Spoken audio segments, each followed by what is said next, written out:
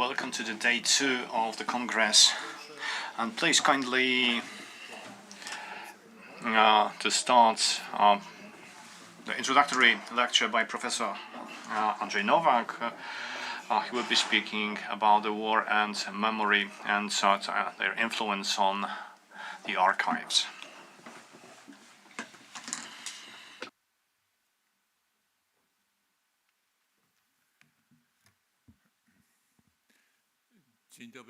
Good morning, ladies and gentlemen. Mr. Professor, ladies and gentlemen, thank you very much for the invitation to this important meeting, and I am really happy that I can share some remarks with you which results from my experiences as a historian using archives. As you vast majority of historians. As I have been working with the history of Russia and Polish-Russian relationships, very important was for me the opening of the Russian archives on the history of the modern 20th century, and what that was the case after the collapse of the Soviet Union. And a very important event for me, experience for me, was the moment when in 1995 I was allowed to enter the building of so-called special archive. Renamed in 1992 to Centrum Chronienia Historyczno-Dokumentalnych Kolekcji, so the Center of Protection of Historical and Documentary Collections, and that was after 1992.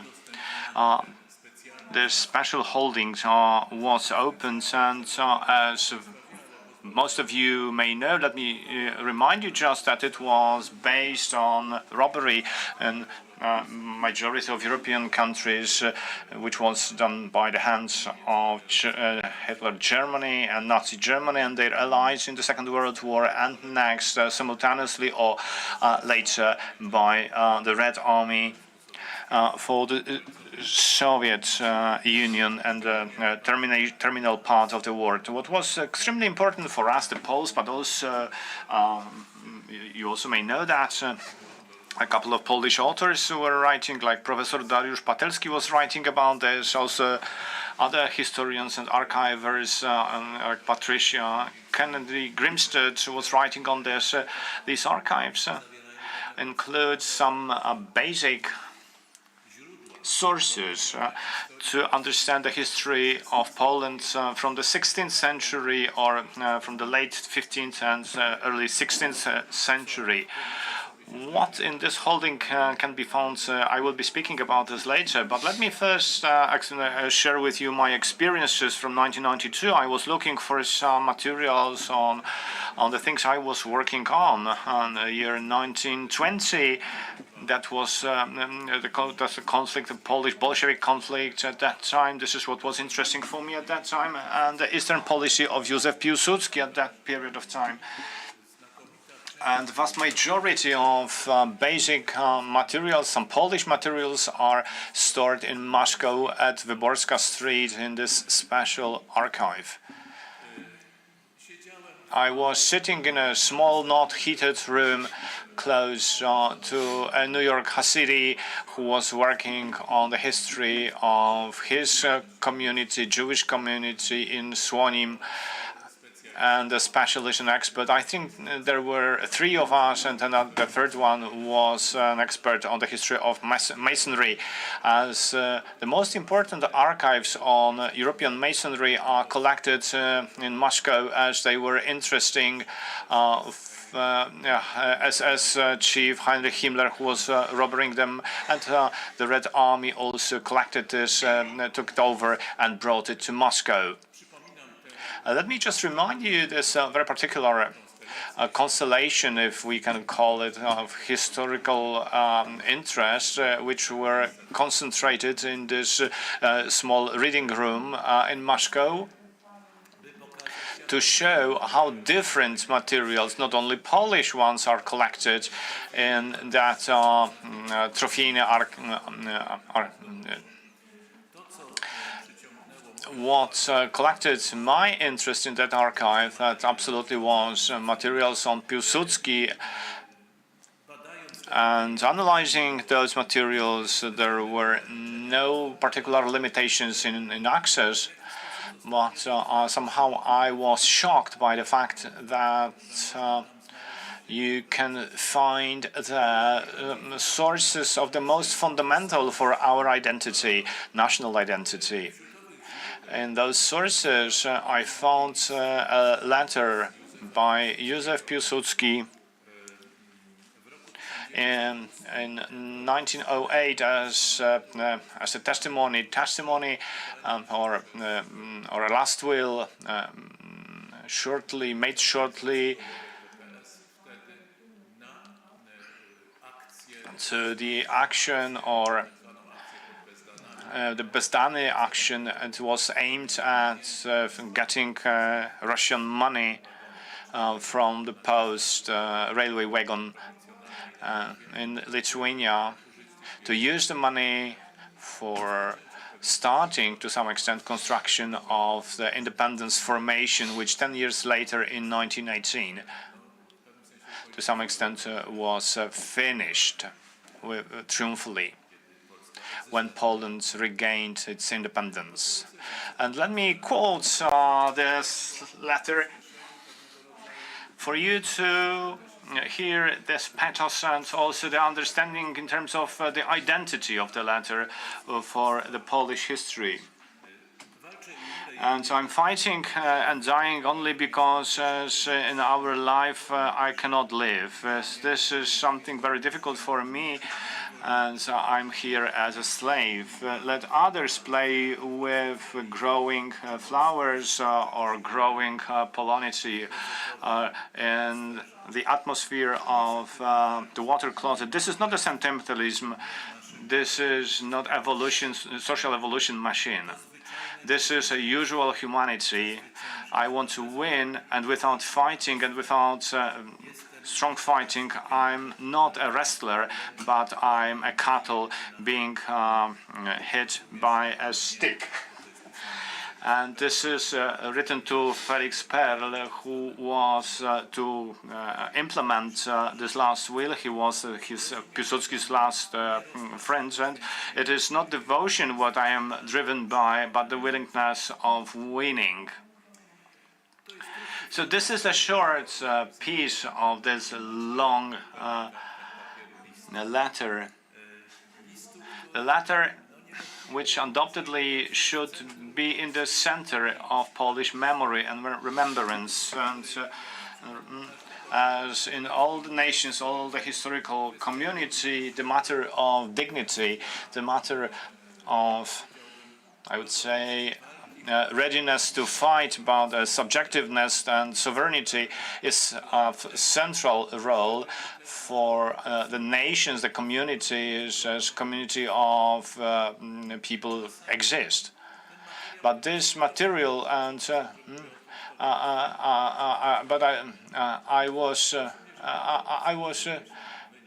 I was just tempted by the feeling to steal it from their archive. And I shouldn't be saying this, but I did not do that, of course. Probably that was the fear which stopped me doing this. And also I was hoping that probably that will be a moment in time that one day we will be able to have it in Poland again. And I was not finally tempted, but I was really interested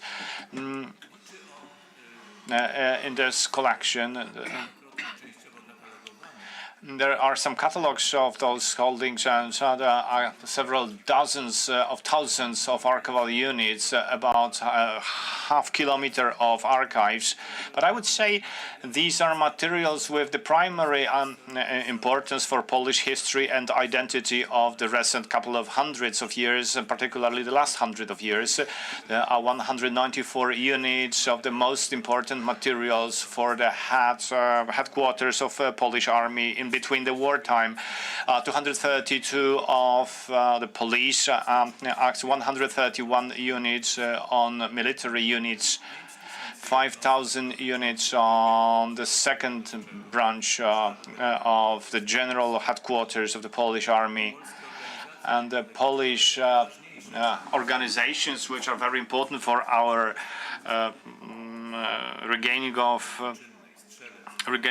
our independence. So it's Legiony and the first brigade archive of the Polish military organization. So this is like 2,300 units. Without these documents, the history of those organizations cannot be written. We can only pretend that we are writing a history of those primary organizations for our history.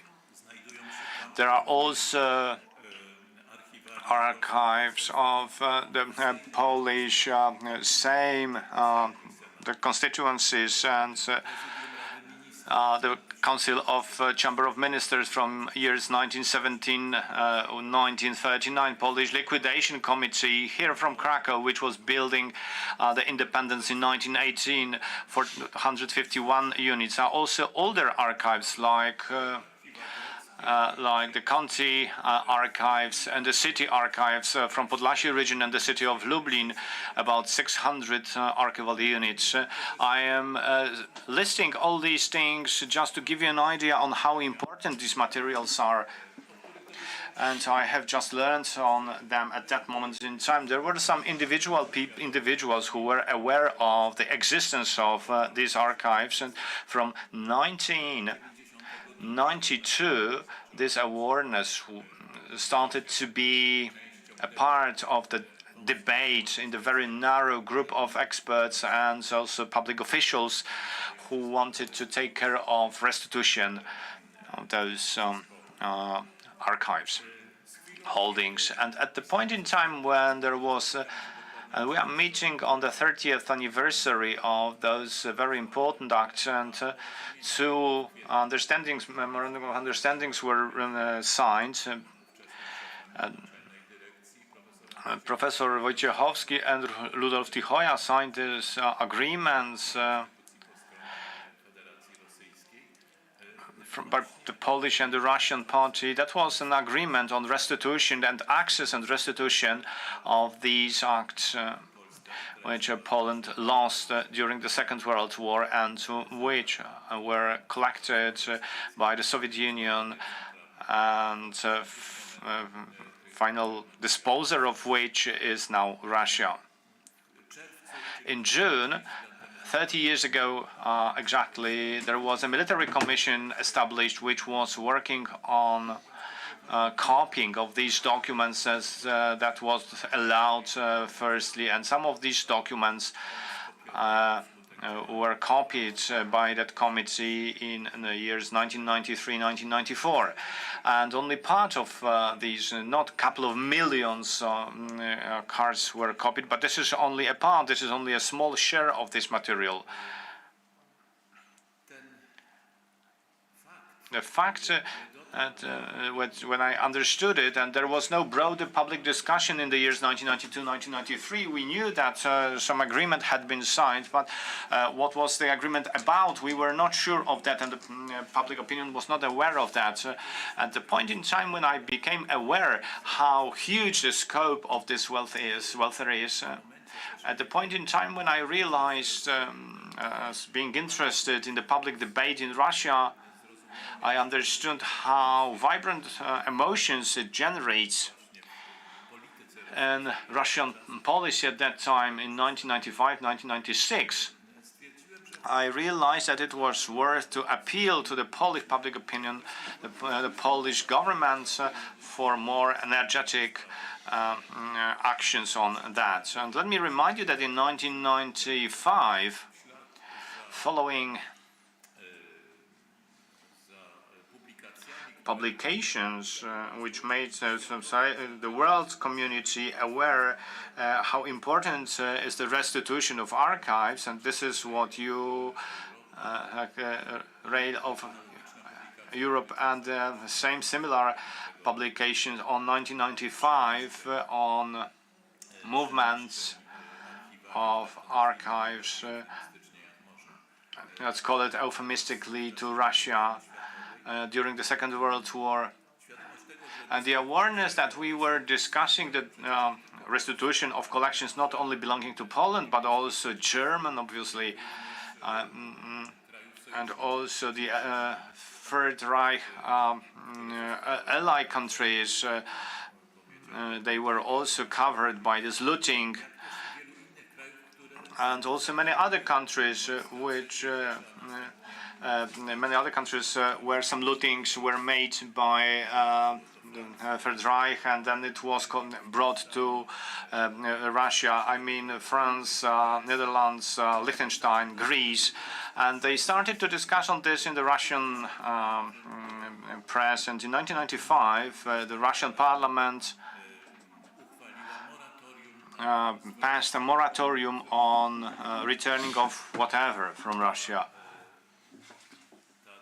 And that decision obviously was to finally stop any restitution attempts from countries with which Russia has its relationships. But the problem was also related with, also linked with the international political situation, as in 1996 Russia was accepted to Council of Europe, and one of the conditions of accepting Russia in the Council of Europe was proving the intent, as it was called, the restitution of archives belonging to member states of the Council of Europe.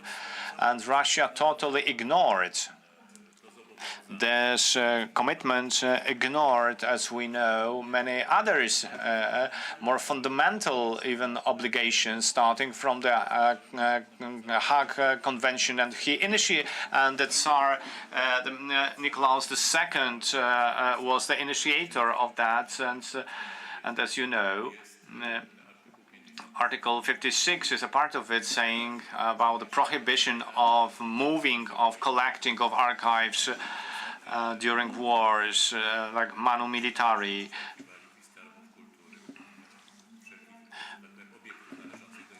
So that's what that resolution says. And the Soviet Union was a party, started to be a party of this resolution in 1955, and this is not the case that the Soviet Union did not accept this. And also the UNESCO Convention from Nairobi from 1976, and I could list, not necessarily I'm saying this, you know it very well, better than I do, but I'm just reminding you some primary legal obligations ignored by Russia, and it ignored them in 1997 on the 5th of February, passing the Act of Law, not temporary, not the final act of law, collecting the ownership of all these materials which were looted throughout Europe. That act of law was challenged by President Yeltsin to Russian Constitutional Tribunal, which in 1999 changed the qualification of that act of law, but did not change its essence. To change qualification was based on the fact that in 1997 phrases, meaning that Russia is allowed to have all these holdings, it was replaced with the saying that Russia collected those as a compensation for their own losses, but the act of law was maintained.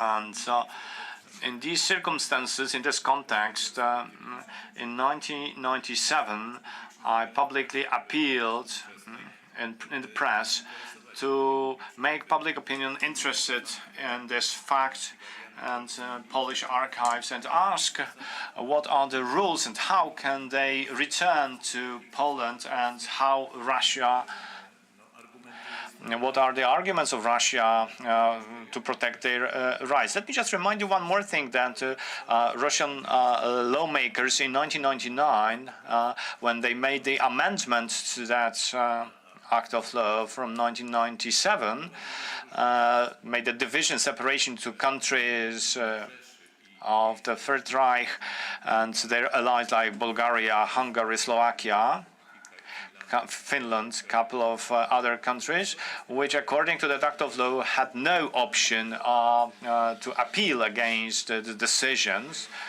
depriving them the rights to their archives or based on the idea of being the enemies of Russia. But this opened theoretically the path for restitution talks for the countries which were not allies of the Third Reich. And in these circumstances, the Polish attempts, in fact, were bring no results, as unfortunately at that time very strongly neo-imperial propaganda started to be the case, which was totally against any gestures according to the international law, which would showed the Soviet Union as a party, a guilty party of any lootings, aggression, or stealing. Let me call it as it was the case, in fact. And the results of this change, which took place in late 1990s in the Russian public opinion,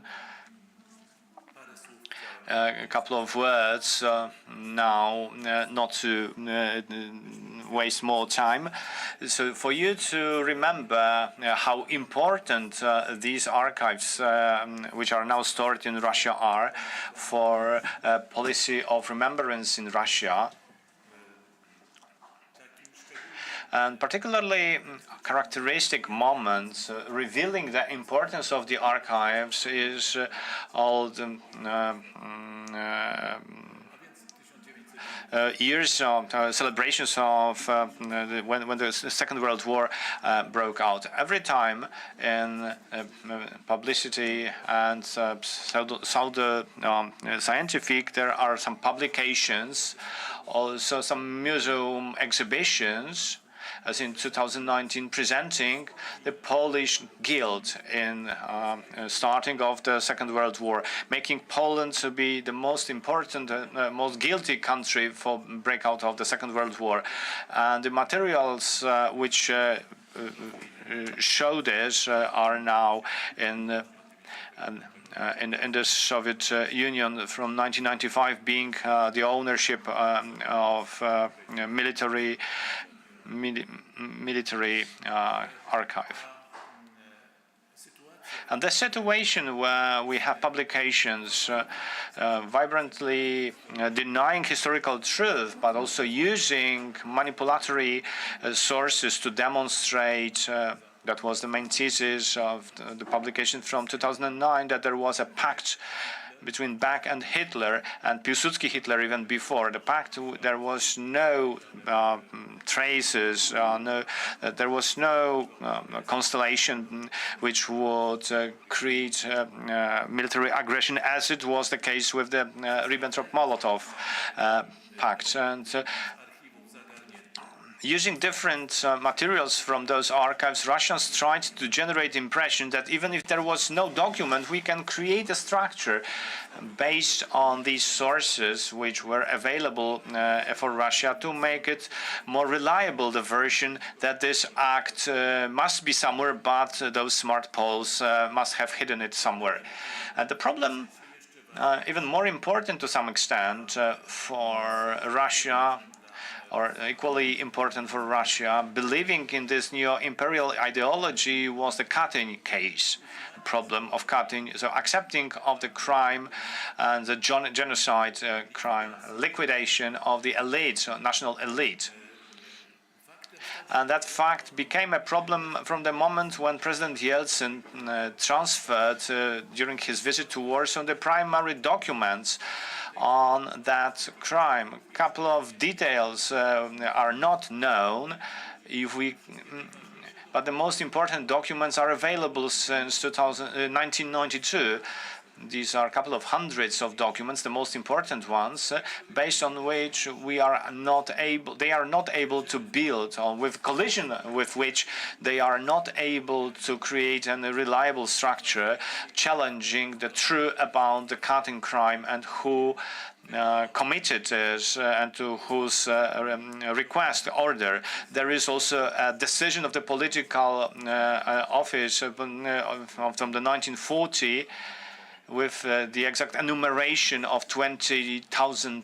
The number is specified who must be shot to death with the signature of a political office, including Joseph Stalin. And in 2009, during the next anniversary of the Second World War breakout, the grandson of Joseph Stalin, Yevgeny Yakovlevich Djugashvili, started a court claim against one of the last, or even the last, independent newspaper in Russia, Novaya Gazeta, which published some obvious facts.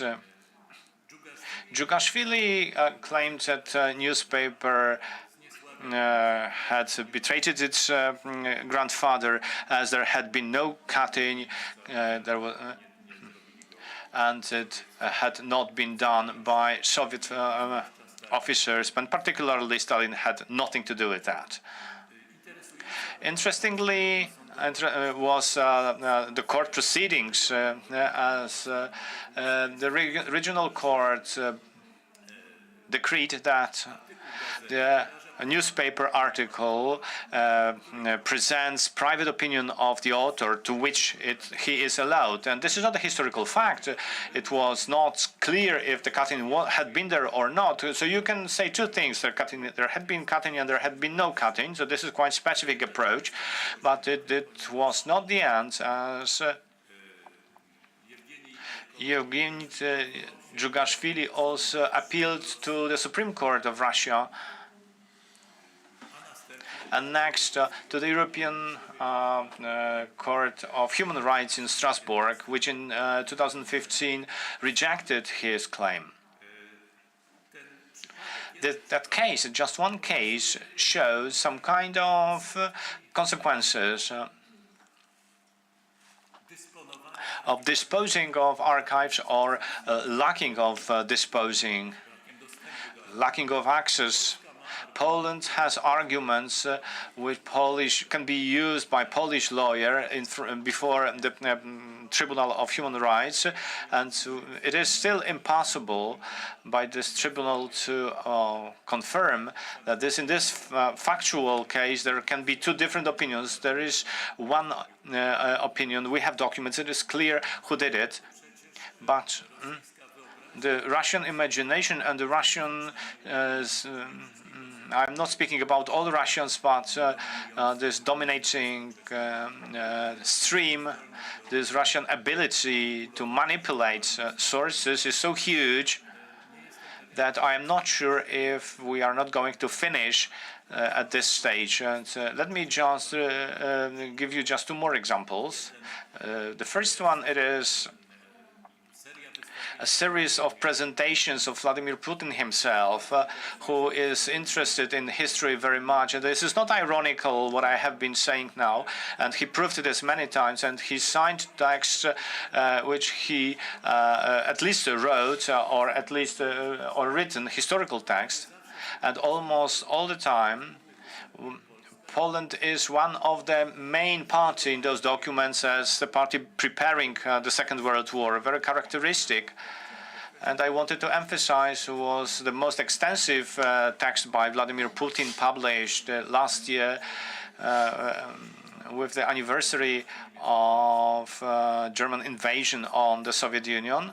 And Putin, in a very influential document, the national interest, which was overtaken by Russians, published a text saying that Holocaust started in Poland, and that Deputy Minister Szembek was the main creator of Holocaust. This is the idea which is totally nonsense, but he also, to prove it, he uses one of the documents stored in the archive, Russian archive. That was a document on the talks of the minister Schenbeck and his peer in the Third Reich in 1938. And this radical idea, changing the vision of history, that the Ribbentrop-Molotov Pact had no importance, that in fact Hitler was only a very small supporter of Poland in Holocaust, is generalized by the fact that I wanted to tell you about at the very end. In Russia, there are a couple of millions, 10% of the population believing, we just call it new chronology. This is a concept developed by a member of the Russian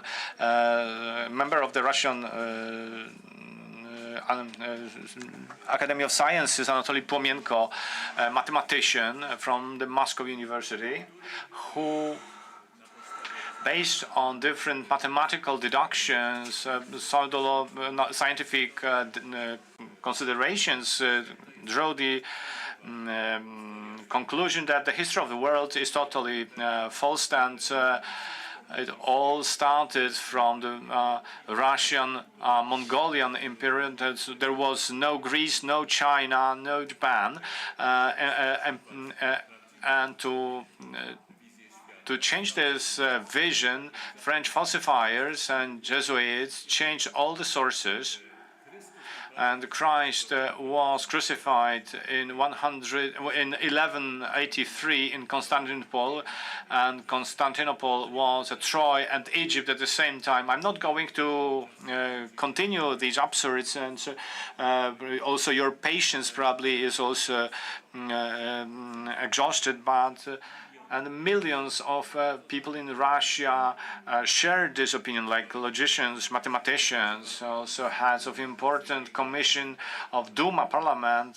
Sergei Gwazin declared that the new chronology should become the basis of historical education in history, and it should be the rudiment, the foundation of the new identity. And this entire very urgent and chaotic travel journey through the problem of archives looted by the Soviet Union and stored in Russia, and abusing of history for promoting of the vision which is more and more distant from the historical vision, can be summarized by the words of the most noble theoretician of history of the last 60 years, German historian Reinhard Koselleck, who in the text not translated into Polish, Fiction and Historical Reality, declares that the primary and the most important function of source is the right of veto. The right of veto against those things or those statements where historians or anybody else cannot say about the history. We can challenge the interpretation of the past. The sources do not say us what we can be thinking, but the sources tell us what we cannot be thinking. And this is the reason why Russia is not willing to restore all those documents, as these documents clearly prove that Russia is significantly involved in the Second World War. We are not allowed to say that Holocaust starts with Minister Schenbeck, and these are the sources which are stored with the efforts of our archivers. And this is, and these sources are an important aspect of the ethos of the work of historians. Thank you very much for your attention.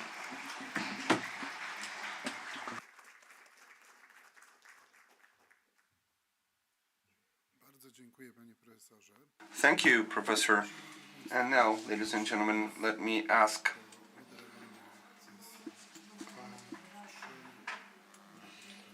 Mr. Hubert Weiss to moderate session number 3.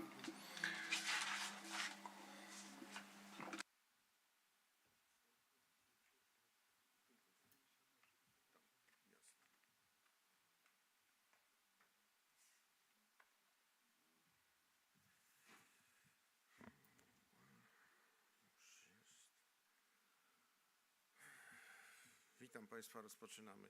Welcome, ladies and gentlemen, and we are resuming our regular mode of conference. Let me invite Professor Michael Hollmann from the German Federal Archives, Bundespräsident, who will deliver a presentation, World War I and establishment of the German Reichsarchiv.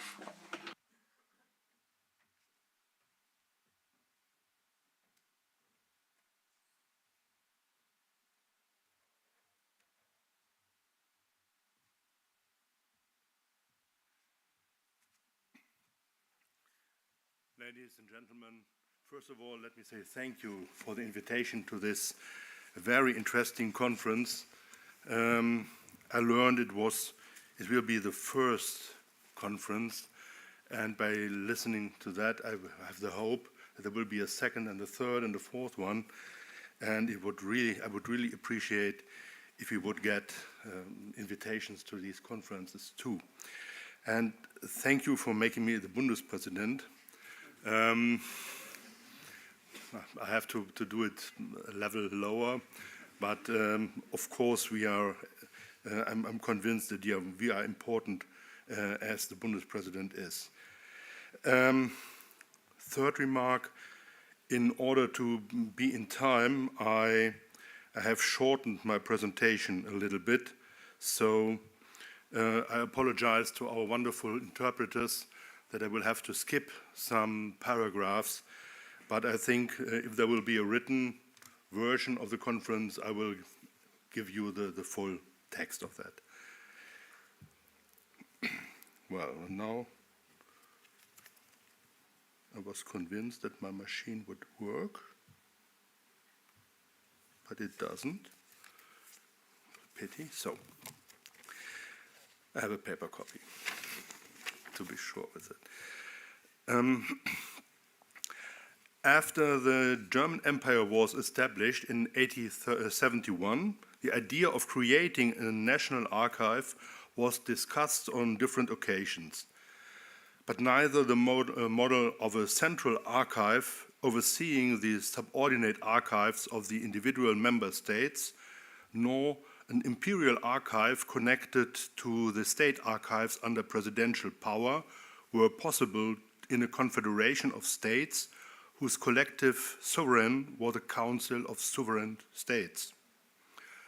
A final attempt to create such an archive was undertaken in the early 20th century, but like many comparable initiatives aimed at the state of integration of the German Empire, it petered out with the start of the First World War.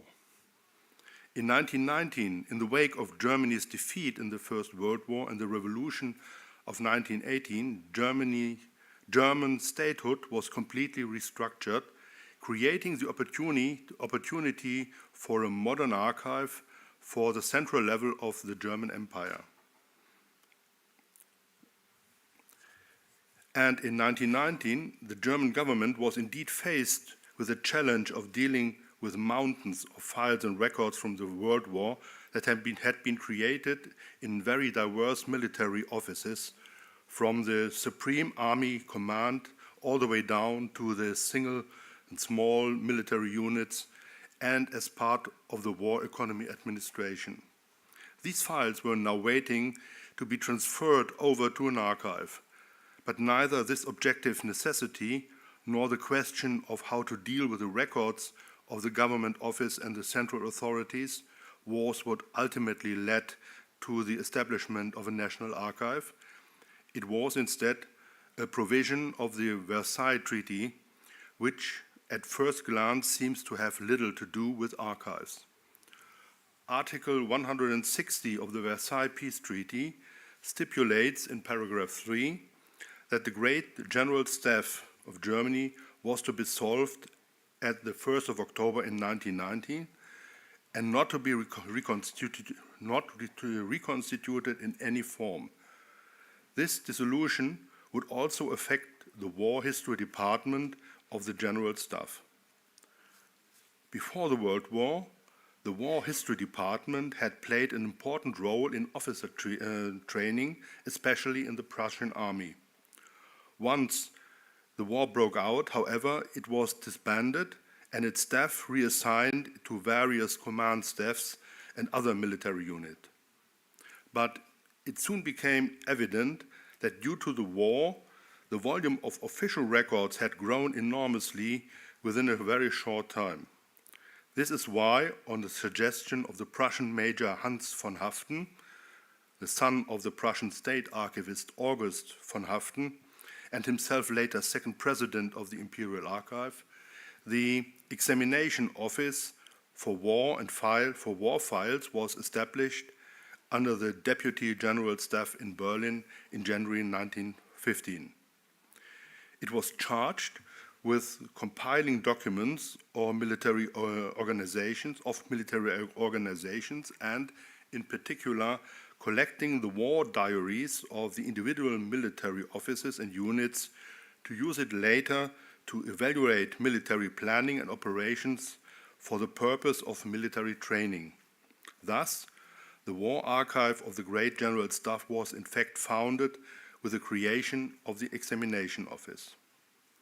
During the war, it became clear to military leaders the documents would be indispensable for the future political debate also on the debate on the origins and cause of the war, and it soon was evident that the military leadership had no intention of letting its war opponents have sole control over the interpretation of events, a view that only grew stronger with the defeat of the German Reich. In 12th of October 1918, General Erich Ludendorff ordered the re-establishment of the office of the Chief Quartermaster for War History, that's a typical name for German military, the Chief Quartermaster for War History, which has been dissolved in 1914. The office consisted of 3 departments for the major operations, the major operations, the eastern operations, the western operations, and the negotiations, and a 4th department for the archives. The staff comprised of 83 soldiers, 26 of whom were officers. Hans von Haften, who by then had advanced to the rank of a colonel, was the most promising candidate for the position of head quartermaster, and his close relationship to Ludendorff spoke in favor of his appointment. But in the end, Field Marshal Paul von Hindenburg assigned the position to a Bavarian colonel, Hermann Ritter Merz von Quirnheim, in February 1919. However, when the draft of the future peace treaty became known in May 1919, the demand of the abolishment of the Great General Staff and its substructures called into question all previous considerations regarding a future official German war historiography. On 18th of May 1919, a meeting to discuss the new situation was held in Kolberg with the Chief of the General Staff of the Field Army. The consensus was clearly reached. Metz von Quirnheim stated in a letter, no, I will skip this. The deliberations led to a memorandum on the future of the Archives and War History Department of the Great General Staff of July 1919, which, although attributed to Hans von Seeckt, was mostly written by Hans von Haften. In this memorandum, Hans von Seeckt, as the formal author, now Chief of the General Staff, pushed for a rapid transformation of the War History Department. I quote him, "In its archives and library, the General Staff administers national assets that are not only of great material value, but which also possesses a unique ideal value. The General Staff therefore considers that it's its duty to draw attention to the preservation, future management, and evaluation of these irreplaceable assets and to submit a proposal to that end." End of the quotation. The memorandum points out the enormous volume of files accumulated during the war, which had already amounted to more than 1 million files, and it was still growing. According to the memorandum, the General Staff archives were already being used intensively in July 1919. Every day, the chief quartermaster received up to 100 different inquiries from authorities, scholars, and other private individuals or publishers. And Hans von Seeckt predicted that it would be the conclusion of the peace treaty, even more inquiries would follow. Under these circumstances, he argued, it made sense to concentrate all the files from the war into a central archive under the stewardship of a government. I quote him again, "A prolonged restriction of the archive, as was customary in the past, would be out of question. These times call the general and immediate use, which is in strong national interest. However, the archive material will have to undergo a critical examination before being made available to the general public. State interest requires such a review to avoid causing any danger and damage in these times to deep political division, and further, when a beneficial balancing effect must be our goal." End of the quotation. And if you listen carefully, you can hear an echo from Moscow. However, von Seeckt was not satisfied with establishing an archive full of dead assets whose storage and management would cost the government greatly.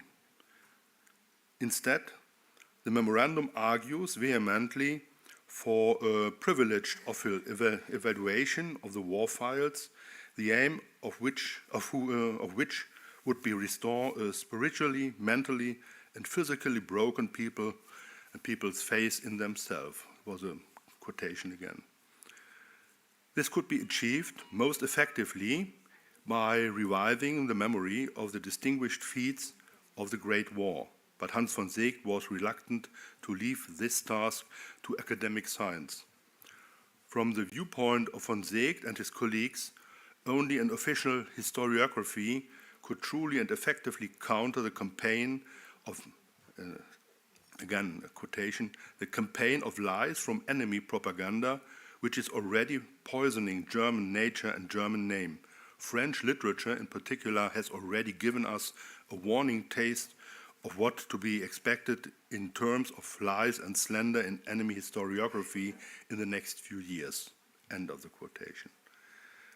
Against this background, Hans von Seeckt submitted an application to the German government to transform the War History Department into an imperial archive. This would not require the creation of a new organization, but instead entail taking over existing institutions which, quotation again, as a result of the forthcoming demilitarization would have to be adopted into the budget and administration of a civilian ministry, since their preservation is in general interest of the state. End of the quotation. Organizationally, the Imperial Archives would be subordinate to the German Ministry of Interior and largely correspondent with the former office of the Chief Quartermaster for War History. It would be based in Berlin or Potsdam and have branch offices in Munich, Dresden, Karlsruhe, and Stuttgart. The former soldiers would give up their military titles and ranks and become civilian government officials with rank corresponding to their military position. So, if we look at this clearly, it's a fake. And you will see it will be a fake all the time. According to the minutes of the first discussion on the Imperial Archives held in the Cabinet on 1st of September 1919, and attended by Hans von Haften, representing the General Staff, the various positions were presented again. A decision was not made, however, because the Imperial Ministry of Finance had not been represented at the meeting. But a following up of this meeting As a following up of this meeting, Colonel von Haften sent a much abbreviated draft decision to the establishment of the Imperial Archive, which was less critical in content and more objective in the tone than in Hans von Seeckt's memorandum.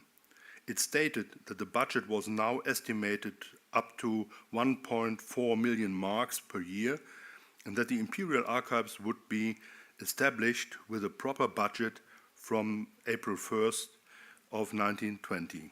There would be a provisional arrangement for the period from now to the 31st of March, which would allow for the section of the General Staff entrusted with the administration of the war files to continue to exist in their previous organizational form until next year. The Imperial Archive would remain in the regular budget of the Ministry of War until the end of that time, and then should be transferred to the Ministry of Interior. The Imperial Archives, with a staff of 147 officers and 34 civil servants, would comprise an administrative department. I'm sorry for that, but I have a problem with my glasses. I have new glasses, and so I had to be careful in the mine yesterday always, and now I have the same problem too. The Imperial Archive, with a staff of 147 officers and 34 civil servants, would comprise an administrative department responsible for the collection and indexing of records, a review department tasked with the writing of war historiography, and a collection of printed materials. On 5th of September, the German ministry again discussed the future of the archives and war history department of the Great General Staff at the first item of the agenda of the cabinet. And the minute state, I quote this, Colonel von Haften reported to the amended plan to establish an Imperial Archive and asked for a decision on the question of A, whether an Imperial Archive should be created, B, which authority it should be placed under, C, how it should be budgeted, and D, where the Imperial Archive should be located. After discussing the matter thoroughly, the cabinet agreed in principle to the establishment of the Imperial Archive. It was agreed to make the Imperial Archive subordinate to the German Minister of Interior and to immediately allocate funds for it in its budget. With regard to its location, it was noted that it would be expedient to keep an Imperial Archives in Berlin or Potsdam, since the central offices, in particular the major libraries, were also located there. The Imperial Treasury was asked to select a suitable building possible in Potsdam in conjunction with the German Ministry of the Interior and the German Minister of Defense. The Minister of Interior will pursue the matter further. End of the quotation. The discussion in the cabinet was very emotional, and there was no lack of pathos. Hans von Haften later recalled an outburst of the German Minister of Defense, Gustav Noske, a social democrat. I quote him, "The German people as a nation are so bedraggled that everything possible must be done to rebuild them nationally. Nothing can achieve this more effectively than illuminating the proud memories from the First World War, from the Great War." End of the quotation. Steps were now done to find a location, and at the end, the location was found in Potsdam at the so-called Brauhausberg. Perhaps you have a picture in your mind. It's up on a hill over the top of Potsdam, and during the GDR period it had been called the Kreml, because also the archives was there, and after that the State Security Service was placed there, the Kreml. To manage the archival task at hand, it was of crucial importance that the existing staff be expanded and the new specialized archival personnel be hired. The military personnel taken over from the General Staff were suited for war historiography historiographical tasks, but not for the urgent task of ordering and indexing the masses of files of military and civilian provenance that would be transferred to the Fijian Imperial Archives.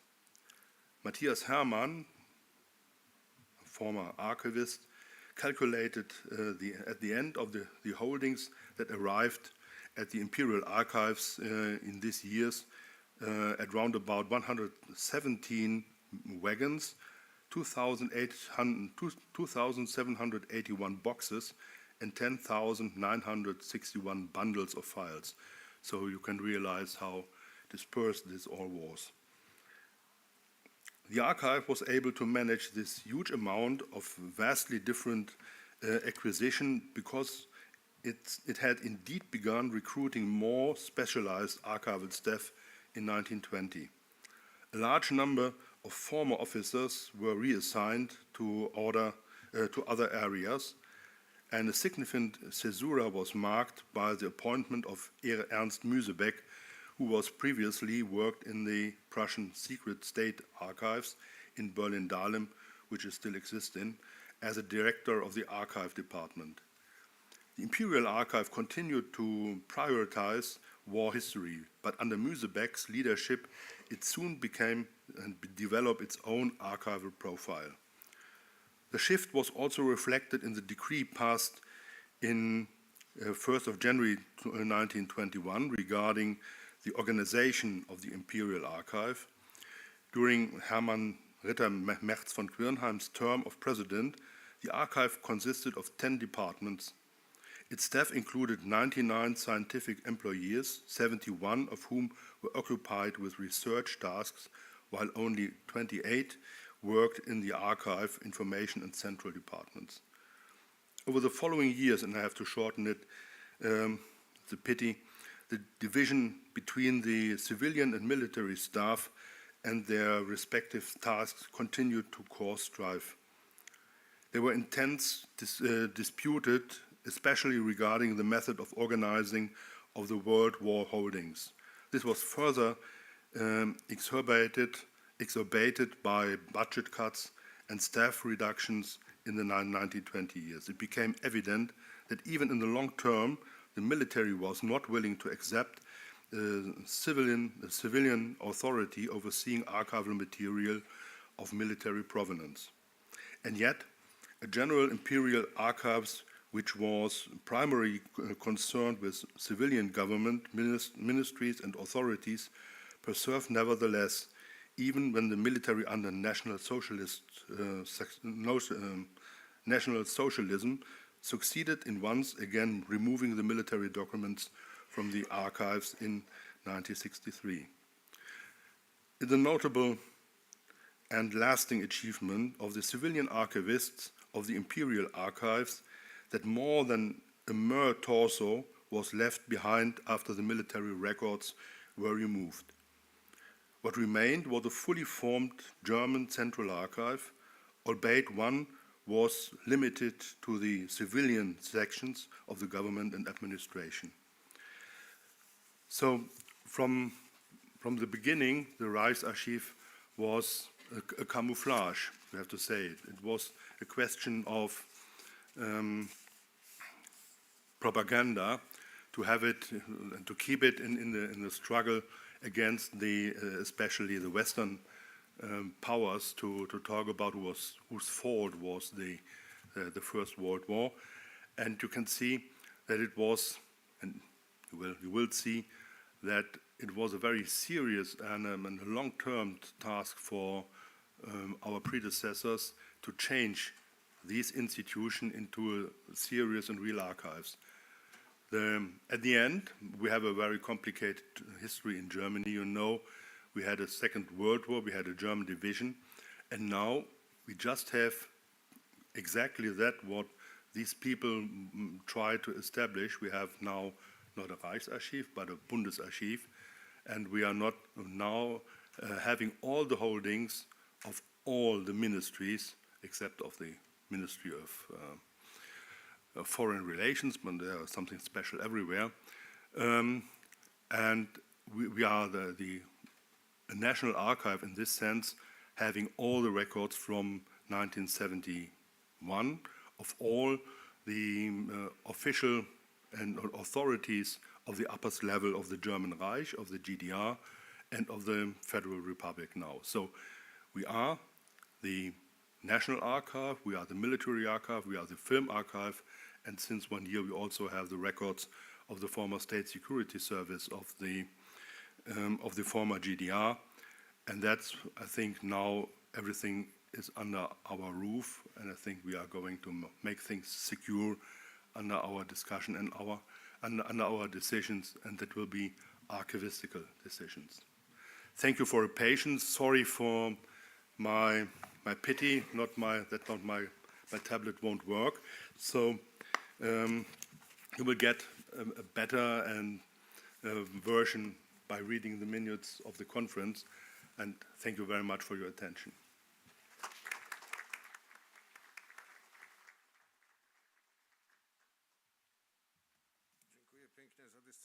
Thank you for the time discipline and for presenting the facts that true archivists achieve results, not the military ones. And now let me invite Dr. Cristian Anita from the National Archive of Romania, who will be speaking about Romanian-Polish archival relations, taking over the documents regarding Bucovina from the Lvov State Archive. The floor is yours.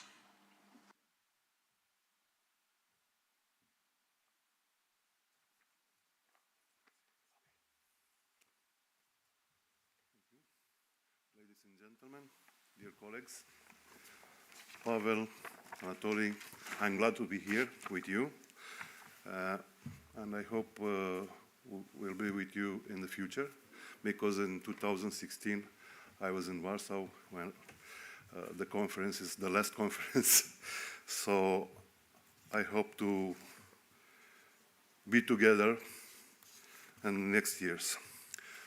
I have a presentation about good relationship between Romania and Poland, with documents regarding Bucovina from the Lvov State Archive, Polish State Archive at that time. And destiny of the two nations come together naturally at the end of the First World War, when both managed to achieve the national ideal almost simultaneously. Poland became a sovereign and independent state again on November 11, 1918, and the Romanian state completing its national unity on the 1st of December 1918. The common borders sanctified this in a symbolic one of the destiny that formed from the two complete countries, a barrier between communism and Europe, where the fear of the new ideology created by Lenin is born in the revolutionary turmoil of the years 1918-1921. In this way, the preconditions for close collaboration are created. Romania officially recognized the independence of Polish state in January 1919, and military cooperation was followed by diplomatic cooperation with Polish and Romanian delegation supporting each other during the Paris Peace Conference. I want to change to the next, it's here. I didn't see it. Okay, and I want to show you this cartoon because it's from newspaper from 1921 in Romania, and show the cooperation between Poland, the girl, and the Romania, the guy, and after the bad guy is on the wall. It's a Bolshevik, yeah? And you see that, if you see what it's writing behind, the Bolshevik is saying, I'm going to have to sing that way you want, because I see you don't want to play this way I sing. So reflects the mentality of the period. So starting with this historical diplomatic background, we try to trace the fate of the archives in the contact area of two countries, discovering some interesting testimonies that culminated in the takeover by Romanian state in 1933 from Lvov the documents of Bucovina by the goodwill of Polish state, especially of some archivists from this country. Therefore, a few words about archives in Bucovina. In Bucovina, the official beginnings of an archive institution are linked to the initiative in 1907 of the professor of universal history at the University of Czernowitz, Dr. Zygmunt Herzberg-Frankel, the rector of the university, who asked for the Ministry of Interior in Vienna for creation of an archival service in Czernowitz. In the same year, was appointed a head of the Bucoviner Landesarchiv, Vladimir Milkovic, professor of Eastern Europe history at the University of Czernowitz. It was set up in several rooms of the administrative palace in Czernowitz. Along with Milkovic, Ion Nistor, a Romanian professor of Southwest European history at the same university, it's also appointed as a correspondent for the Vienna Archive Council. The activity of the head of this archive was some way a museum by making collections of documents and museum pieces, being very little interested in the archival part regarding the study, selection, and inventory of the numerous documents located in Czernowitz area. However, he visited several archives in Bucovina, in Brădăuț, Gura Humorului, Câmplung, Siret, finding them in poor condition. The director of the Vienna State Archive, Dr. Franz Wilhelm, researched the Czernowitz archive and submitted a report in the summer of 1914, believing that at the time one could not speak of an archive in Bucovina in the true sense of the word, because Milkovic had amassed more of a collection of documents and had omitted to incorporate the archives of Administrative Palace Registry, which contained the chronological order of Bucovina's documents from 1775 to that date. During the First World War, the archive in the Registry of Bucovina administration did not suffer much until November 1918, when at the entrance of the Romanian army in Bucovina, Governor Esdorf had destroyed, after a hasty selection, many acts of importance for the history of Bucovina. Some of the documents of historical value had been transported to Salzburg at the beginning of the war. It was mainly the documentary material collected by Milkovic, and the document of the administrative institutions had been partially moved to the headquarters in Vienna. The director of Regional Archive in Iași, Sever Zota, is delegated for a documentation on the situation of these archives, submitting on May 1919 to the Director General of State Archive the first report on the situation of the archives in Bucovina, pleading for the establishment of a state archive in Bucovina. He will reach the 3 million acts, enough to legitimize the establishment of a state archive, which will be distinguished both by the age of documents and deeds, and by a very rich collection of management protocols and indexes, and by an old and very important codicils. At the same time, Zota emphasized the importance of Bucovina archive for researching the past of Bucovina and Moldavia from 1774 onwards. In the 14th page of his reports, he tried to make an analysis of existing in situ archives in Czernowitz, but also makes reference to other places where there could be archive regarding Bucovina, in Austria, Hungary, Czech Republic, Poland, but also in Romania, in Bucharest, in Iași. Using the traces found in records and inventories, the volumes published on the basis of Bucovina documents, the testimonies of the archivists, historians, or administrative staff, but also the political and administrative context. From the perspective of the problem of the route followed by certain archives or disparate documents, we find, once again, the fragility of the documentary material and the thinness of the thread that separates the rescue from irreparable destruction. As a good detective and former researcher of Bucovinian documents, even before 1918, Zota identifies traces of missing archives, but also traces of documents with incredible fate that survive by chance or the intuition of tradesmen. And here we identify the first testimony recorded by the Iași archivist regarding some documents regarding Bucovina from the area of the re-established Polish state and from a Polish historian and archivist. Thus, reporting on the fate of the monastery archives and comparing the documents found with those published by Wickenhauser, he finds that many are missing, and some of them can be found at the Romanian Academy in Bucharest, both from Alexander Cholowski, the Lemberg archivist. Zota notes in the report that Mr. Cholowski told me that he had bought them from a Lemberg cloth together with many other documents issued by Stanislaus Forum Nobilium, which also fell within the jurisdiction of the most important court cases of the Bucovina nobility and probably thus of the church fund. This is a quoting from Zota declaration. Although records showed the need for an archive service in Bucovina, the status of documents remained unchanged due to a lack of storage space and an adequate legal framework. Many documents of some Austrian institutions were deposited in basement or sold as waste, and the institution to protect them no longer appeared. To solve such a serious task, the General Directorate of Interior of Cernunți does not set up institutions that the State Archive of Bucharest wanted, but appeals again to the same Zota to respond elegantly, that he is honored by the Directorate's proposal to resort my services for checking the old documents of historical significance, which are to be taken in preservation of the State Archive, but due to the works I have finished in Iași, I will be desirable that request delegation but postponed.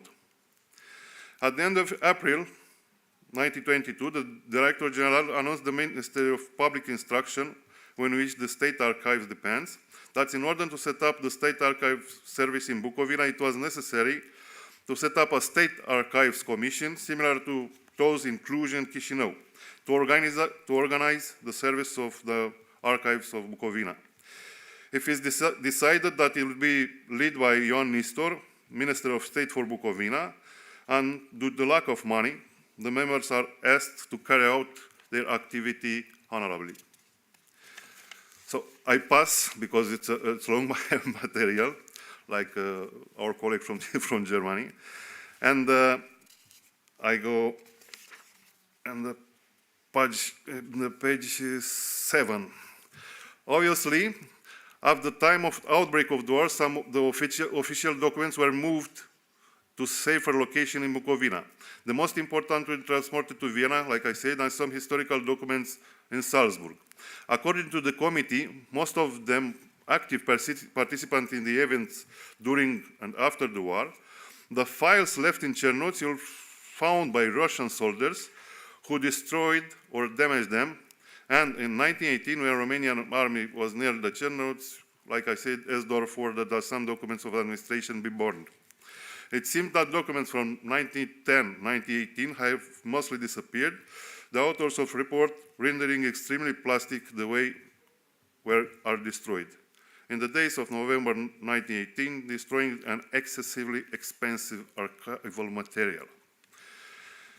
As for the State Archive Commission, which had to function according to the authorities, if it could, without funds and without storage space, it could barely manage the documents recited, being an illusion, the presence of the archivist at the public creators of the documents, because it did not exist legally the institution empowered to supervise what officials throw away without remorse and without knowing the value of documents created in another time and written in unknown language.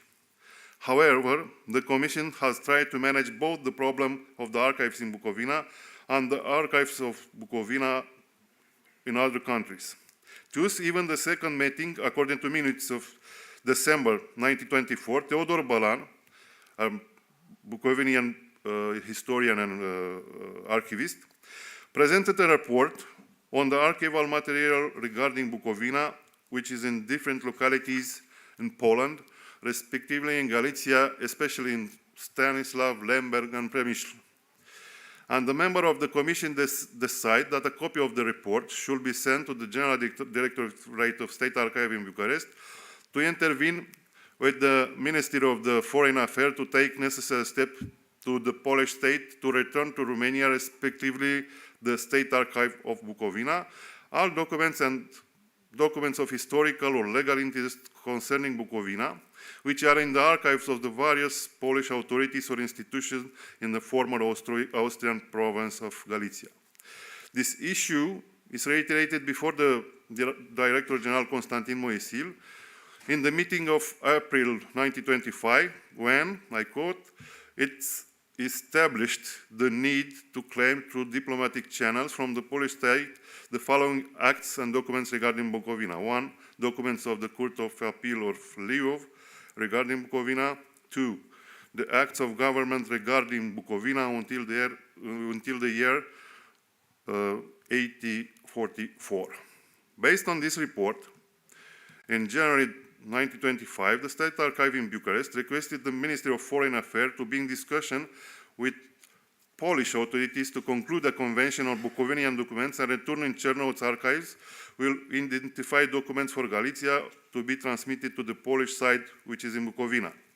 And the fact, the reaction of Chernow's commission with colleagues from Poland were made without the intermediation of diplomatic channels, as we see from 3 minutes of February 1925 meetings, which decided to send a letter to Professor Barvinsky in Lvov with the request to publish Polish journals in archival matters, the statutes and regulation of the Lviv National Library, as well as to, unquote, communicate the system by which he arranged the state archives in Lviv.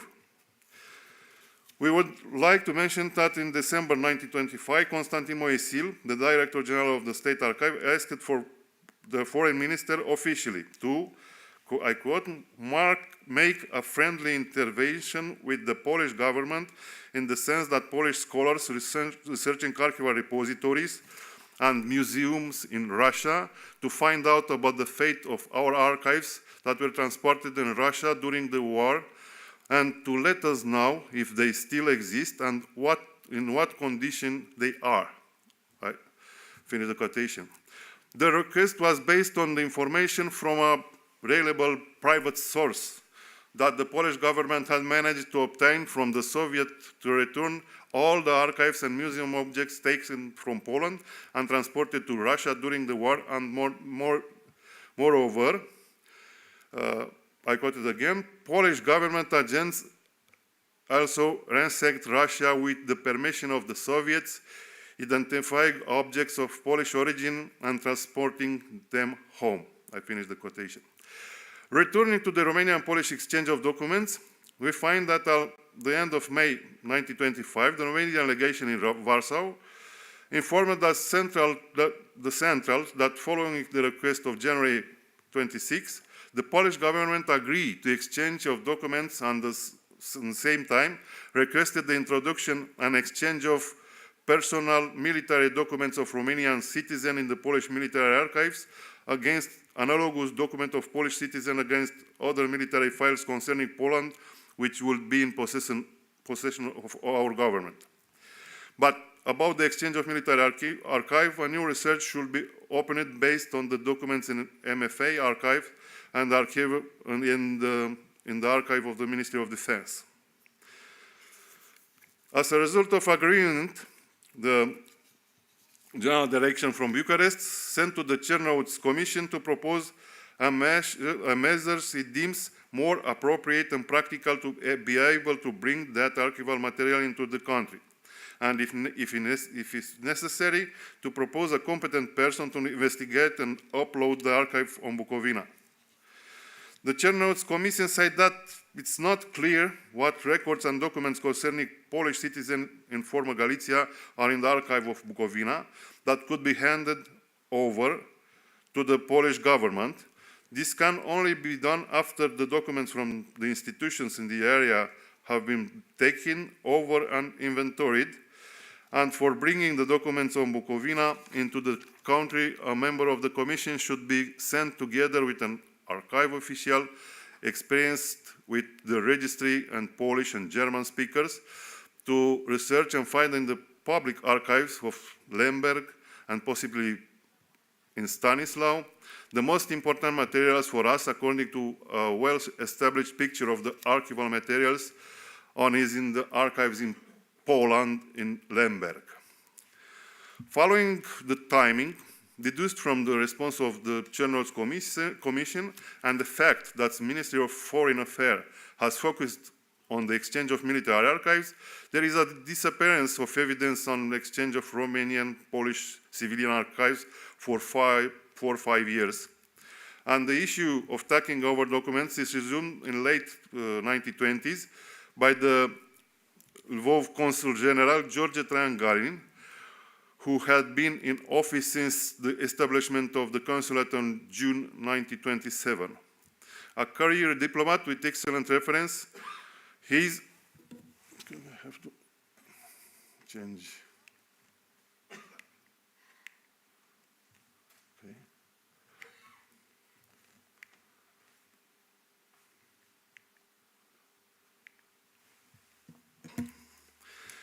A career diplomat with excellent references from his superiors was recommended from this position as the city of Lvov. It's a very important, and I quote it, observation of Galin. Lvov is a very important observation post for everything that happens in Ukraine and a large ethnic mass that includes the majority of the Oriental Galician population. This province is one of the main objectives of the Russian penetration policy in Poland. As ultimate goal is to incorporate the Galicia into a Bolshevik Ukraine and thus breaking the territorial contract between Romania and Poland. Galin knows the importance of documents of Bucovina and draws up a report in 1929 on the existence of an archive in Lvov that should be taken over by the Romanian state, but in the absence of the official reaction for 2 years, he resumes his endeavor in 1931, mentioning that the director of the archives from Lvov stated that we will support the Romania approach before the competent Polish authorities. Following the steps taken, the Royal Legation of Romania in Poland communicated in September 1932 that the Polish government, by a verbal note, agreed to return the documents, and on this basis of reciprocity, the Romanian state to return documents regarding Galicia, proposing that handing over documents directly and without other diplomatic intervention. At the beginning of 1933, the Romanian State Archives agrees to the Polish proposal, and at the same time, the delegates from two countries were familiar with the history of the region as well as German. Deadline for submission in late April and early May. As it had been established through diplomatic channels that exchange of the documents should be done through the Romanian consul in Lvov, respectively through the Polish consul in Czernowitz, the General Director Constantin Moisil requested that in addition to our consul in Lvov, that material delegate from State Archive from Czernowitz, who is a specialist to control the documents according to the old inventory. So, on this basis, on the evening of May 11, 1933, Theodor Bolan received a telegram from the Director General of State Archive informing that he had to arrive to Lvov to take over the documents. The handover receipt was officially made in May 16, 1933, at the headquarters of the State Archive in Lviv, on the basis of the list prepared by Barvinsky, concluding a report in Romanian and Polish. On May 27, 4 boxes of documents arrived in Czernowitz, where they opened in presence of all officials of the archive, and this found, with help of the list brought from Lemberg, that all documents were sent to us, no missing a single document. A page from Baron's report is dedicated to Barvinsky, showing how to select it during the preparation of the records in Lvov, those who referred to Bucovina with the intention of handing them over to the Romanian authorities. This initiative was followed by a step taken by the Polish authorities to inform the Romanian authorities about the presence of these documents in Lvov.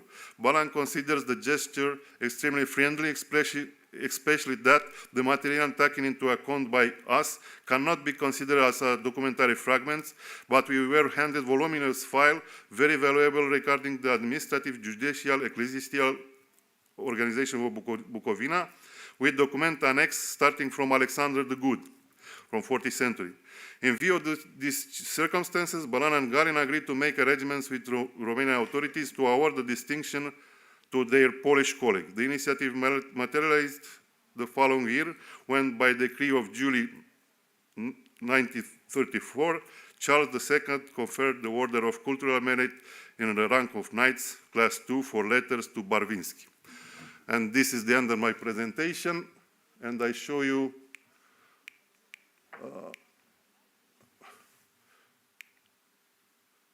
where is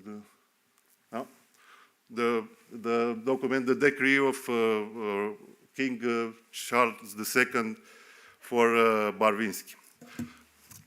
I hope it isn't too long, and I thank you for your patience. Okay, so I finished.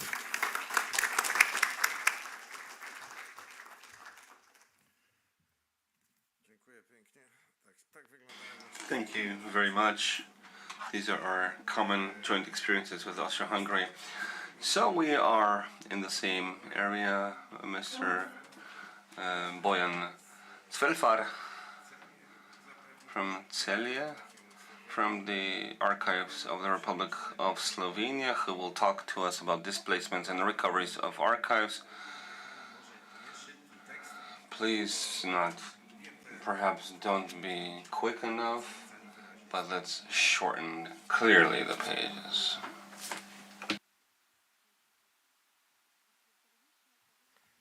Ladies and gentlemen, dear Polish colleagues, first of all, I wish thank you for the invitation.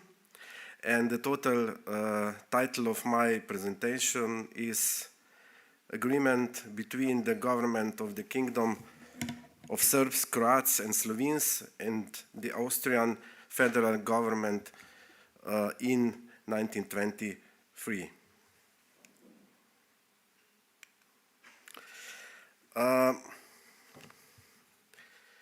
The end of World War I led to the disintegration of the Austro-Hungarian Empire. Emerging from its ashes were three new countries, Austria, Hungary and Czechoslovakia. A substantial part of the former Austrian-Hungary were also the newly formed Kingdom of Serbs, Croats and Slovenes and a restored state of Poland. Territories of the former superpower were after the war also split between the Kingdom of Italy and the Kingdom of Romania. The two treaties that followed, the Treaty of Saint-Germain, signed with Austria on September 10, 1990, and the Treaty of Trianon, signed with Hungary on June 4, 1920, only partly dealt with the issue of the distribution of archives and other cultural property, focusing mainly on the matter of principle. Article 93 of the Treaty of Saint-Germain stipulated that Austria must hand over archives, documents and other items belonging to all types of administrations located in the ceded territories. In Article 191, Austria undertakes to surrender all documents, objects of antiquity and of art, and all scientific and bibliographical material that was taken away from the invaded territories. Article 192 details that Austria must return all objects taken away from the ceded territories since June 1, 1914. In Article 193, Austria undertakes to give up to each of the Allied and association governments, respectively, all records, documents, and historical material kept by public institutions which may have a direct bearing on the history of the ceded territories. Also interesting is Article 196, in which Austria undertakes that, with regard to objects of artistic, archaeological, scientific, or historical character forming part of collections which formerly belonged to the government of the Crown, of the Austro-Hungarian monarchy, it would negotiate with the states concerned for an amicable agreement on terms of reciprocity based on which such objects may be returned to their place of origin. Even prior to the signing of the Treaty of Saint-Germain, there was a special liquidation commission of successor states operating in Vienna. One direct achievement of this commission was the immediate transfer of a small amount of the archival material to Czechoslovakia and Italy. In March 1919, liquidation commission decided that Austria needed to hand over all archival material related to territories acquired by other states, regardless of the time of creation and provenance. During this time, the Kingdom of SHS also received its first archival material. These were archival records of the Austrian Ministry of Finance Department for Bosnia and Herzegovina. In such situation, Austrian archivists and historians, who, of course, tried to prevent the transfer of archival material to successor states, claimed that the principle of provenance, le respect de fond, prevailed in eternal arrangement of scientific archives, namely that archival fonds, which were created during work of offices and legal and natural persons, needed to be preserved as whole and should not be broken up. Arranging archives according to the principle of provenance was already unanimously agreed upon at the 1910 International Congress of Archivists in Brussels. By doing that, essentially rejected the opposite principle of arranging archival records according to their content. On April 5, 1920, a joint statement was signed in Belgrade by the government of the Kingdom of SHS and the government of the Republic of Austria. Its basic message was that the issue of distributing archives should be solved according to the principle of provenance. Following the signing of this statement, Austria handed over to the Kingdom of SHS the archives of the Republic of Ragusa and the archives of the split cathedral chapter. In 1921, a conference was held in Rome where, among other things, they also discussed these topics. On April 6, 1921, a convention was signed by all 7 of Austria-Hungary's successor states. All states except Hungary also ratified it. This convention, however, only repeats the provisions of the Treaties of Saint-Germain and Trianon and foresees how these provisions should be carried out. The readiness of the Republic of Austria to solve this issue can be seen in international agreements that acquired territories of the former Austria-Hungary. First, Austria signed an agreement with Italy on May 4th, then with Czechoslovakia on May 18, 1920, with Romania on October 5th, 1921, with Hungary on April 6, 1923, and finally with the Kingdom of Serbs, Croats, and Slovenes on July 26, 1923. The common feature of all these agreements was that Austria managed to avoid the responsibility of handing over artistic, archaeological, natural science items and other items that originated from the ceded territories. As far as archives are concerned, all these agreements have the same basic characteristic, although they contain certain specific that have arisen due to the special situation of various states. Agreement between government of the Kingdom of Serbs, Croats, and Slovenes and Austrian federal government was signed in Vienna on June 28, 1923. It came into force on November 29, 1923, when it was ratified by both countries. The first 3 articles of the agreement essentially just repeat the provisions of the Saint-Germain Treaty. New provisions only start with Article 5 of the agreement. In it, there is definition of archival records and the definition of what a written material is. Article 6 enumerates the categories of archival material which related to the territory of the newly formed Kingdom of SHS and which Austria was obligated to hand over, regardless of the principle of provenance. In practice, this essentially means that Austria had to hand over all material for the past 30 years, dating from 1888 1888 until the end of World War I. It also had to hand over documents of earlier date which were included among archival fonts as reference to some past documented events. The time limit in this case was moved to 1969. For documents of such nature referring to administration of railways, military, farming and forestry, international administration, construction, post and telegraph, the time limit was moved as far back as the year 1848. In regarding to archival documents, which are not included under provisions of Article 1 to 6, Austrian government in Article 7 states that it is willing to hand over all documents which were created and archival units in the ceded territory and were located on the territory of the Republic of Austria. This article basically proclaimed the principle of provenance in accordance with the efforts exercised by Austria. Article 8 states that all archival documents listed in the annex to the agreement, regardless of the understanding of the principle of provenance, will be handed over. Annex includes a list of archival records from three archival institutions in Vienna, which needed to be handed over to the Kingdom of Serbs, Croats and Slovenes.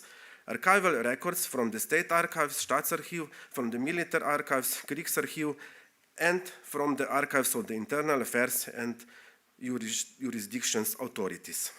Article 9 to 18 of the agreement deal with the official use and lending of archival records which do not exclusively concern the territory of Kingdom of SHS and which Austria was not obligated to hand over. Article 19 stipulates that military archives are subject to the same principles as all others. The only exception to the rule are archival records relating to World War I, which are temporarily stopped from being handed over. Article 20 assures Austria a complete reciprocity with regard to archives that are located on the territory of Kingdom of SHS.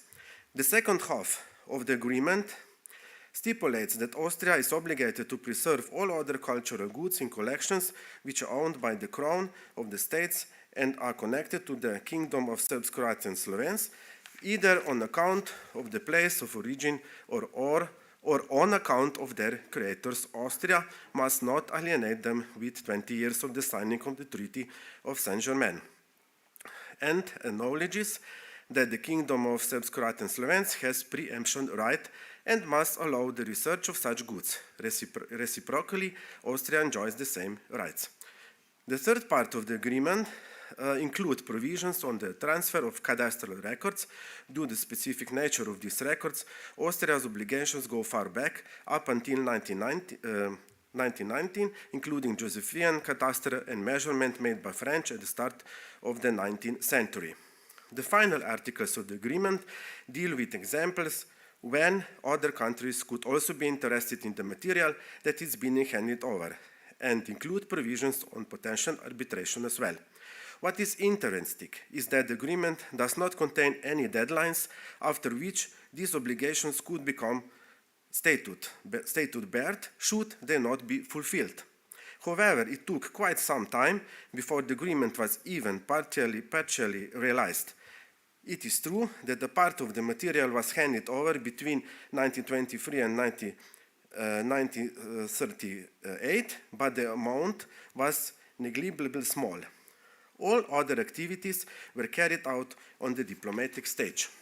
On this note, it is important to also mention the agreement between Austria and Hungary, signed on April 6, 1923, and the secret Baden Agreement of May 28, 1926, based on which Austria, in the following years, handed over archival records to Hungary.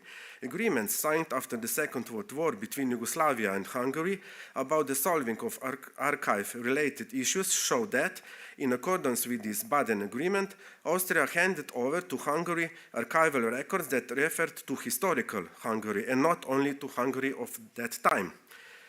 Namely, the agreement between Yugoslavia and Hungary led to Hungary transferring to Yugoslavia a number of archival records which should have already been handed over to Yugoslavia by Austria. In the process of doing that, it became apparent that certain irregularities occurred in dividing archival fonts, since some parts of the fonts were still kept in Vienna, while others were kept in Budapest. It is fact that Yugoslav politics at the time did not make much effort to resolve this issue, and so it remained open. The main reason for this, however, would need to be sought in Austria's effort to prevent this from happening. The person personifying such efforts was Dr. Ludwig Bittner, a German nationalist whose capacity as the director of Vienna's Staatsarchiv was the main expert of all Austrian governments until 1938. After that, he was very active in the Nazi collection and removal of archives from the occupied Yugoslavia during World War II. After the collapse of Nazism, he committed suicide. During World War II, German occupying army first took to Vienna archival records which had been handed over after World War I, together with records which Austria had requested for in the final protocol of the 1923 agreement. To prove that Serbia was responsible for the start of World War I, they began to collect, often by force, and take away from Serbia the archives of the court, as well as the archives of the War Ministry and of other central offices in the Kingdom of Serbia. In Slovenia, Styria and Upper Corniola, the Nazis destroyed part of all Slovenian cultural property and transported part of it to their new administrative centers. After World War II, the question of implementing the provisions of the 1923 agreement was joined by the question of the so-called archival restitution, the return of all archival material that occupying forces took away from Yugoslavia and was at the time held on the territory of Austria. The principle of the obligation to restitute cultural property was firmly expressed during World War II and was as such also stated in the Declaration of the League of Nations and the French National Committee of January 3rd, 1943. In it, it was stated that all cultural property that had been taken from a certain territory must be restituted.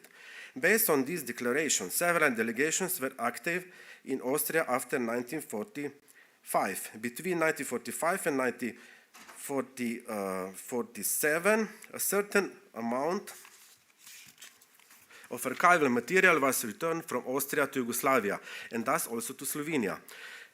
Efforts to implement archival agreement on 1923 and the desire to carry out archival restitution after World War II led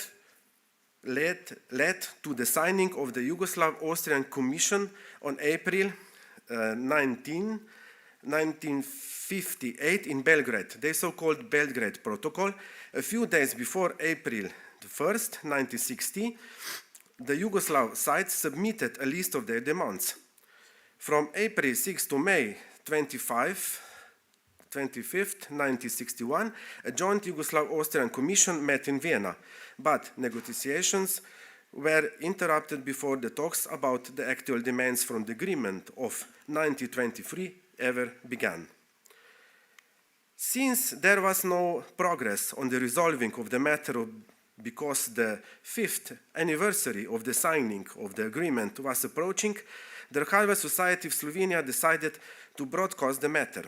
They wrote an open letter about the unfulfilled archival agreement between the Kingdom of Serbs, Croats and Slovenes and Austria from 1923, which showcased the issue of Austria's continuing non-fulfillment of international obligations. The initiative was signed by more than 20 Yugoslav federal and republic professional associations from the field of archival science, history and university studies. The open letter was then translated into Serbo-Croatian, French and Russian language. The letter was also sent to the International Council of Archives, whose reply was that as non-governmental organization, they were unable to decide on matters on international conventions, but they could facilitate mutual contacts and suggest acceptable technical solutions. Sought his intervention in Vienna, the executive secretary of ICA at this time, Mr. Charles Kecskemeti, tried to help and restore the dialogue between Yugoslav and Austrian archivists. However, the then Director General of the Austrian Archives was not willing to accept the initiative. He was of the opinion that the question of agreement could only be solved through diplomacy. The open letter was then sent to the Austrian ambassador in Yugoslavia and to a number of relevant addresses in Slovenia, Yugoslavia and abroad, among others also to the Secretary General of the United Nations, who at the time was an Austrian, Kurt Waldheim. It was a wide-ranging and extensive campaign. But it was only in the early 80s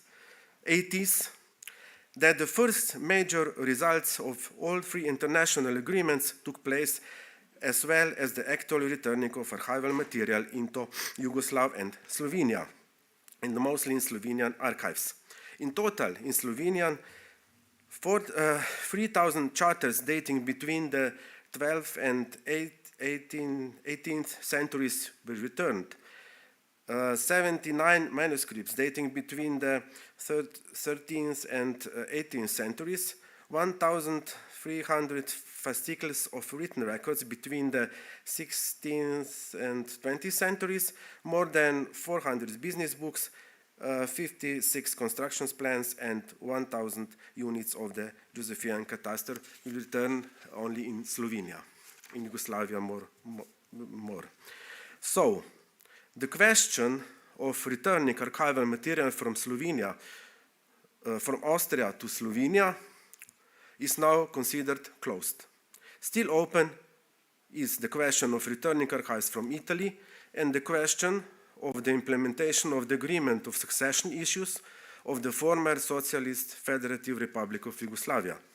As far as this agreement is concerned, we sincerely hope that we won't have to wait more than half a century for it to be realized, as was the case with Austrian archives. And thank you very much for your attention.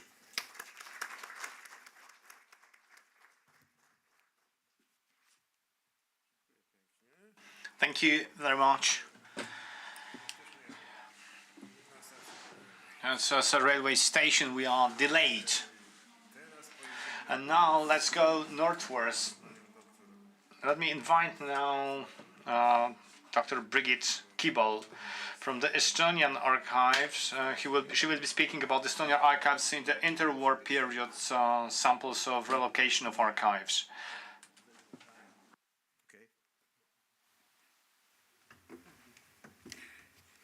So a very good morning and very good end of the morning session.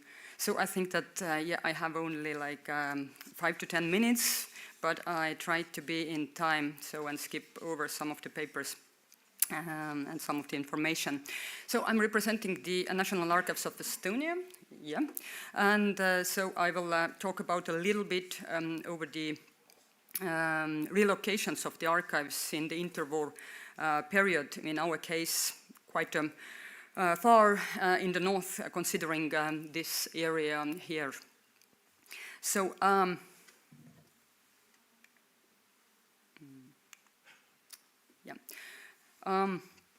alongside the course of World War I, Estonia fought for its independence and had an opportunity to declare the Republic of Estonia on 24th of February 1918. A day later, German troops invaded Tallinn, and the occupation lasted until 11th of November the same year, when Estonian provisional government took over command. On 28th of November, the Estonian War of Independence broke out with Russia's attack against Estonia nearby Narva. And after 421 days of hard battles, on the 2nd of February of 1920, Peace Treaty of Tartu was signed between Russia and Estonia. All of this had a destructive effect on Estonia's archival collections. Before the World War I, there were no state archives, but the town archives only, in Tallinn since 1883, for instance, and some large collections of Livonian Governorate archives that were brought to Tartu in 1915 because of a aware of war, moving towards Riga.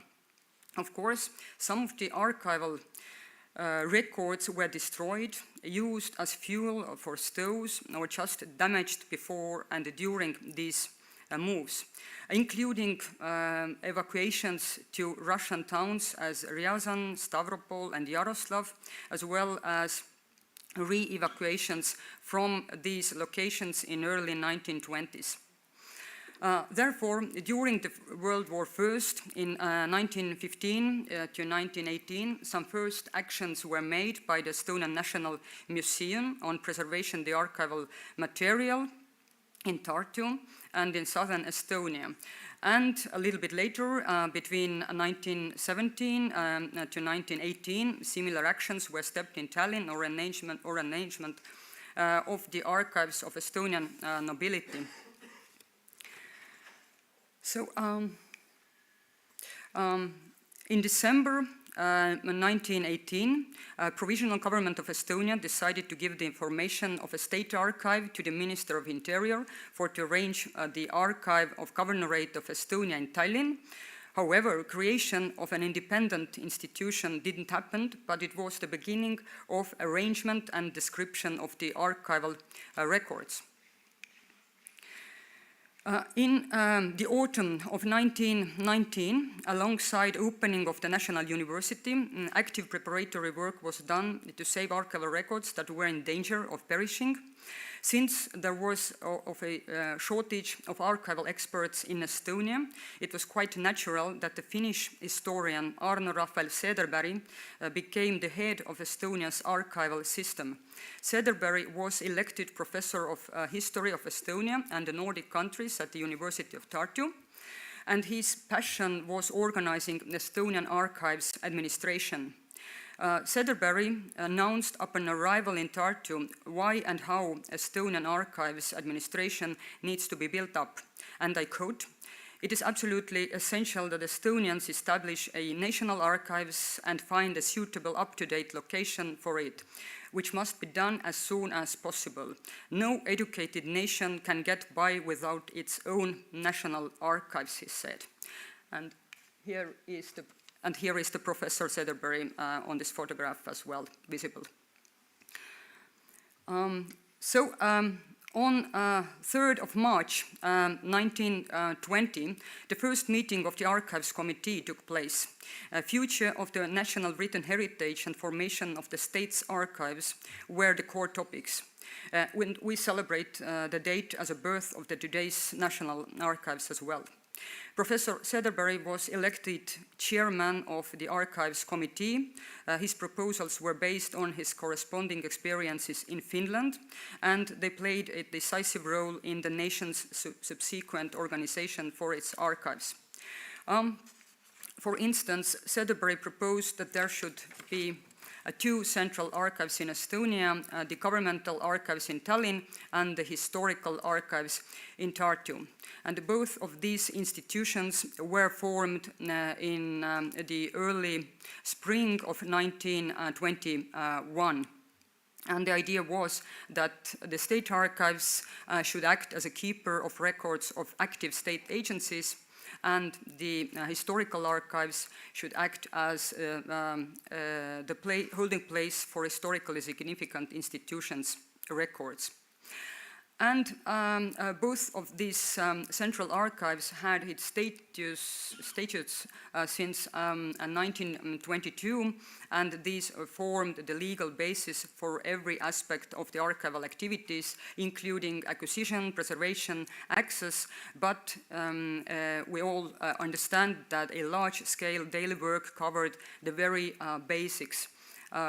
Including building wooden shelves into the storerooms, physical arrangement and description of the archival records, also cleaning and conservation works of the records, together with very many more routines.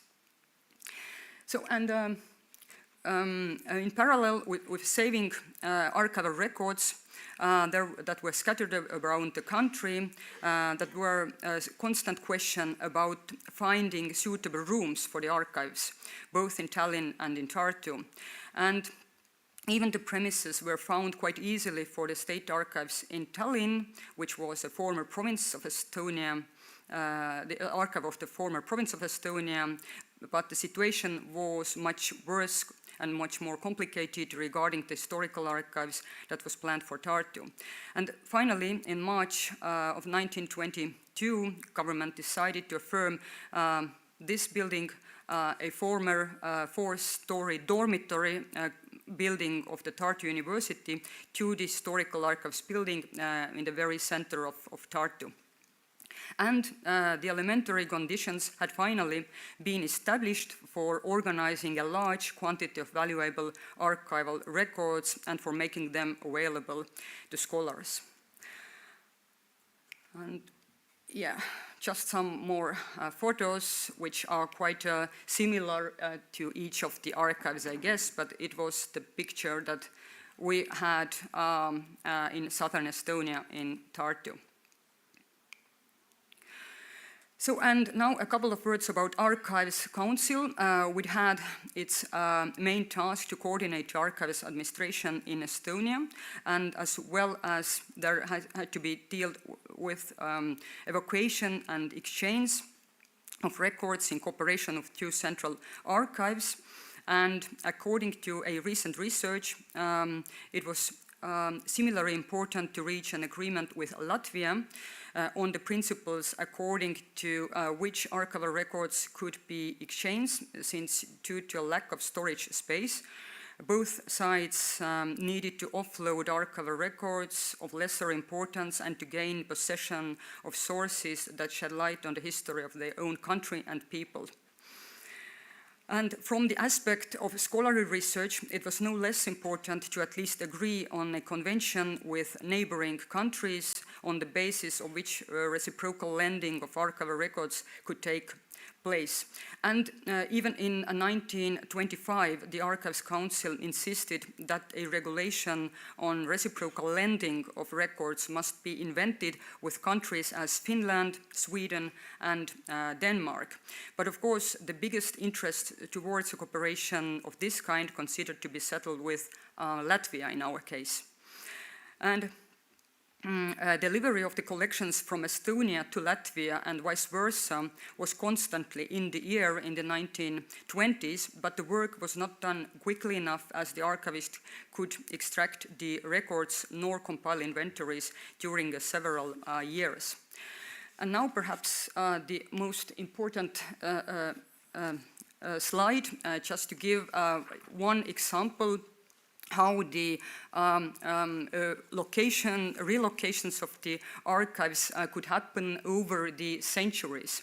So you can see here, date by date, or even century by century, that we have an archive called Swedish Archive, which is the archive of Livonian Governor General during the Swedish area, which we consider in Estonian history to be or cover the most of the 17th century. And so, as you can see, first of all, there was, or leaving even aside the archive's journey from Riga to Stockholm and back to Riga in the very early of 18th century after the Northern War, this huge collection was evacuated from Riga to Ryazan in autumn of 1914 and reached via Moscow to Tallinn in October of 1920 according to the peace treaty between Estonia and Russia. And the Swedish archive entailed one railway wagon. So 6 months later, in April of 1921, it was brought from Tallinn to Tartu.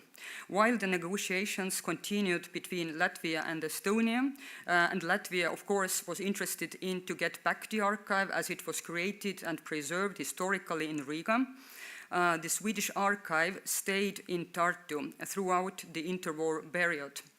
And in 1944, the archive was evacuated from Tartu to the manors in the central Estonia, first of all, and thereafter this archives was transported to Tropau, nowadays Opava, in the Czech Republic.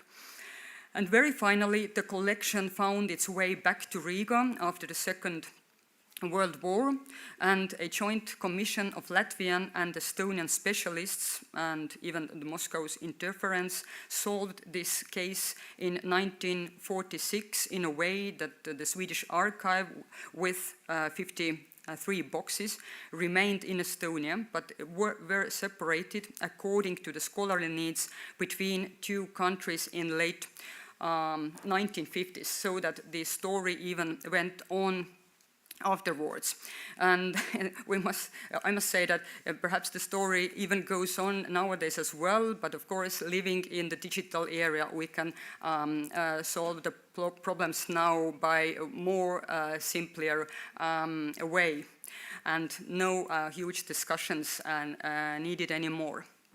And just now, very shortly, I will touch some details from our history back in the 1930s. First of all, we had the Archives Act, which was ready to enforce in 1931, but it took some more years because our government constantly changed. But between the 1932 to 1937, a reciprocal temporary lending of archival records on the means of scientific research was handled at the historical archives, and a tight cooperation covered archival institutions and libraries in the Nordic countries, but also in Germany and Poland. And cooperation with Soviet Russia occurred only on the basis of scientific questions from the state agencies. Though there were no direct cooperation with Soviet Russia during these days. And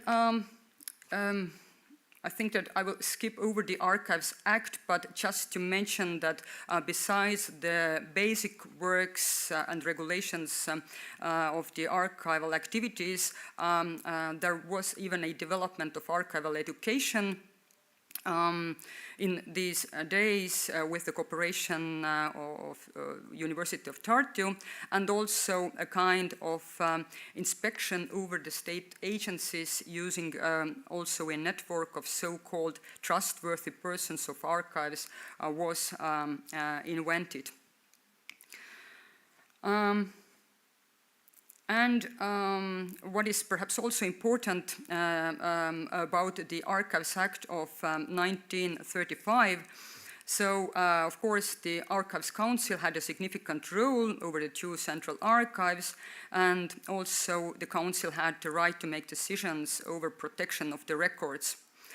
And what else? One point touched even the popularization of archives, and a duty to register to private archives, which we also had in Estonia during these days.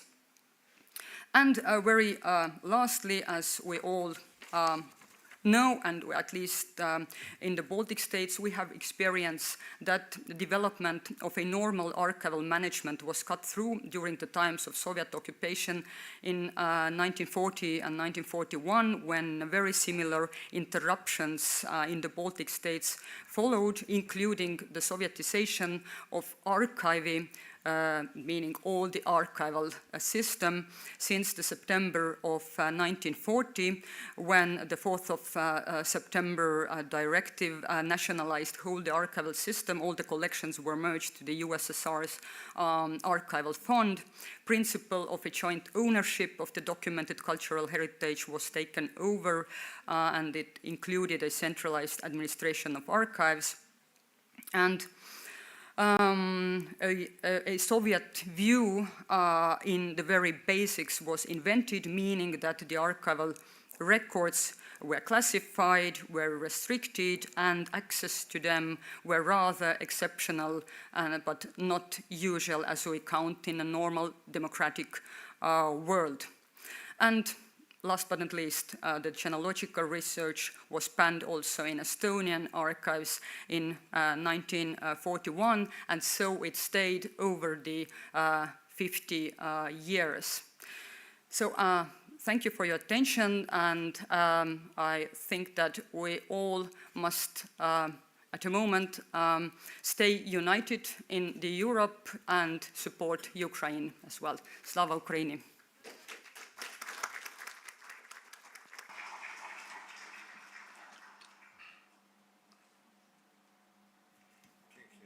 Thank you so much to all the speakers, and a couple of housekeeping information.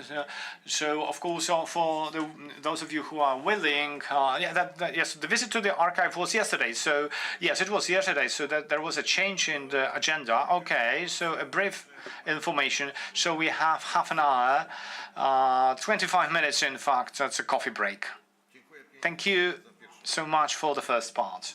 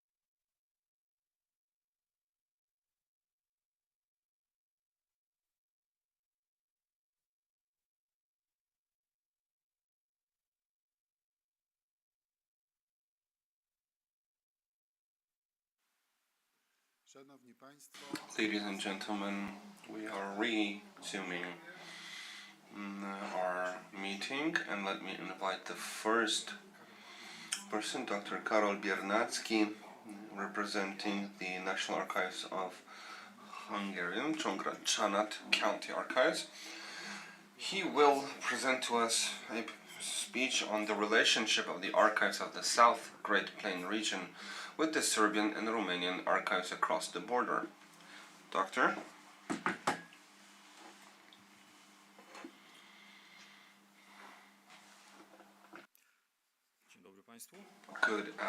Good morning, ladies and gentlemen, Mr. Director, ladies and gentlemen. The archive I have the pleasure of representing is one of 19 provincial archives grouped within the Hungarian National Archives based in Budapest. Allow me to introduce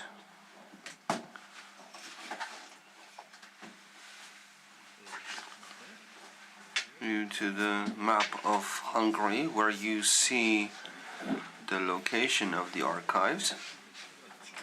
The Csongrád archive that the director mentioned is located in the very bottom, close to the Yugoslav and Serbian and Romanian borders. It is like a triangle. I would like to present to you the activities of the Csongrád County Archive, close to the Serbian and Romanian borders. We can even say that from a geopolitical point of view, with regard to international context, it is a very important archive. The head office is located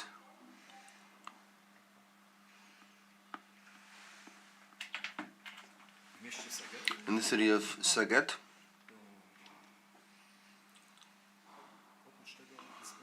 And we also have 4 branches located in the province. These are Hódmezővásárhely, Szentes, Csongrád, and Moko, located furthest south. In each of the branch office, there is a research laboratory and necessary logistical facilities, and takes care of the archives. No other county in Hungary has the network of archives like Csongrád. A couple of words about the archives themselves. This is our head office, part of the warehouse. As for personnel, we employ 34 people. The average age is 44 years. The employee scientific staff is 6 people, and we take care of over 17,000 running meters of documents. The subject of my paper is the cooperation of my institution with Serbian and Romanian archives.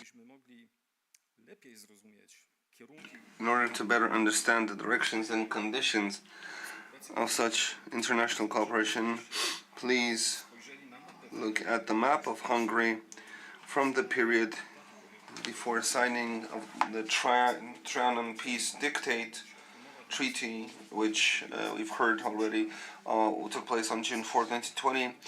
The Hungarian delegation was forced to sign the peace treaty, as a result of which it lost 71.4% of its territory, 2/3 of its population. The new European order contributed to the fact that the city of Szeged, which was previously located in the center of the Hungarian country, became on the outskirts. And took on a heavier burden in terms of politics, communication, or culture. It was not without significance that the University of Cluj, Kolozsvár, 101 years ago, whose foundation is connected with the person of Stefan Batory, moved to Szeged, and that the capital of the diocese was moved from Sanat to Szeged. With time, it gained significance and became a university in 1775, when we had 4 basic primary faculties, and the Szegedin University sees its roots in this institution appointed by Stefan Batory. At the same time, the capital of the diocese, Zonat, was moved, thus the new diocese is Szeged. After 1920, the successor states were seeking to seize permanently their cultural assets of the former empire, including archival collections. After 1918, a number of Hungarian archives from lost territories went into succeeded states, which made the work of researchers more difficult. Mr. Bojan Cvelfar talked about the archives in the former Austro-Hungarian monarchy. I won't repeat that. I just wanted to say that neither with Yugoslavia or Romania or Czechoslovakia, with none of them, did Hungary manage to have a successful treaty, with the exception of Austria in 1926. These talks were for several years. In 1926 we had the so-called Baden Agreement, which entered into force on January 1st, 1927. And it laid down the basic principles of cross-border scientific cooperation. The authors of the agreement went further, as they treated the issue of so-called intellectual property rather flexibly and did not strictly link it to territorial issues. Since then, at Central Austrian Archives, there is a delegature with the status of a diplomat, which is a fixed representative of the Hungarian state in Vienna, and he acts as an intermediary on archival matters in Austria. Thus, the creators of the agreement acknowledge that every nation can have its own cultural and scientific interests beyond its borders, for example, in the form of archival materials. Hence, in Hungary, we have a historical background that not only encourages, but also predisposes us to establish close working contacts with archives beyond our borders.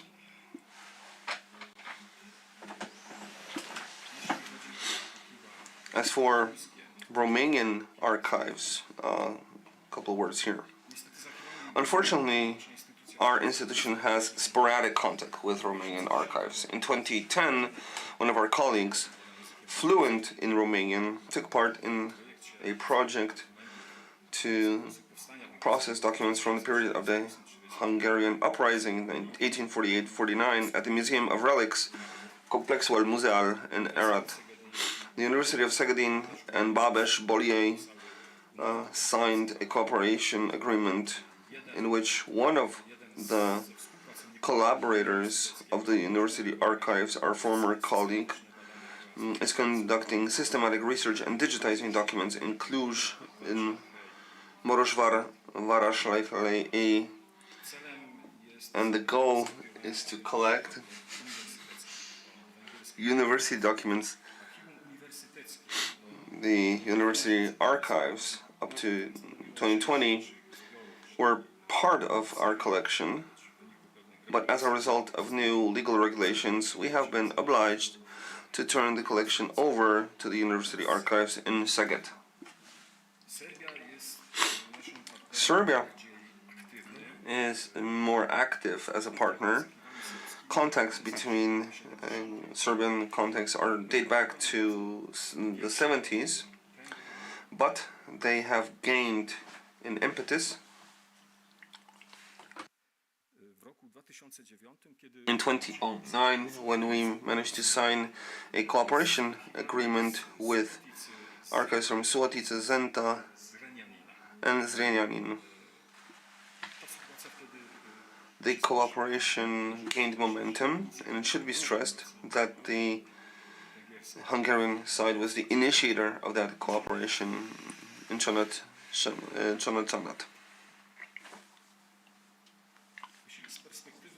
From the perspective of a dozen or so years now, I have to say that the most fruitful cooperation was with Zenta in 2009.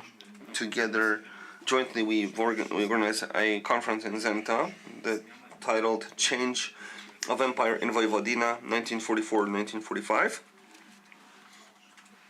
And here we see university documents in the background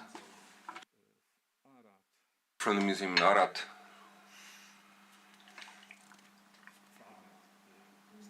Fragment of the agreement text and the conference itself. The topic of the conference was the massacre or massacres in Hungary by Tito's partisans.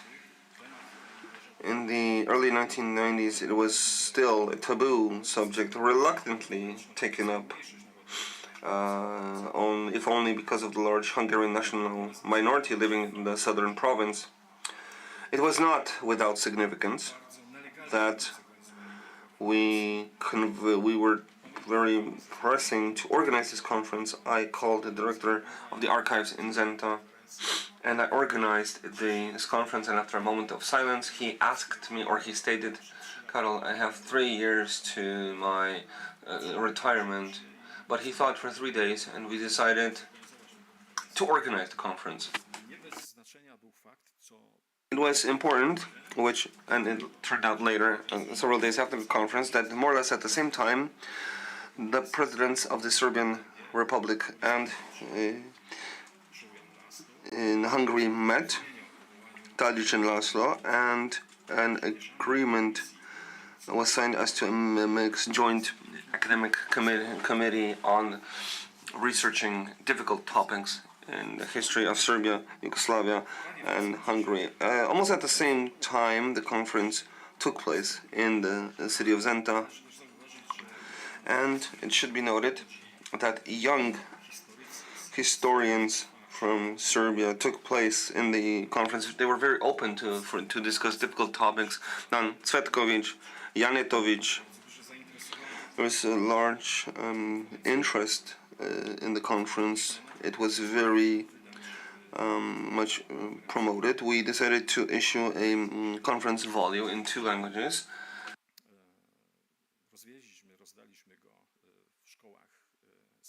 And we distributed it in Serbian and Hungarian schools. The topic is known, but very few people know about the details. 1 year later, another joint initiative was the conference in Szeged about so-called cold days, the reprisals in Vojvodina, 2,500 victims, 1,500 Serbians, the rest were Jews, Croats, and Germans. The purges, a difficult topic. The conference took place in Szeged with large interest from the Serbian and Hungarian party.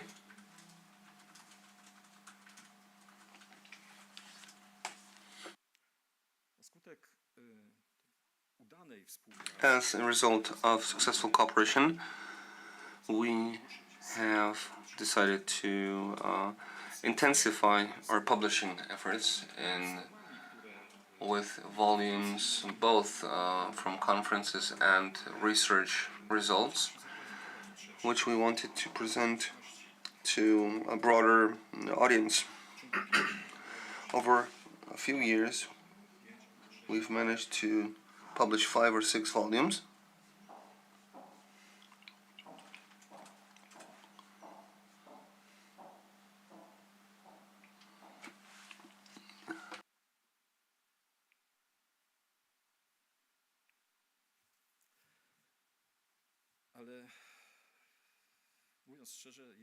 But honestly speaking, one of the most successful conferences, joint conference of the Serbian archives and our archives, was the one organized in 2013, again in Szeged, which was on the fate of the national minorities during the conflagration of war. We invited historians and archivists from 4 countries: Serbia, Poland, Ukraine, and Hungary. We divided the conference into 2 blocks, Serbian and Hungarian, with discussions on the cold days and on the massacre of Hungarians, while the Polish-Ukrainian bloc dealt with the problems of Volhynia. We had to state that Ukrainian historians did not accept the invitations. That's why Hungarians who deal with the topic and Poles talked about Ukrainian opinions, research, without the presence of Ukrainian historians. But despite that, we decided to publish it in 4 languages: Ukrainian, Serbian, Hungarian, and Polish. So each paper has been translated into each language.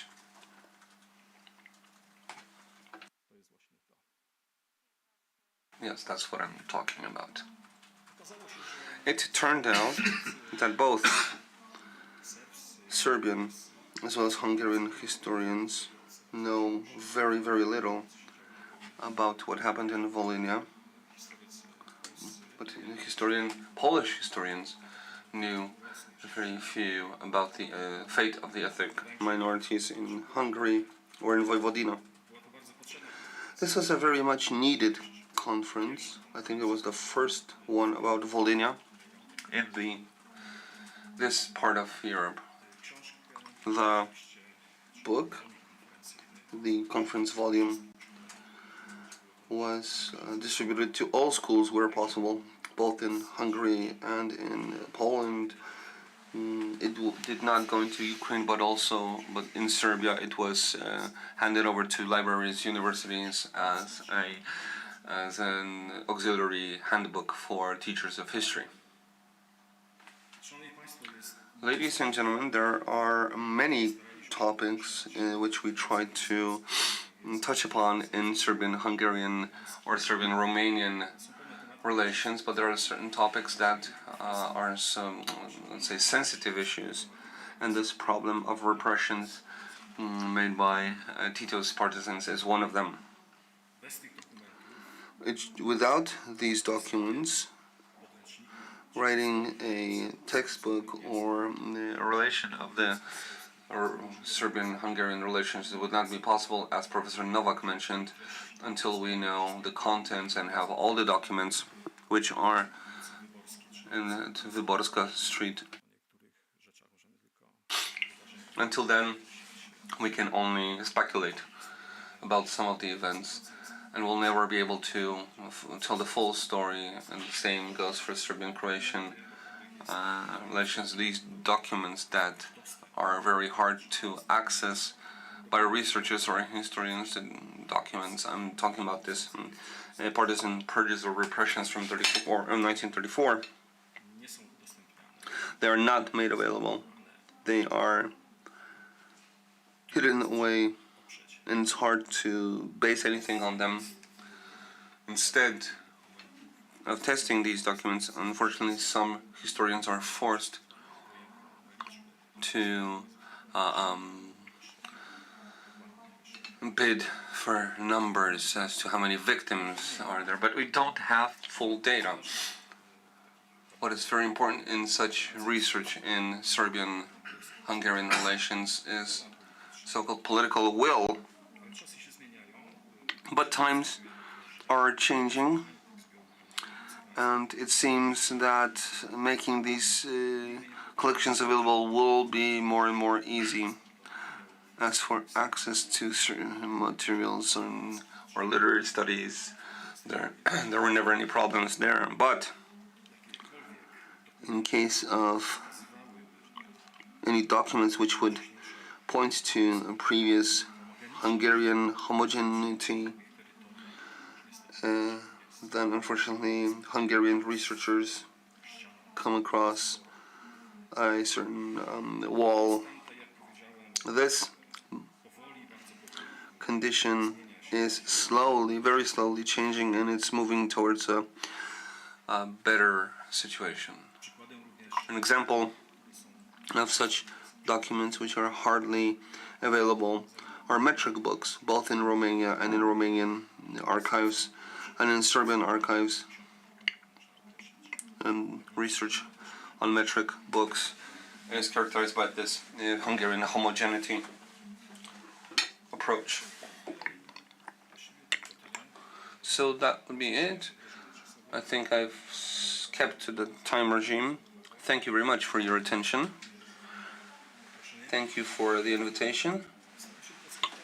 I was trying to be brief about certain topics and themes.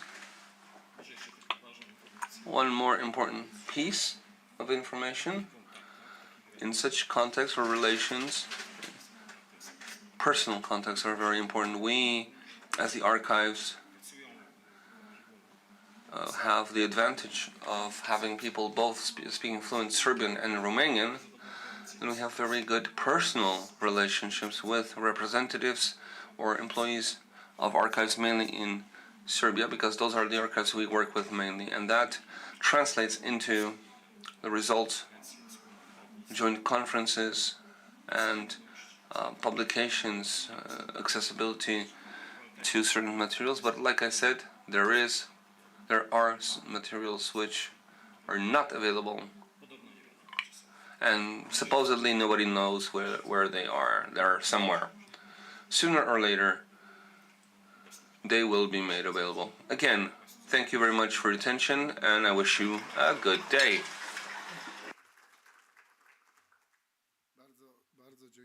Thank you for very interesting paper demonstrating how in difficult conditions things can be slowly solved, ladies and gentlemen. Now let's move on to the next paper. Let me invite Dr. Michal Weiner, representing the Ministry of Foreign Affairs of the Czech Republic, Department of Archives and Document Management. And Doctor will be speaking about the conciseness and intellectual instinct, or why an archival act was not created in the pre-war Czechoslovakia. Firstly, I would like to express my gratitude for a kind invitation to this conference. When I was preparing this presentation,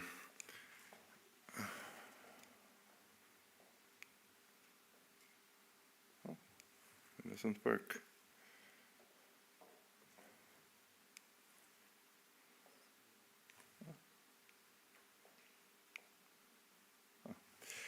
I came across this titular statement of a Polish novelist, journalist, composer, and music critic Stefan Kieślowski, which I found to be not only witty but also accurate by the way it describes the topic I would like to talk about, which are the reasons behind the absence of archival legislation in the first Czech Republic era. In the scope of this presentation, I'd like to give also some essential information on Czechoslovak-Austrian archival separation, which was realized between 1918 and 1927.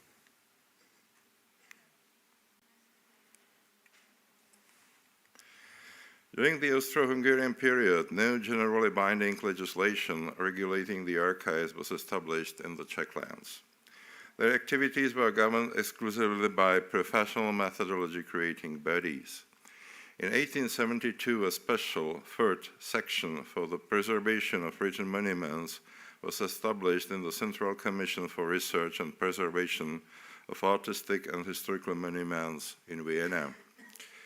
On its initiative, the State Archive Council was established at the Austrian Ministry of the Interior in 1894, which acted as an advisory body to the government for the state archives in Cisleithania. The Council developed a number of policies and rules concerning the appraisal of archival documents, the location of archives and archival processing, and it contributed to the preservation of many important documents and published reports on individual archives. The two commissions worked in parallel until 1912, when the third section was disbanded and the Archive Council took over its responsibilities. According to the new statute of 25th May 1912, it was entrusted to the care of state, non-state, and private archives. During this period, a number of archives were already operating in the Czech lands. It was, for example, Gubernatorial Archive in Prague, or Little Court Vice-Regent's Archives, the Moravian Provincial Archive in Brno, Bohemian Provincial Archive in Prague, and the Silesian Provincial Archive in Opava, Archives of the capital city of Prague, Archives of the Museum of the Kingdom of Bohemia. These two archives were concentrated mostly in historical research. And there were also private archives, archives belonging to members of the nobility and noble estate archives. In September 1918, discussions among the Czech archivists on the future organization of the archives were taking place at the Czechoslovak National Committee. The archival section of the National Committee's Commission for the Preservation of Monuments convened a meeting of the Czech archivists known as Survey, Anketa in Czech, on 20th November 1918. It was attended by archivists from the Czech lands, professors of the Czech history and auxiliary historical sciences from Charles University, and officials from the Central State Archives in Vienna. Jan Bedřich Nowak, Adolf Ludvík Krejčík, Ladislav Klitzmann, and Václav Hrubý presented their concepts. Unfortunately, it turned out that their opinions on the future organization of the Czech archives were quite divergent. Jan Bedřich Nowak, director of the Provincial Archive in Prague, proposed a solution consisting in creating a general state archive, which would be created by merging the provincial and vice-regents archives. It also envisaged the creation of departmental archives. Moravia, Silesia, and Slovakia were to have state archives covering their territories. The archives were to be subordinated to the same ministry that would administer the museums and libraries. An advisory function was to be performed by the Archive Council, and the establishment of an archival school was also recommended. Supervision of municipal and private archives was to be carried out by archive inspectors. A regional archive was to be established in each of the larger administrative districts. Adolf Ludvík Krejčík's preference was to assign the archives to the Ministry of Education and National Enlightenment. He kept the classification of public archives, so the state and local government archives, and private archives, so archives of the private corporations, personal archives, and archives belonging to members of the nobility. In his view, church archives were a transitional type. At the top of the hierarchy of the state archives was to be the vice-regents' archives, which was to be divided into the secret archives at the Ministry of the Foreign Affairs and the Central State Archives at the Ministry of the Interior. At the state archives were to be established to cover the lands of Moravia, Silesia, and Slovakia. There were 12 regional archives at the lowest level of the state archives. He also considered the establishment of judicial and registry archives, archives of the Ministries of Finance, Trade, Industry, Agriculture, and Defense. The provincial and municipal archives were to be self-governing. Had regional self-governing be established, they would have been joined by regional government archives.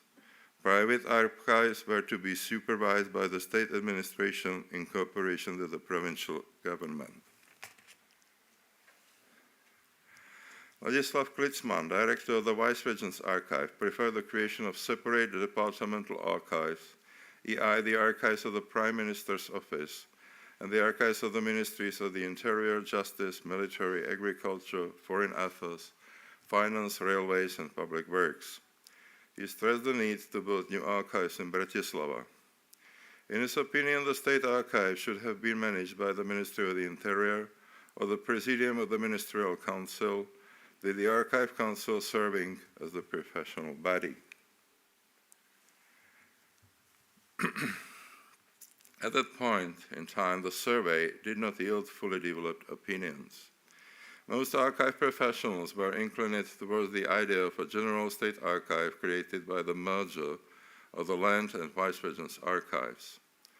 For the first time, there appeared the idea of dividing archives according to the age of the archival materials into closed historical archives and archives with more recent written material necessary for the conduct of official activities.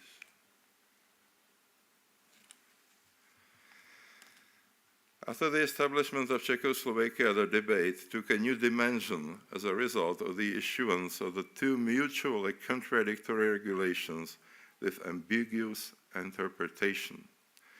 The first was the Reception Act No. 11 from 1918, according to which the new Czechoslovak state adopted the existing legal system. Therefore, archives were to stay under the Ministry of the Interior as before. This notion, however, was challenged by a government resolution of November 1918, which assigned the responsibility for all archival activities to the Ministry of Education and National Enlightenment. The only exception was granted to agricultural archives, which were assigned to the Ministry of Agriculture. Disputes over the function of archives soon appeared on the top of the problems regarding interpretation of the aforementioned legislation. The Ministry of Education and the archivist of the Provincial Archive in Prague pushed for the establishment of one central historical archive, which would concentrate all archival material up to 1918 and serve the purposes of historical science. Similar archives were to be established in Brno for Moravia and in Opava for Silesia, as well as in Slovakia. The more recent documents were to be stored in the archives of the individual ministries. On the other hand, the Ministry of the Interior cited practical considerations. It argued that archives served primarily an administrative purpose and that the scientific role was not that important. It pointed to the fact that the most documents did not lose their validity to the end of the Austro-Hungarian Empire. The individual ministries were thus to continue to hold older materials, which were often still relevant for their work.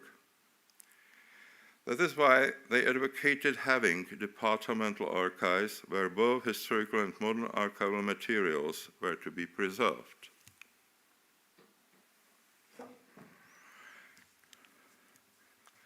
The disadvantage of the Ministry of Education, which sought to take over all competence over the archives, was the fact that it had no central departmental archives of its own. The Provincial Archive in Prague shared its opinion. However, it was administered by the Bohemian Land Committee and, after the abolition of land committees in 1927, by the Land Office, e.i. the local government authority. It was therefore repeatedly advised that the Ministry of Education should manage the self-governing body's archives, but this offer was not enough for the ministry, which intended to manage the entire archival sector. Other ministries sided with one or the other as it suited their interest. So the Ministry of Education was opposed, for example, by the Ministry of Agriculture, which wanted to establish its own archive. The dispute of the competence became heated when on 18 January 1919 the Ministry of the Interior took over the administration of Vice-Regent's Archive, which was renamed the Archive of the Ministry of the Interior. The move was carried out without the Ministry of Education's approval, and it naturally complained. However, the Ministry of the Interior made it clear that it did not need any approval because, I quote, "It was completely unthinkable that the archive should remain with the provincial political administration because it would have created an absurd situation where two provincial archives, one state and the other self-governing, would exist in parallel within the same province."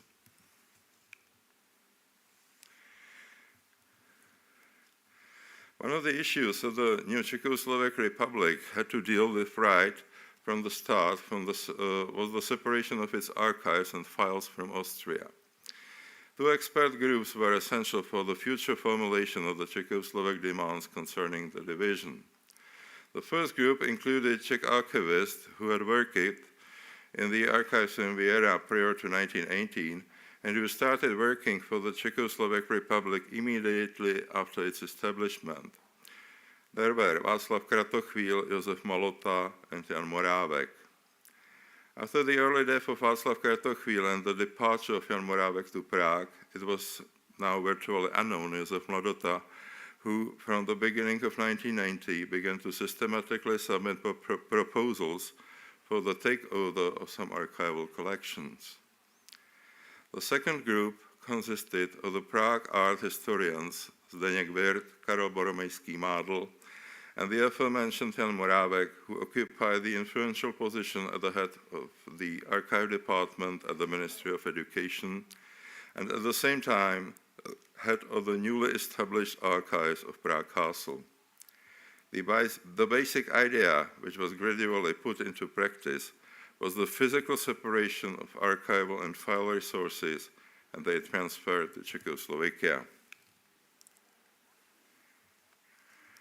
The argument was based on the key importance of the archival files stored in the archives in Vienna, especially in the Haushof- und Staatsarchiv, the Staatsarchiv für Inner- und Justiz, and the Hofkammerarchiv for the Czech and Slovak history, and the fact that some historical resources were taken to Vienna only in the middle of the 18th century in connection with the development of the Austro-Hungarian Empire's central archives. It concerned especially the Czech Crown archives. Historical archival materials, as well as art objects and other historical artifacts, were seen in the time as a part of the identity of the new state, and thus as a potential resource to justify its existence. In this sense, the archival separation had its political significance.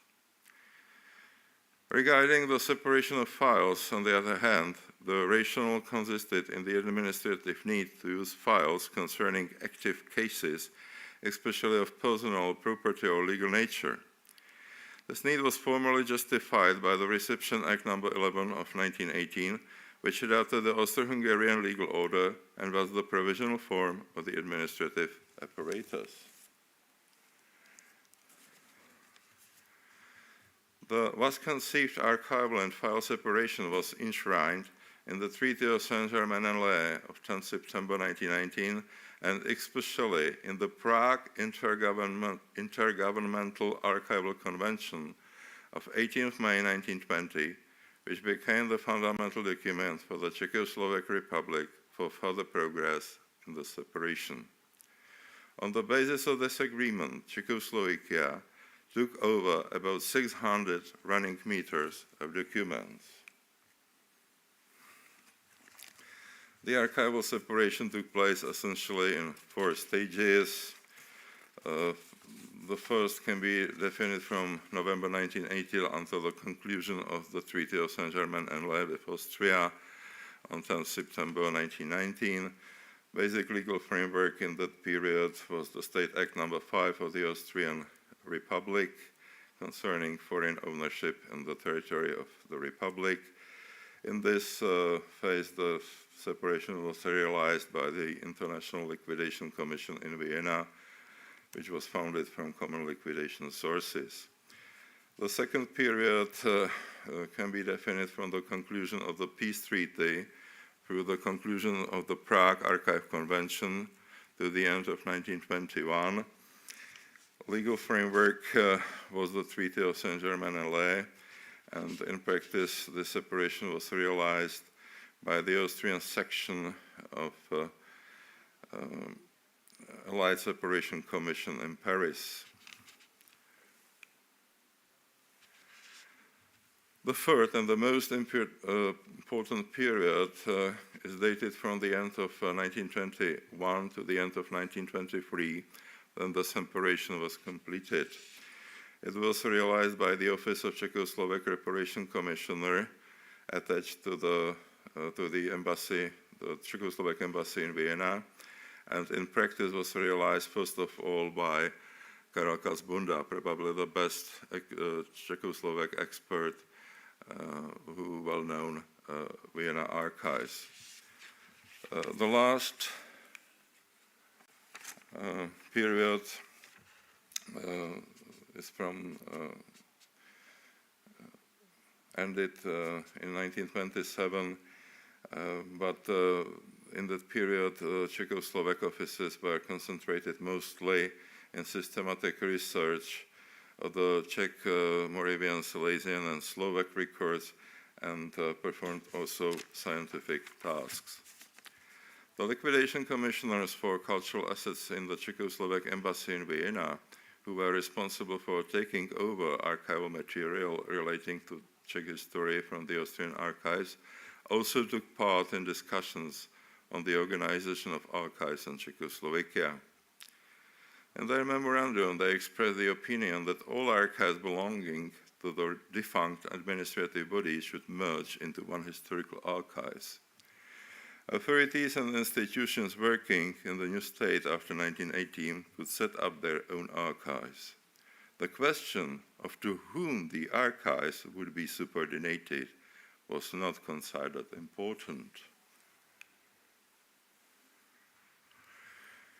In the meantime, the initially professional discussion about the archiving concept had turned into a clash of interest within the Ministry of Education and the Ministry of the Interior, and the struggle over archiving has largely become a matter of prestige for both these government departments. Both ministries submitted draft bills regulating the organization of the state archives to the Presidium of the Council of Ministers. The Archive of the Ministry of the Interior created a concept based on the idea of departmental archives managed by the Ministry of the Interior. A department under the Ministry of the Interior was to serve as the expert advisory and methodological body.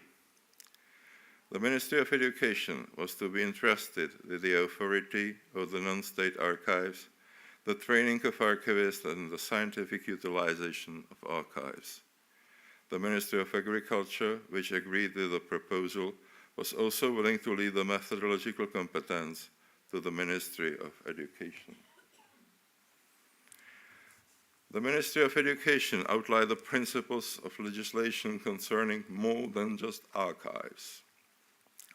The proposed heritage legislation concerned all kinds of historical monuments and cultural assets. The Heritage Act did not regulate the organization of archives specifically and would not cover all types of monuments in detail. Therefore, this half-hearted effort failed. Moreover, the Ministry of Agriculture did not abandon the demand to establish the Czechoslovak State Agricultural Archive because, in its opinion, the existing agrarian department in the provisional archive was not only provisional and did not meet contemporary requirements. This prevented the adoption of the standards needed to regulate the nascent field of archiving. The only result was the appointment in 1919 of the 3 paid archive inspectors, Václav Vojtíšek for Bohemia, František Hrubý for Moravia, and Václav Chaloupecký for Slovakia. In addition to their advisory and consulting role, they have been involved in the production of progress reports to the Ministry of Education. The Ministry of Education saw another opportunity to assert its views in 1920 when the Cultural Committee of the National Assembly ordered the preparation of legislation to secure memorial books and monuments in towns and villages. At the time, the ministry adopted a strategy for gradual establishment of the National Archives, but this was complicated by takeover of archival materials from the archives in Vienna. Since the National Archives did not exist, these archival records were taken over by the departmental archives. On 8 October 1920, a meeting of opponents of the National Archives, the representatives of the Ministries of the Interior, Agriculture and Post, took place in the Czechoslovak State Agricultural Archives, where they agreed on a common procedure and that the Ministry of the Interior would draw up the principles for the organization of archives. At the beginning of 1921, the government was to discuss the archival organization. To this end, proposals were submitted by the Ministries of the Interior, Education and Agriculture. At that time, the Ministry of Education changed its mind and proposed that the issue of archives should be taken up by the government presidium, whose advisory body would be the State Archives Council. Archival responsibilities would be divided among all three ministries. The Ministry of the Interior would supervise the Czechoslovak State Central Archives in Prague, the State Archives in Brno and Bratislava, and the regional archives. Departments of Agriculture, Military, Railway, and Post were to establish their own archives. The Ministry of Education thus relinquished its ambition to manage the entire archival sector and allow the creation of departmental archives. At the same time, it drafted a bill on the protection of written monuments, which dealt mainly with the heritage care of the organization of archives.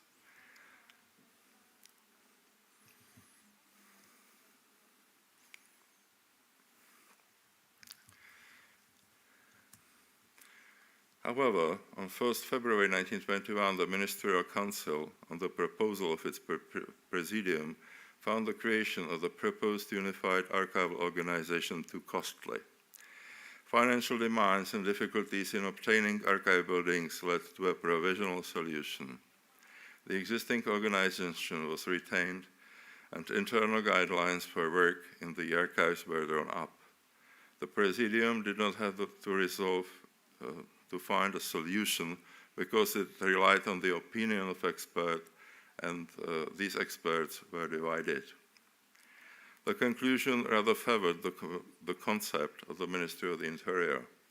Not even the interministerial meeting of 13 January 1922, convened on the basis of the recommendation of the Ministerial Council of 1st February 1921, reached a kind of solution. Discussion about the future organization of the Czech archives thus gradually died down. There was some discussion once again in 1934, but which led only to several bills.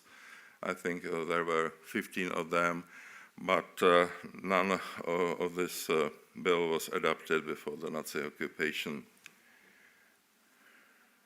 Nevertheless, as you can see, the archive network was developing successfully, so very many archives was created in spite of this fact.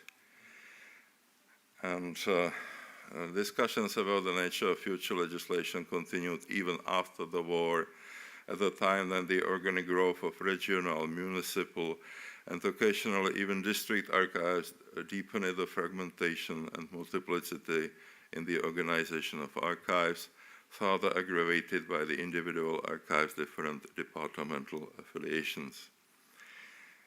It was only the Communist Cup in February 1948 that finally settled the long-lasting dispute between the Ministry of the Interior and the Ministry of Education in favor of the former. As a consequence, the existing split between the state and local government archives was eliminated, and the administrative function of the archives was strengthened and the archival network was centralized. So thank you for your attention.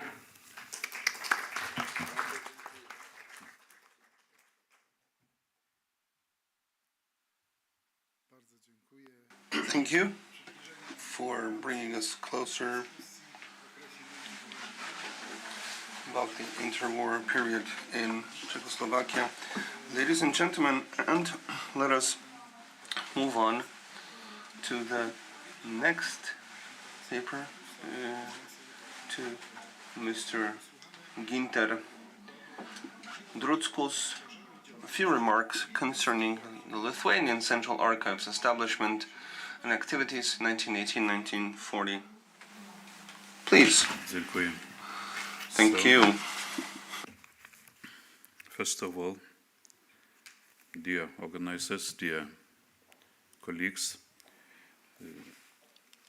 our sincere greetings from Lithuania on behalf of Lithuanian State Archives community.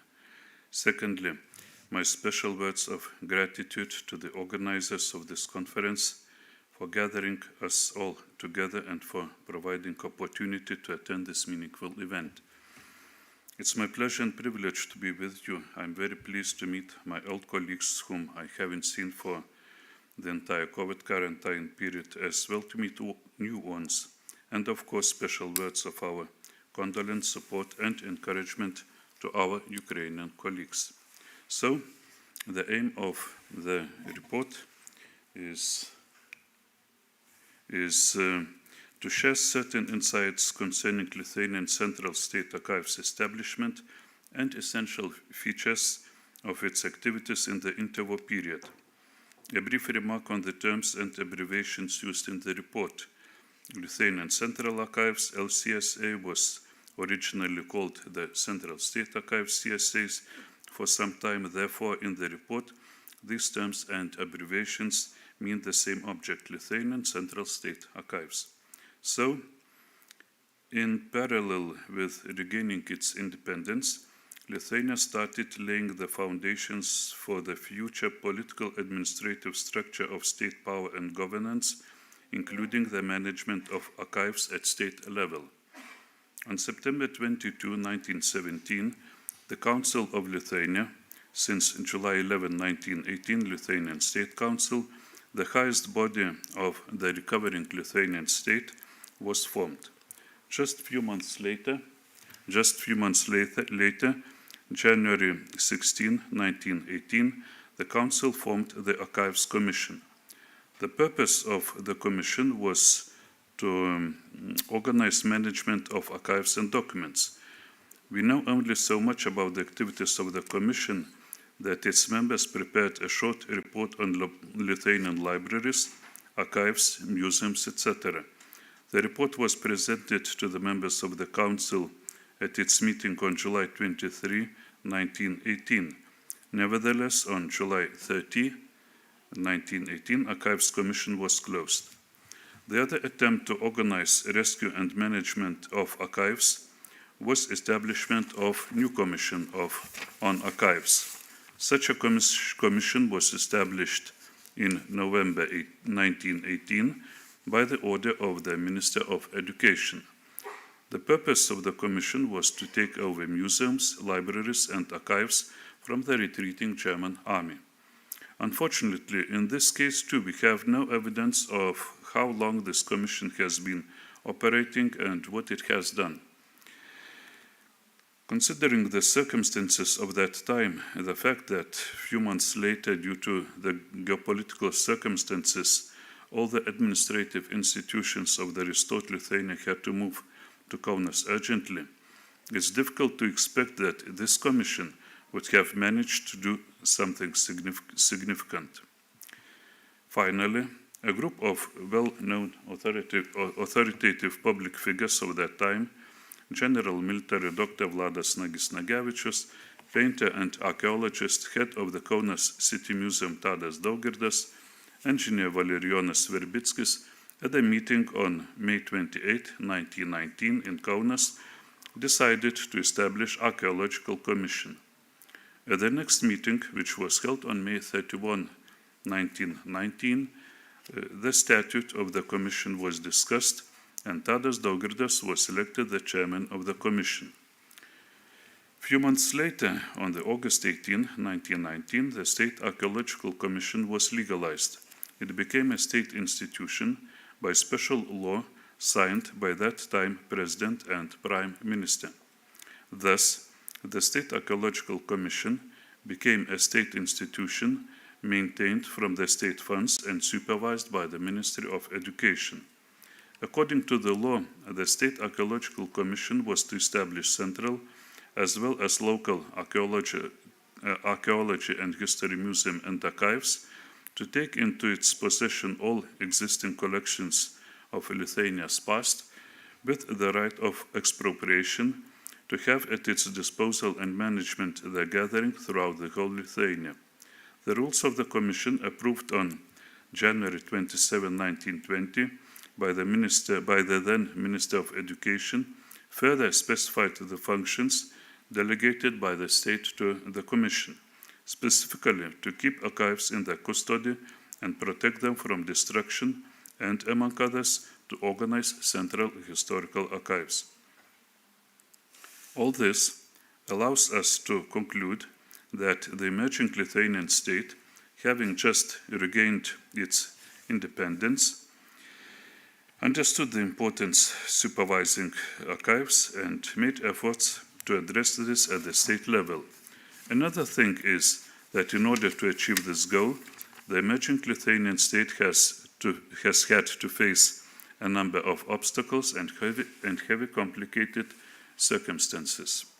Thus, in any case, with the establishment of the Archaeological Commission, the question of archives moved. Actually, the Commission started its activities just established, though not legalized yet. At that time, an urgent and very important issue on the agenda was salvation of archival documents from their destruction. As we know, until the First World War, Kaunas has been the administrative center of Kaunas Gubernia, which housed the archives of Kaunas Gubernia institutions. Towards the end of the World War I, Kaunas Gubernia institutions archives was left without a host and protection. German soldiers as well as locals soon took advantage of this. They started stealing unprotected documents, burning them in furnaces or selling them to shopkeepers as wrapping paper. On February 1919, the then chief of Kaunas city militia, Alexandras Shostakas, reported to the Ministry of Internal Affairs that the Germans and locals were destroying the archives of Kaunas Gubernia institutions. Guards were assigned to guard the Gubernia Archives building, but many shopkeepers had already hijacked or bought large quantities of archival documents from the Germans. Therefore, at a meeting on June 12, 1919, after learning that merchants in the markets continue wrapping goods and food products in old archival documents, the members of the Commission applied to Kaunas City and County Commandant Juozas Mikutskis with a request to prohibit doing so.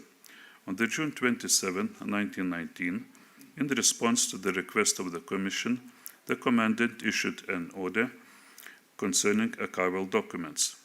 Among other things, the Commandant in his order stated, I quote, "I strictly command that all archival papers be delivered to the Lithuanian State Museum within 5 days.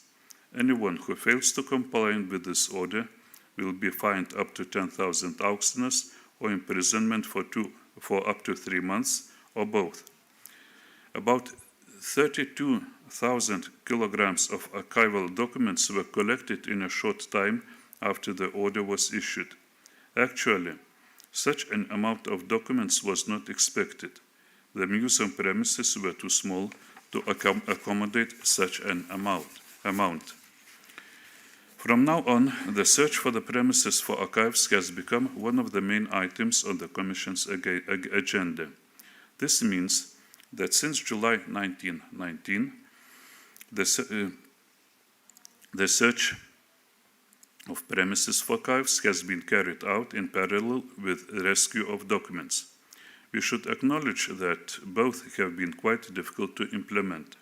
For example, during 1919-1920, Commission addressed to Kaunas City and County Commandant concerning the rescue of documents 2 more times, September 11, 1919 and January 11, 1920. According to the Commission, comparatively many people obeyed the first order of the Commandant concerning archival documents, which was issued on June 27, 1919, and returned a fairly large amount of archival documents. Unfortunately, according to the Commission, only one man obeyed the second order on archival documents, which was issued on December 22, 1919. What concerns the question of the premises for archives, the very first option was to take over the premises on Tatar Street in Kaunas. These are persons who worked hard establishing Lithuanian Central Archives. So the first option was to take over the premises on Tatar Street in Kaunas, where the board of Kaunas Gubernia and the archives of Kaunas Gubernia institutions have been located before World War I. After short correspondence with the Ministry of Internal Affairs, the Ministry of Internal Affairs agreed to hand over the premises of the former archives of Kaunas Gubernia institutions to the disposition of the State Archaeological Commission. The premises were handed over to the Commission on October 31, 1919. The main and the largest complex of handed over archival documents consisted of documents of the Board of Kaunas Gubernia, Chancellery of the Governor of Kaunas, and various other Tsarist Russia institutions that have been operating within territory of Lithuania. Chronological frames, the 19th, beginning of the 20th century, until 1915. As soon as the premises were taken over, another problem unexpectedly arose, namely disagreements with the owner of the premises, Naujas Lapinas, over the lease conditions of the premises. The tension between the Commission and the owner reached its highest point in the summer 1921. On June 2nd, 1921, the owner, Lapinas, died, and his heirs of his estate demanded either to agree to pay a higher rent or to remove all the documents held there and to vacate the premises in the Tatar Street within 2 weeks. Meanwhile, another circumstance soon and unexpectedly arose, which forced to urgently seek a solution to the issue of premises for archives. As we know, on July 12, 1920, the Lithuanian-Russian peace agreement was signed. According to the agreement, the return process of the property, including archives, belonging to Lithuania but taken away to Russia during the World War I, began. On July 9, 1921, the first transport with archival documents arrived to Kaunas. During 1920-21, a total of 17 wagons with archival documents were transported back from Russia to Lithuania. The situation became critical. The owner of the premises pressed the Commission to move out as soon as possible, while train wagons with evacuated archival documents were going to Lithuania one after another. All the Commission's efforts to obtain premises from relevant public authorities were fruitless. Finally, the abandoned premises of the 7th fort of the former Russian military fortress were given for archival purposes. The premises were urgently repaired and adapted for preservation of documents. The first director of the First Lithuanian State Archives, Kazimieras Oleka, was appointed on September 1, 1921 by the order of the then Minister of Education, Kazys Bizauskas. On October 11-12, 1921, the first director took over the premises of the 7th fort designated for archives. Official date of the establishment of Lithuanian Central Archives is considered to be October 19, 1921, when the then Minister of Education, Kazys Bizauskas, signed the order approving the Statute of Lithuanian Central Archives. Since then, The Central State Archives took over most of the functions of the State Archaeological Commission in relation to the collection, protection, and custody of archives in Lithuania. The statute of the archives stipulated that the archives must preserve all archives of central and local government institutions that had been operating before the establishment of the Republic of Lithuania, accumulate unnecessary archives of operating institutions and documents of institutions under their liquidation, as well as documents of private persons and public organizations of state, public and scientific value. At the very beginning, the Central State Archives staff consisted of 4 persons: director, 1 archivist, 1 clerk, and 1 guardian. In 1937, there were already 9 employees, and head, 2 deputy heads, 2 archivists, 2 freelance clerks, 1 guardian, and 1 furnaceman. Until the very 1940s, the archives as a state institution was directly subordinated and accountable to the Ministry of Education. The ministry allocated appropriations for the maintenance of the archives, appointed and dismissed the heads of the archives, approved the staff list of the archives, and etc. During the very first years of its existence, the priority activities of the archives were repair works, adaptation of premises for the storage of documents, and management of archival funds, as well as description of files, accounting of documents of various institutions evacuated from Russia before the First World War. In addition to this, employees of the archives prepared, to the best of their ability, answers to various citizens' and institutions' requests for the issuance of archival certificates, extracts and copies of documents on the basis of stored documents. For example, during the year 1922, archives received and operated 162 requests. In the 20s, 30s of the 20th century, archives repositories area was 2,000 square meters. They contained 6,315 linear meters of shelves. At that time, the archives was preserving more than 600 holdings, about 500,000 files. Archives had a library, and in 1929, the archives reading room was opened. The numbers I'll skip. For nearly 2 following decades, Central State Archives was the only one state archives in Lithuania. It's worth mentioning that in 20s, 30s of the 20th century, Lithuania was perhaps the only one European country, now I know that Czechoslovakia also, that had neither law on archives nor rules for the documents management. There are evidences that certain attempts to draft a law on archives were made in 1935. Nevertheless, those attempts failed, and the law on archives was not drafted until the very 1940. Provisional rules for the transfer of documents to the archives were prepared only in 1936. That's why, at that time, Lithuanian archivists usually followed the rules of documents management adopted in Tsarist Russia before the First World War. The lack of legal framework for archives complicated archives activities during the interwar period. All this time, the archives did not supervise the documents management neither of the central institution nor of local ones. To be honest, we should recognize that state authorities' attitude towards archival field at that time was insufficient. On one hand, there were objective reasons. Lithuania had just regained its independence, so the leaders were primarily concerned with defending and consolidating Lithuanian statehood, promoting country's economic and social development, gaining international recognition. On the other hand, the then state authorities did not always properly understand the importance of the archives and their significance. Now perhaps I'll skip once more and go to conclusions.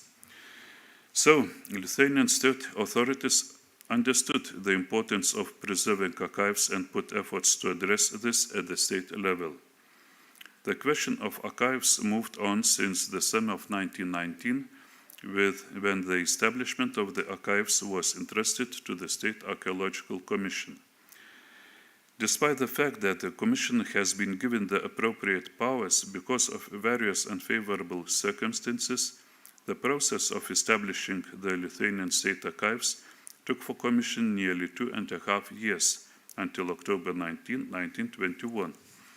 Lithuanian State Archives was established by the order of the Minister of Education and was subordinated to the Minister of Education until the very 1940s. Basically, no legal environment was created for the management of documents throughout the entire interwar period. In Lithuanian case, interwar period was too short for Lithuanian state authorities to lay solid basis for the state archival field. Unfortunately, it should be acknowledged that the field of archives was not at the very top of the list of priorities of the state authorities at that time. Thank you for your attention.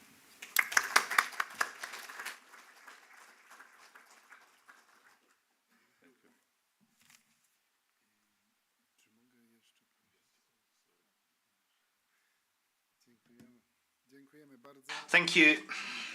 And remember that so far, important archives still are in Moscow, including the Lithuanian ones. Ladies and gentlemen, the next speaker will be provided by Madam Sofia Jobava from the National Archive of Georgia. And the title is The Process of Re-Evacuation of Georgian Treasuries from the North Caucasus according to archival documents.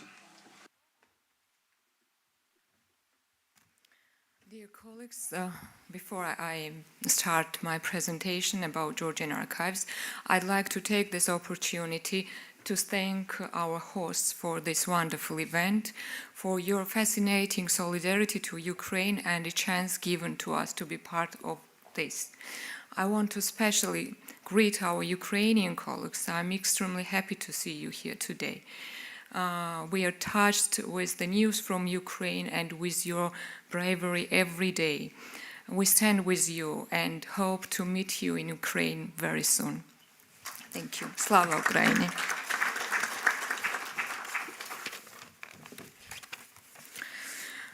After World War I began, After World War I began, due to the threat of invasion by the Ottoman Empire, Georgian treasures were taken in the North Caucasus in 1915. The war was accompanied by the 1917 revolution, demonstrations, armed clashes. In this chaotic situation, a major part of the Georgian archival and museum collections was found in completely unacceptable conditions in various cities of the North Caucasus. Some were damaged, some were completely destroyed or looted, and in some cases, finding traces of separate archives became an impracticable mission. After gaining the independence of the country, on April 23, 1920, the Constituent Assembly of the Democratic Republic of Georgia adopted the law on the establishment of the Central Scientific Archives of Georgia. The issue of collecting the scattered archival material was on the agenda, and one of the most important issues were re-evacuation of the archives taken to the North Caucasus during the war. In 1922, Sergei Gurgadze, the head of the archival administration, asked the Commissioner of Public Education to set up a special expedition group to return the Georgian archives and the museum collections. The letter was accompanied by inventories of treasures taken to Russia. For this purpose, head of the main division of archival affairs, Sergei Skakabadze, arrived in Krasnodar on January 11, 1923, towards Stavropol, Romanovsky, Georgievsky, and other places in Russia, and sent the survived Georgian treasures to Georgia. A number of interesting documents related to this issue are kept in the National Archives of Georgia. The material allows us to reconstruct the events of that time, how Sergei Skakabadze was searching for the survived material, in which basement or attic, in whose family what he found, then how he put everything in the boxes and sent them to Georgia through 11 wagons and one special bounded platform. As we have previously mentioned, Georgian archival and museum collections evacuated from the country in 1915 were transferred to various scientific and museum institutions in Russia. Sargis Kakabadz's report shows that in many cases the traces of the archives are lost. So it's hard to say whether they were actually destroyed or what fate befell them. That is why the issue of searching for Georgian treasures is still relevant today, and we may find ways to it in the archival documents. The Tbilisi Governorate Agricultural Department's archive included old Georgian deeds from the different monasteries in West Georgia from the period of the 11th century. The archive was transferred in 1915 to Kropotkin, Krasnodar Krai, and the house of a citizen Popov. In 1919, by the order of the General Repnikov, all the boxes of the archive were taken to the station Caucasus in one of the buildings of the old castle. In February 1919, the station Caucasus was taken over by the Red Army. The treasures, the archive was thrown out of the castle and dumped in the ditch around it. A couple of scraps were taken by Abram Evangulov. He has told Sargis Kakabadze when he met him, "I was riding a horse as if to graze, and so I silently collected some scraps from the soldiers." Evangulov kept them and then handed them over to him. Sargis Kakabadze wrote in his article, "The colophon of the King David the Builder was one of these scraps. It was originally over 2 meters long. A similar scrap was the 11th century charter of King Georgi, more than 1 meter in length. My heart was pounding when I looked at these scraps, the remains of 3,000 precious deeds." We present a few examples of returned and also lost manuscripts, including the donation charter of the village or villa to Gelati Monastery, issued by the King Tamar in 1188. It's only the approval part is missing in this document. You can see on the photo. Also, the order of King Lasha Georgi IV, releasing the Shiomguime Monastery from Texas. We have also the fragment of this parchment. The donation charter of slaves to Shiomguime Monastery, issued by the King Tamar as well, is lost in whole. We only have the paleographical copy with complete text and signatures that was made by Sargis Kakabadze in 1911. So according to it, the National Archives of Georgia created a moulage of this document. You can see on the photo. The Viceroy's archives was also housed in a brick warehouse on Hospital Square in Krasnodar in January 1919 at the request of the Cuban regional government. Most of the Viceroy's archives were dumped in the basements of the former military council. 1598 packages and 76 wooden boxes were transported there. The remaining 437 packages were saved, and the collected material was transported to Tbilisi in 4 wagons. The collections of the Military Historical Museum, formerly the Temple of Glory, were housed in the Prague Stavropol City Museum and were well kept. By the order of the Russian Museum Division, the valuable items of the Military Historical Museum were taken to be placed in the State Treasury in Moscow. They were returned to Georgia by Sargis Kakabadze and distributed to the Historical Ethnographical Museum, Art Gallery, and the Central Archive. Among the treasures were the portraits of Fatih Ali Shah and Abbas Mirza. You can see on the photos. As you can see now, they are preserved in the Georgia National Museum. They were located in box number 11 according to the inventory of the items collected on the territory of Russia. On February 5, 1923, museum collections and archival materials were housed in 11 carriages and 1 platform, which was specially covered with iron to accommodate large images and frames and sent to Tbilisi. The survived part of the Georgian treasure arrived in Tbilisi on February 22, 1923. The archival documents show the process of accommodation of the treasure at the Tbilisi railway station, moving the boxes to the building of archives administration, the road to the destination, and the cost of accommodation of the material. Among the documents is the inventory with a detailed description of the composition of each box. The material allows us to establish that about 40% only of the treasures found in the North Caucasus were returned.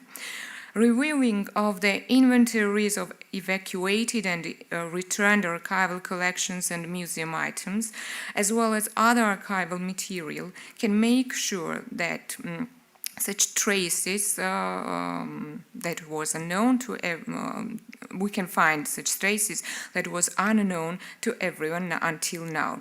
Photo fixation of these items that was regularly done will also contribute to this case. National Archives plans to implement a huge project to identify the items of the Georgian treasuries that never returned back to our country. Thank you.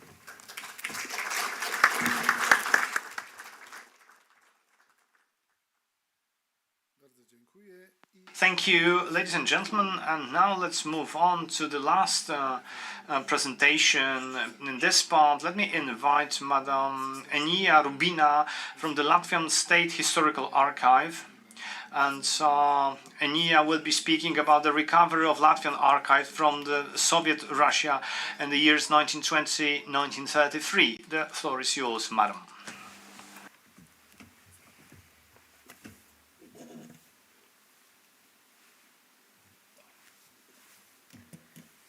So, good afternoon, ladies and gentlemen. I'm really honored to be here, and I am especially excited to talk about this interesting subject, movement of archives after the First World War. And today my topic, as you can see, is recovery of Latvian archives from Soviet Russia. As a result of First World War and collapse of Russian Empire, several new countries emerged, among them Republic of Latvia, which was established on November 18, 1980. The collection and preservation of archives was vital for the political, economic, and cultural life of the new country. But the task was not easy for several reasons. Russian Empire had not established a centralized archive system. Each state and municipal institution created and oversaw its own archives. So after the war, it meant that hundreds of archives were to be located and recovered. Also, the territorial and administrative division has considerably changed.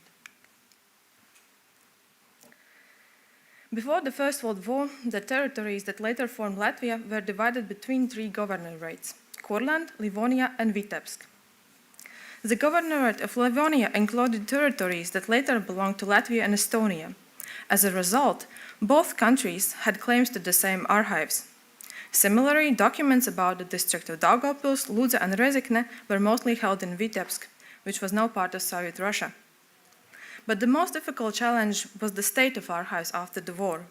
They were not only severely damaged and destroyed during warfare, but also a lot of them were completely or partially evacuated to inner Russia. In this presentation, I will look to the evacuation of archives and the evacuation process, which began in 1914 and ended in 1933. Already at the beginning of the First World War, in 1914, several orders about the potential evacuation of citizens, institutions, and businesses were issued in Russia. These orders applied to archives as well.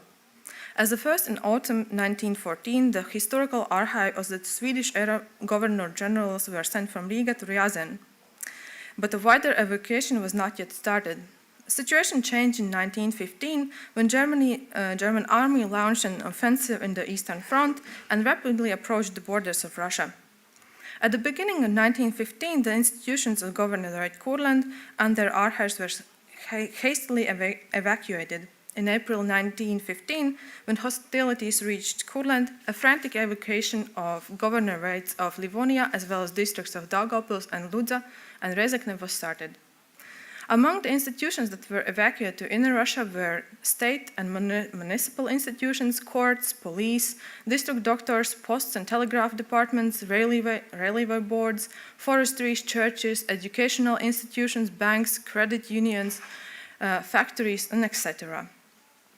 The evacuation process was chaotic, accompanied by transportation difficulties. In some cases, documents that could no longer be evacuated were destroyed.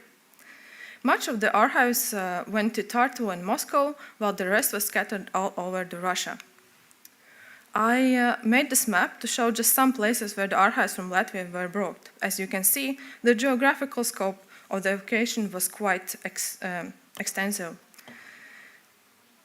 The archives of one institution could have been placed in several locations at the same time, and there were cases that the archives were repeatedly transferred, which of course caused additional damages. As you can imagine, often archives were kept in very bad storage conditions.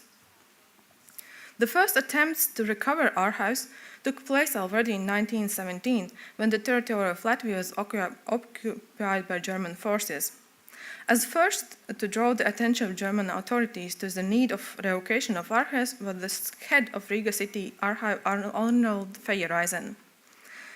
The Riga City Archive was the only large archive that had not been evacuated because the Riga City Council had refused to move the archive because of its volume. Feyereisen wrote several reports to German civilian and army institutions in an attempt to get the issue of revocation of archives to be included in German and Soviet peace talks that were held in Brest-Litovsk. Unfortunately, the Treaty of Brest-Litovsk, which was signed on 3rd of March 1918, did not include any mentions of archives of other cultural values. Feyereisen also collected information about the archives evacuated to Tartu. On June 1st, 1918, Feyereisen sent a report to German administration informing about the poor storage conditions in Tartu and called for revocation of archives to Riga with the help of army. In July, the army leadership supported the proposal, and in August, the packing of documents to transfer to Riga was started. Unfortunately, revocation was never fully carried out. At the end of 1918, the German occupation forces left the territory of Latvia, leaving the issue of revocation unresolved. However, the efforts of Feyereisen did not guide quite without results. In 1918, the Archive of Riga District Commission of Military Service, a small part of documents of Council of Governorate of Livonia, were brought from Tartu to Riga, while other archives remained in Estonia due to lack of transport. Further attempts at revocation of archives were delayed by Latvian War of Independence. In April 1920, peace talks between Latvia and Soviet Russia were launched, in which one of the central points was the revocation of properties, among them archives. After lengthy negotiations, on August 11, 1920, a Latvian-Soviet peace treaty was finally signed, in which the revocation of archives and other cultural values was included in Article 11.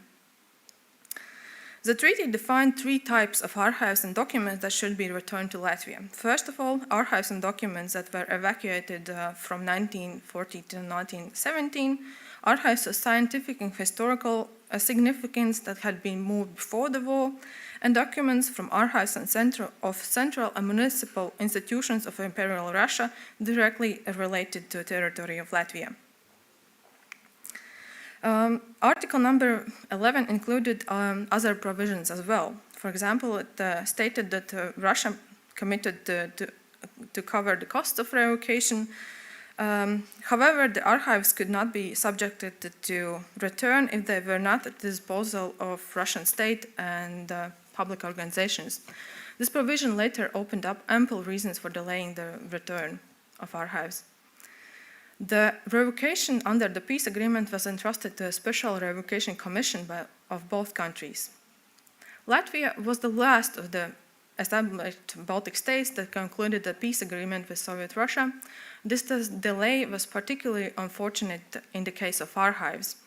Estonia, which had already signed a peace treaty in February 2, 1920, carried out extensive revocation in summer of 1920. For example, on 1st of September, Estonia representatives in Jasan received the archive of Swedish-era governor-generals that has historically been held in Riga.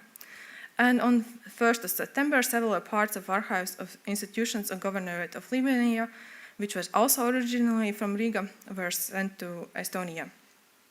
The vision of these archives and the return of archives that were evacuated from Latvia to Estonia during the war became a long-standing disagreement between both of these countries, and this issue was never resolved until the loss of independence of both Estonia and Latvia.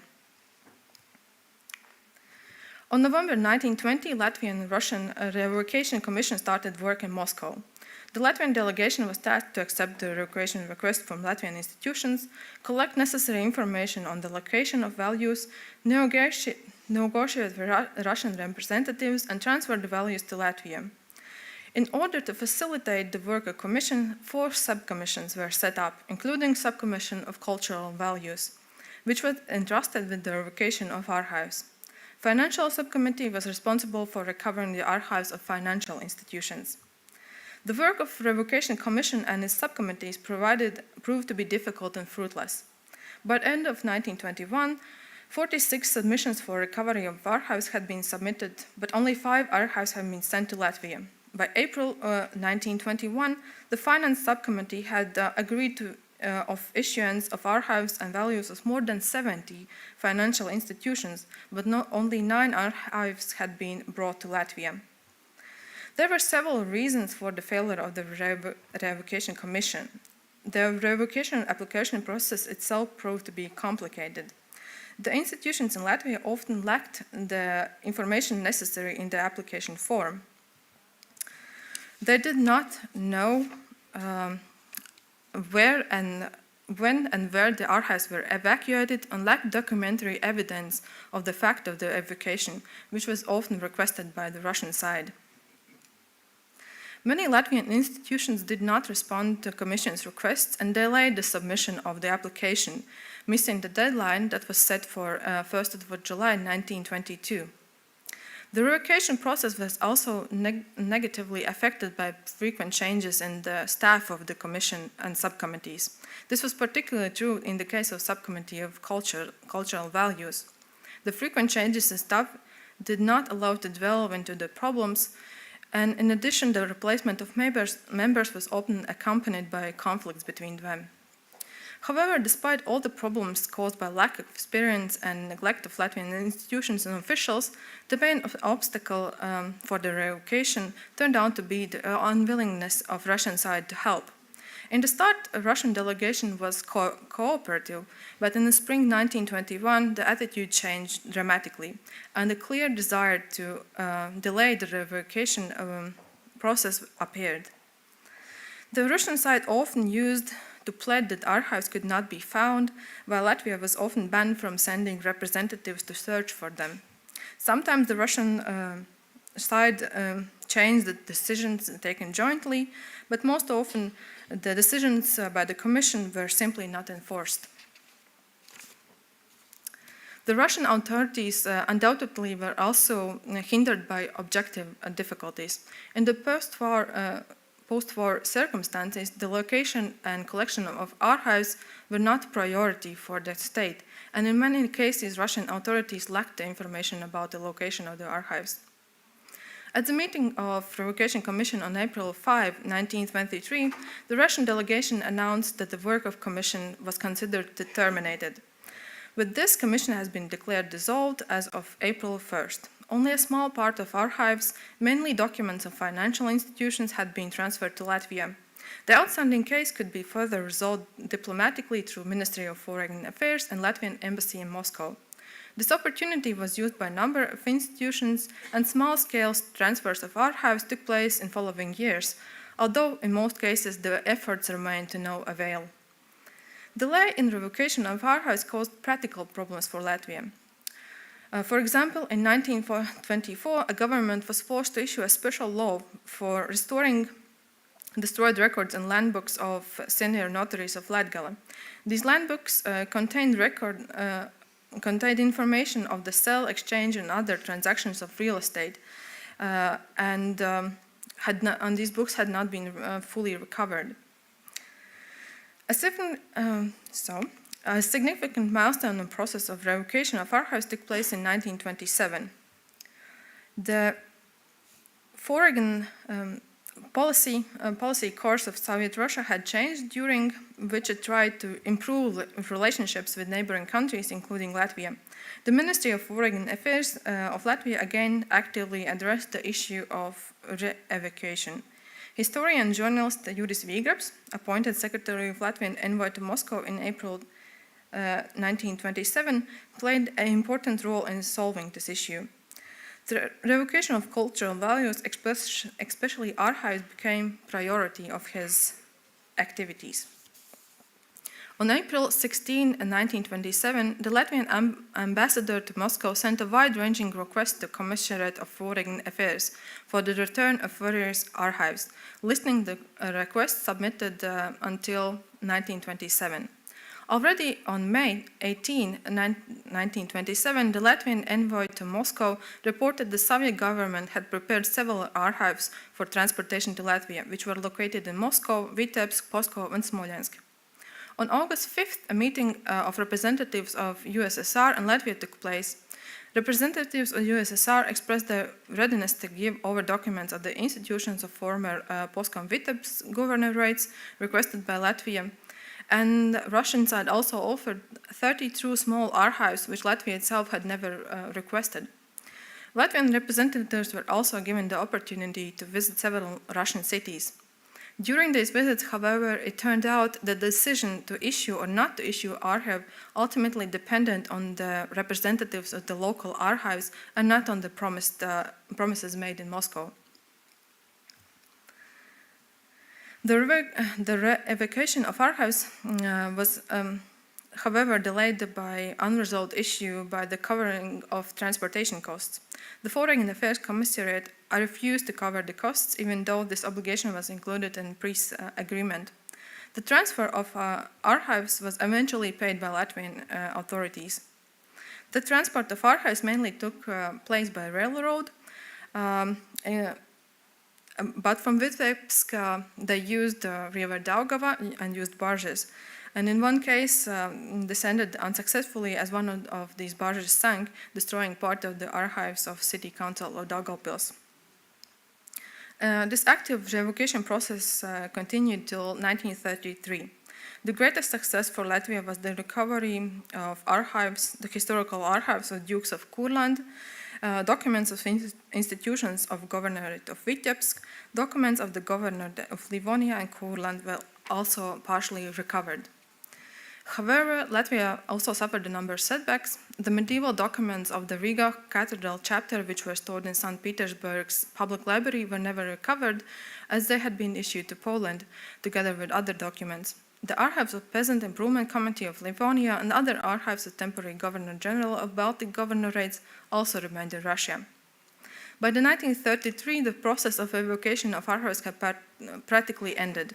Although in the second half of 1930s, Latvian institutions and organizations continued to submit requests for the evacuation of various archives. Of course, the question how thorough the evacuation was done, of course, still remains. Thank you.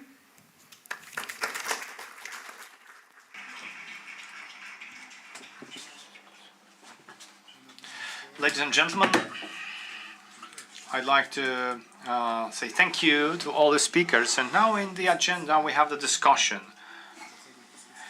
The rules of the discussions are that please remember that we broadcast this conference, so if you have questions to all the speakers, please ask us, come here, introduce yourself and ask your question. So go ahead.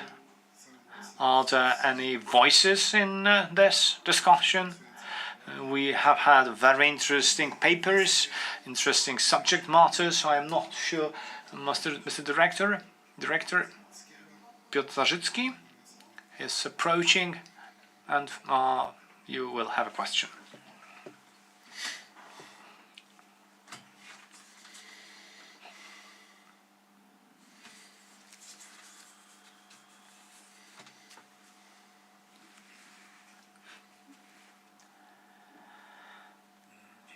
Thank you, Mr. Director. I dare to speak, as probably there always must be someone who will start, the first one to speak. I wish we had Professor Nowak with us, whose presentation, whose paper started the conference today. In fact, I cannot ask a question, but I only can share a remark. We have had an example of how much archives are an important element of making politics, also, unfortunately, the imperial politics, by the Russian Federation. We unfortunately just need to say that this is Yeltsin's festival. In this short period, when the Russian Federation government allowed Polish historians to copy documents, that was the Military Historical Committee, and I know from one of the members that they had been aware that they would have to copy as much as possible,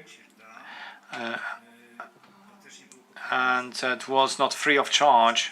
The Russian Federation requested a lot of money for each copy, and it was arranged in a way that our historians needed to travel there with our own copy machines and paper. So thank you to our German colleagues. The relationship at the same time in the Russian archives,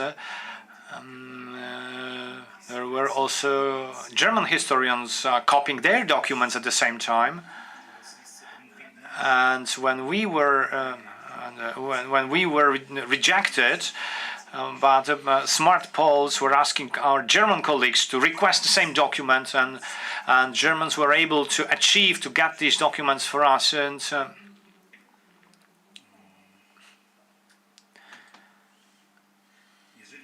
as for all the speakers today have emphasized the difficulties with regaining of documents from the archives of the Russian Federation. As you know, Russians treat those documents as their property, and they claim they would not return those archives. And I know from some other sources that Hungarians have received some papers. This is on the First World War. I do not remember also the French or Belgians with some personal contacts. And my colleague from Latvia, personal contacts are very important. So some little small things on the First World War, they were in the Russian archives, and French or Belgian archivers managed to achieve them. They originally were picked up by Germans, and finally they were stored in Russia. And coming back to using of acts in the imperial politics, we need to be aware that the Russian historians not only safeguard these documents which they managed to get in the war, but also treat very seriously their own documents. And a couple of years ago, I think it was in the 2015 or 16, there was an unfortunate article on so-called Panfiłowce, or the Second World War. So that was the article made by one of the directors of the Moscow archives, and there was big changes in the top administration of Russian archives as the remembrance of the war participants was depraved, and so he proven that it was mystification form. So in Russia you cannot pray for remembrance of heroes. That was, and the deputy head director supervising was fired, and the administration of archives was transferred to president's office. And Russians really manipulate sources. And also one of my speeches was the subject was manipulated in Komsomolska Pravda, which cut off one piece of my publication to negate the cutting crime. Information for my colleagues, for the Czech colleagues, and Lithuania on the acts of law on archives. Chile until today has no act of law on archives, so you do not have to be ashamed. And one more remark, the very last one, probably for my Polish colleagues observing and listening to your papers, you were referring to the first regulations, first laws from the time right after the First World War, and Poland, with its decree of 1919, seems to be a little overslept. It is not the case.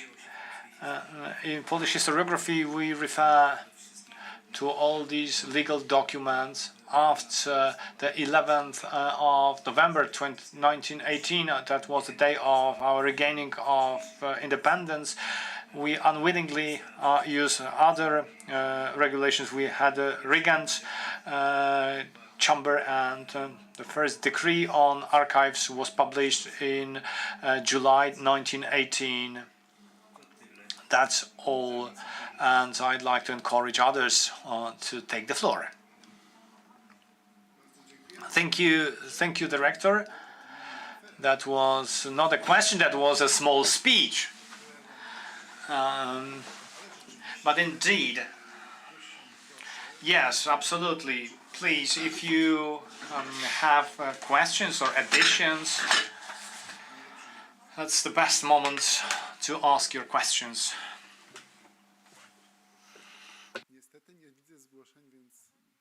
As there are no volunteers, so others are not going to follow our colleagues. Ladies and gentlemen, there are no speakers willing to take the floor. So let me thank you for participation. Thank you, those of you who are with us online, listening and watching. And let's take a break until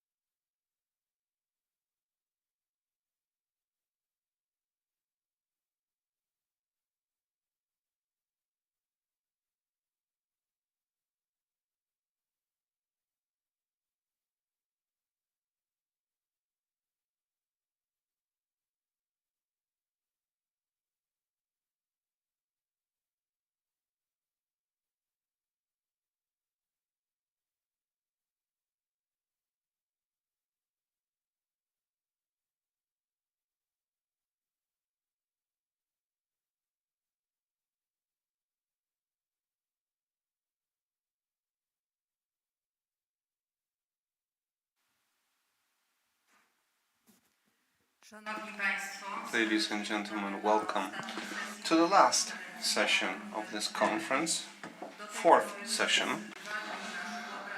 For 2 days, we have listened to many interesting and fascinating speeches from our guests from abroad. We've had papers from 10 European countries, and now we're going to listen to Polish experiences. As we've already heard, for our Polish experience, a fundamental experience was the Riga Treaty, and the 3 presentations here will be related to that legal act. The first speaker will be Piotr Długołęcki from the Polish Institute of International Affairs, who has been dealing with the topic for many years and who's been analyzing the Treaty of Riga also from the point of view of legal perspective. So with that, let me invite the first speaker to take the floor and to prepare, lay the foundations for further debate about the significance of the Treaty of Riga for state archives, mainly in Poland. Please, sir, the floor is yours.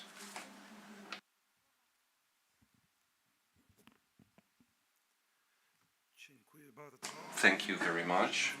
Ladies and gentlemen, allow me to thank the organizers for preparing such an interesting conference and for giving me the floor to share some remarks related to the Treaty of Riga and about what has been going on with the treaty, with particular inclusion of archival issues. I will shorten my presentation a bit because both yesterday as well as today my colleagues have touched upon some of the issues I wanted to talk about, so I'll try not to repeat what has already been said, and I'll try to present it in a bit shorter form. Before I start talking about the Treaty of Riga, I wanted to draw your attention to the situation that occurred after World War I. The new world order had to be laid, and for that purpose we had to call the Paris Conference, which was unique in terms of the participation of experts. So far, when some congress or conference was appointed that was supposed to determine the world order, politicians were the decisive force and diplomats without the participation of expert circles, whereas the Versailles conference was atypical because each delegation brought in huge numbers of experts. The Polish side was no exception here. The official and expert panel was around 150 people. The known cartographer, Polish cartographer, mentioned that the materials he brought in were over 150 kilograms. Roman Dmowski was a bit cheeky in saying that some of the scientists brought all their life's accomplishments to Versailles. Roman Dmowski was convinced that he knows best and no expert opinions are needed for anything. However, to these activities, expert activities, they are worth taking into consideration. Because archives and archival materials were the topic of interest. The politicians often forget themselves about that, and they often forget that there is an issue of archivals, whereas the presence of experts in a peace conference because of that, archival matters have been noticed and appreciated. Geopolitics was the most important thing for some, but archival matters, thanks to experts, have not disappeared. And out of the Marian Morelowski, one member of that panel of experts, who for the need of the conference prepared a broad memorial which was published in Polish, in a series of Polish diplomatic documents. He prepared it in the context of Germany and Austria, but he already then noticed the need to think about and talk about Russia, that a peace will be required. That peace will be required there, and he noted that what will be determined with Germany and Austria will be precedent acting in favor or benefit of the possible treaty with Russia. At that time, we did not know. No one knew what form Russia would take. And so, talking about these precedents, allow me to offer a short quote that it is of important precedent matter from Russia.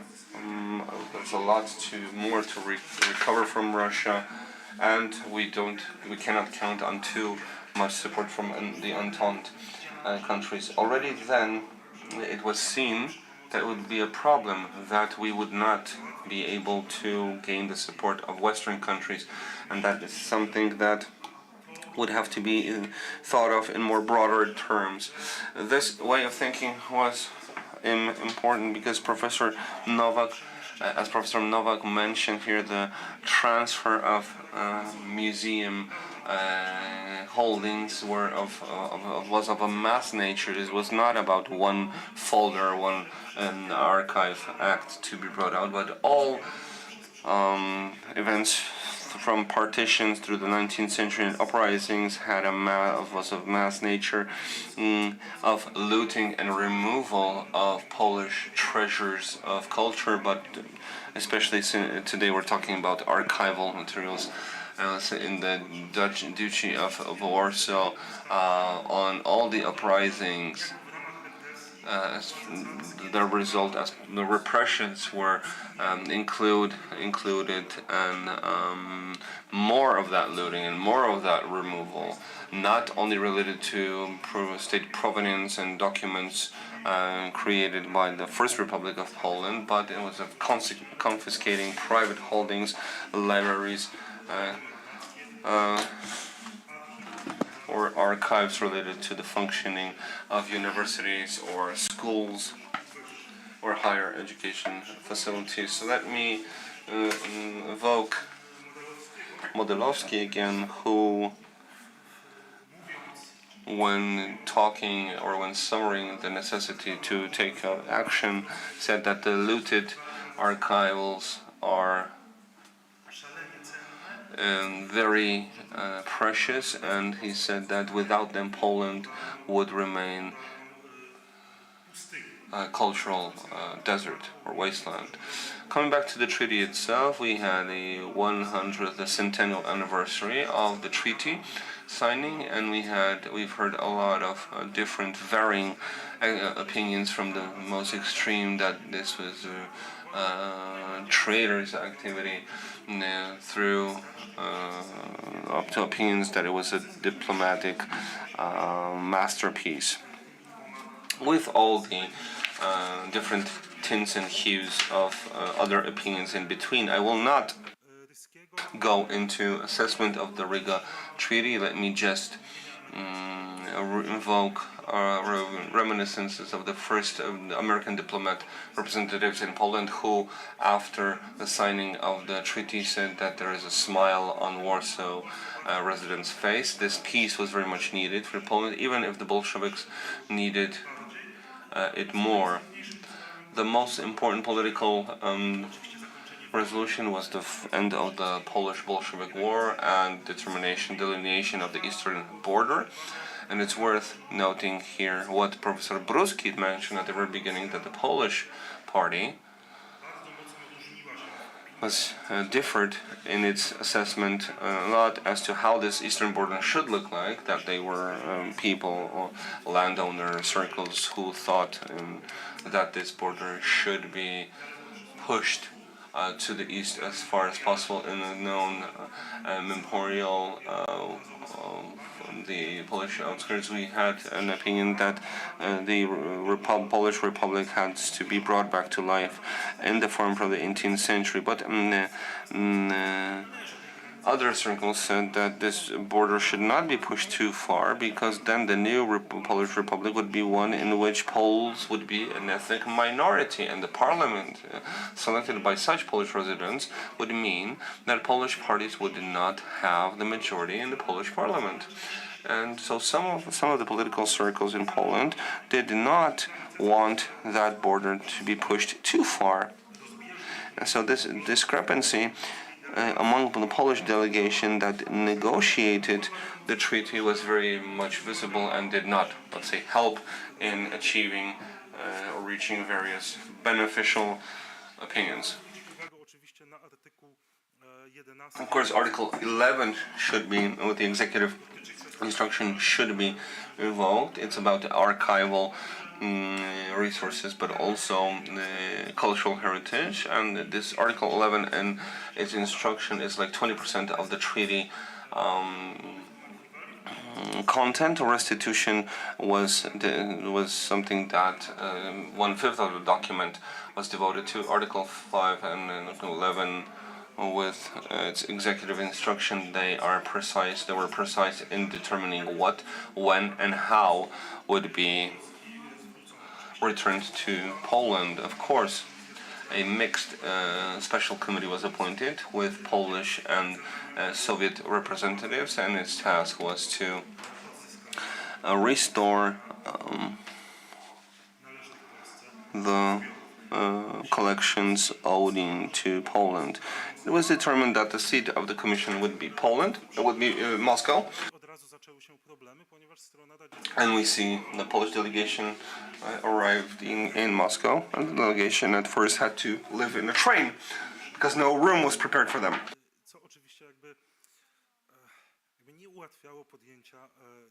This did not make matters related to restitution easier. Of course, the Soviet party reported numerous doubts from the very beginning, indicating the lack of formal diplomatic relations between Poland and Soviet Russia, so it was impossible to undertake any activities. It was noted that in Poland there are circles which should not be in place, and problems that appeared among the committee members had to be transferred onto the diplomatic level, because subsequent protocols had to be signed. Domsky and Karahan was the most famous of them. These protocols allowed for undertaking activities by the committee. And the committee, throughout all of its operations, came across difficulties created by the Soviet party. We are in a quite fortunate situation here because we have so-called Piotr Volkov's report. Was the head of the committee on the Soviet part. The report was secret. It had 45 copies and described the obstruction activities undertaken by the Soviet party. Fortunately, it was published under Yeltsin's rule, and we could see how much obstruction there was indeed on the Soviet part. Volkov talked about sterilization of archives, so removal of holdings of collections of documents which could help the Polish side in making financial claims. So it made it more difficult to obtain documents that could serve for further claims, whether with regard to industrial facilities to other financial matters.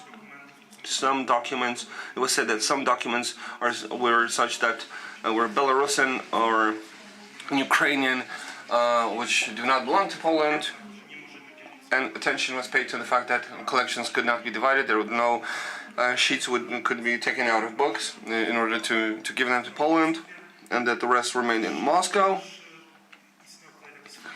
There was quite of a paradox as well. For the Polish party to raise a claim, it had to have access to inventories, to records, and they did not have access to those documents, so Poland could not precisely report what they wanted and what claim they wanted to have. And the Russians said, okay, since you're not coming up with any claims, so we have nothing to talk about. So it was very difficult to put forward any claim due to lack of access to any records or any lists. Of course, one of the most popular activities, instruction activities, is the passing of a short information that unfortunately a given collection cannot be found. It has been dispersed, lost.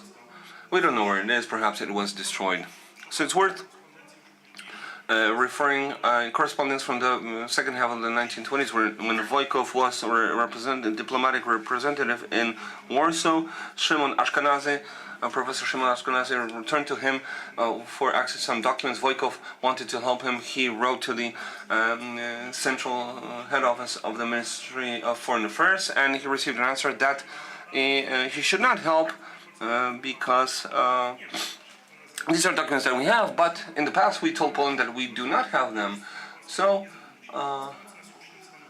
as per the Treaty of Riga, these documents will belong to the Polish party. Of course, formally speaking, the committee should have ended its activities over 2 years, with possibilities of extending its operations, but in fact,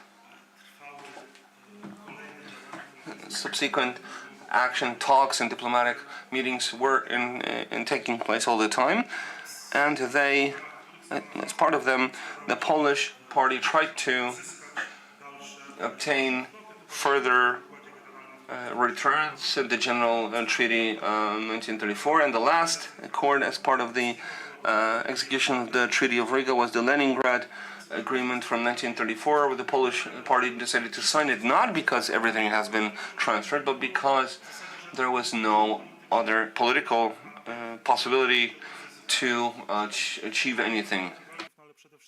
This was not only about archives, but the claims and financial claims. So, in fact, this Leningrad Agreement from 1934 finished the operations within the period of the Second Republic of Poland. And a completely new situation was the outbreak of World War II. Here we have the Marszałkowska Street on fire, which shows the scale of destruction and losses, but apart from those losses, during World War II, there was further looting, changes, and removals of archive materials, and the Polish side, the events of World War II and the changes that occurred during World War II, including political changes and territorial changes of Poland.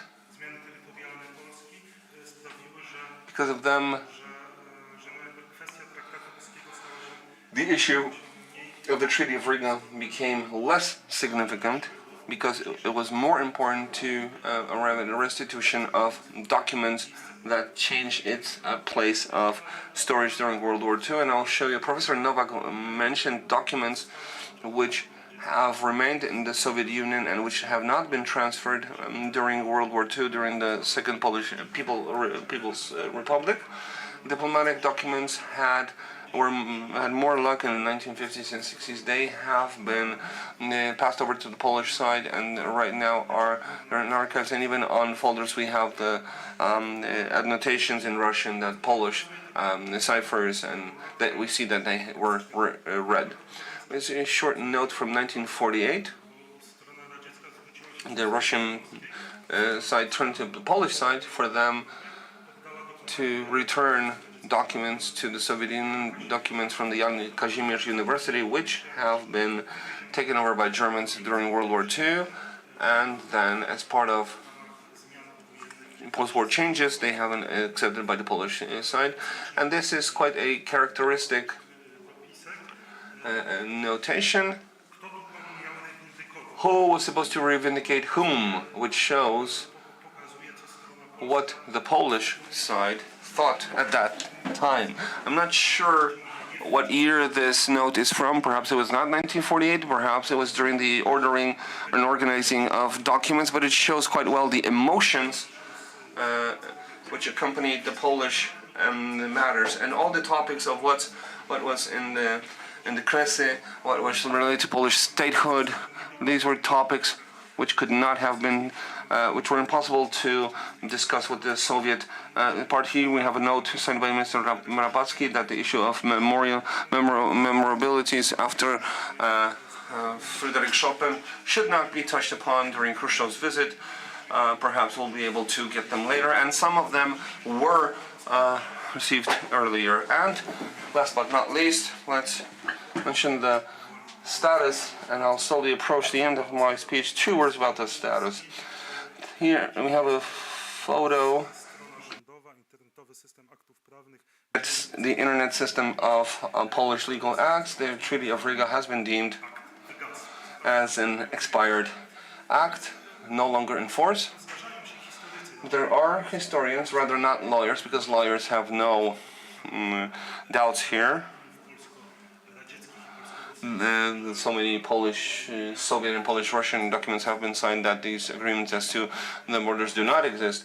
But some historians still put forward theses, that hypotheses that the treaty has not been formally cancelled or terminated, and those provisions related to the return of archivals can be used, and you can refer to them. The Polish Ministry of Foreign Affairs has relied on the Treaty of Riga in the context of protection of cemeteries in the territory of Russian Federation, but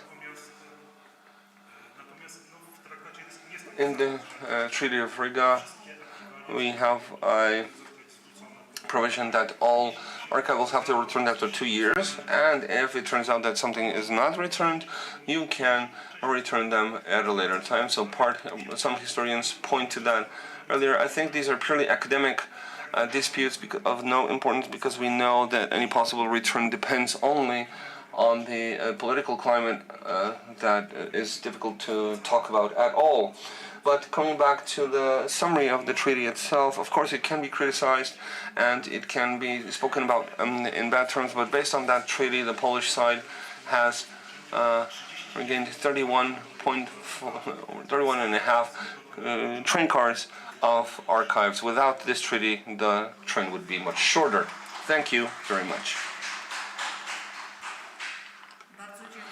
Thank you. It was a very interesting introduction, a very important introduction as to what the Treaty of Riga was and what its history was.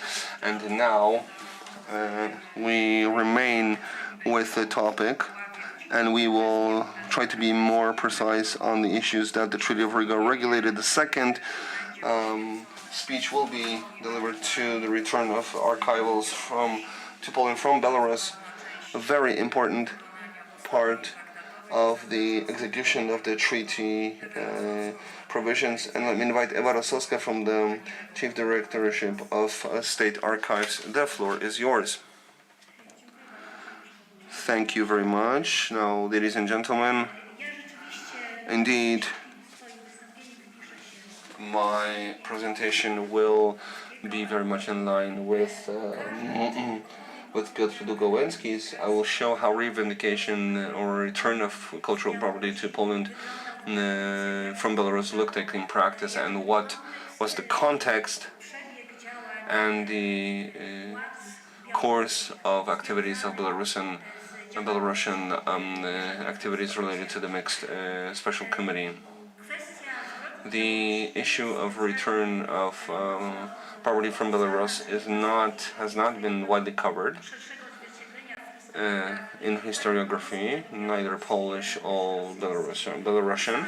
It is treated as a bit like an episode of less importance, of course, related to reivindication of Polish archivals from Russia, because from Belarus we have not reivindicated materials. So we've had restitution and re-evacuation mainly.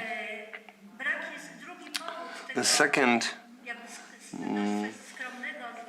cause behind this reflection in the historiography is lack of sources. We've had very few sources which are very fragmentary in nature.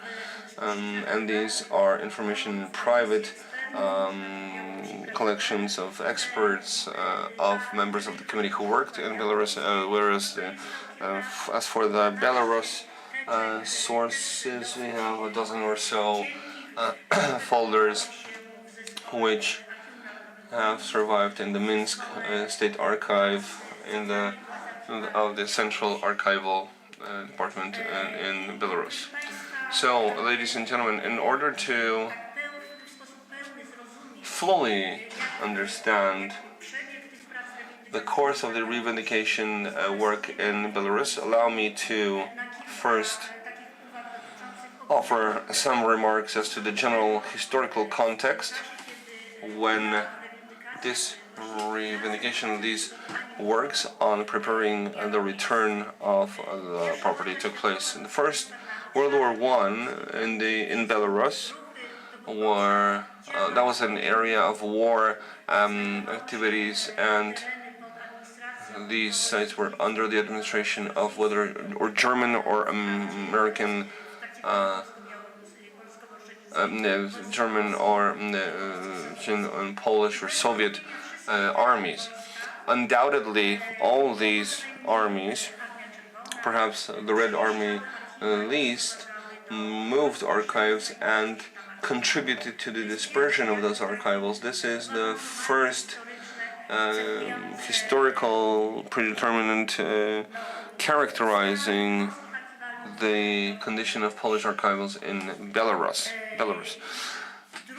The second is a mass evacuation ordered by Russian authorities in August of 15 on evacuation into deep interruption of all archive property, not only historical ones, but also especially materials or collections or holdings, administrative ones.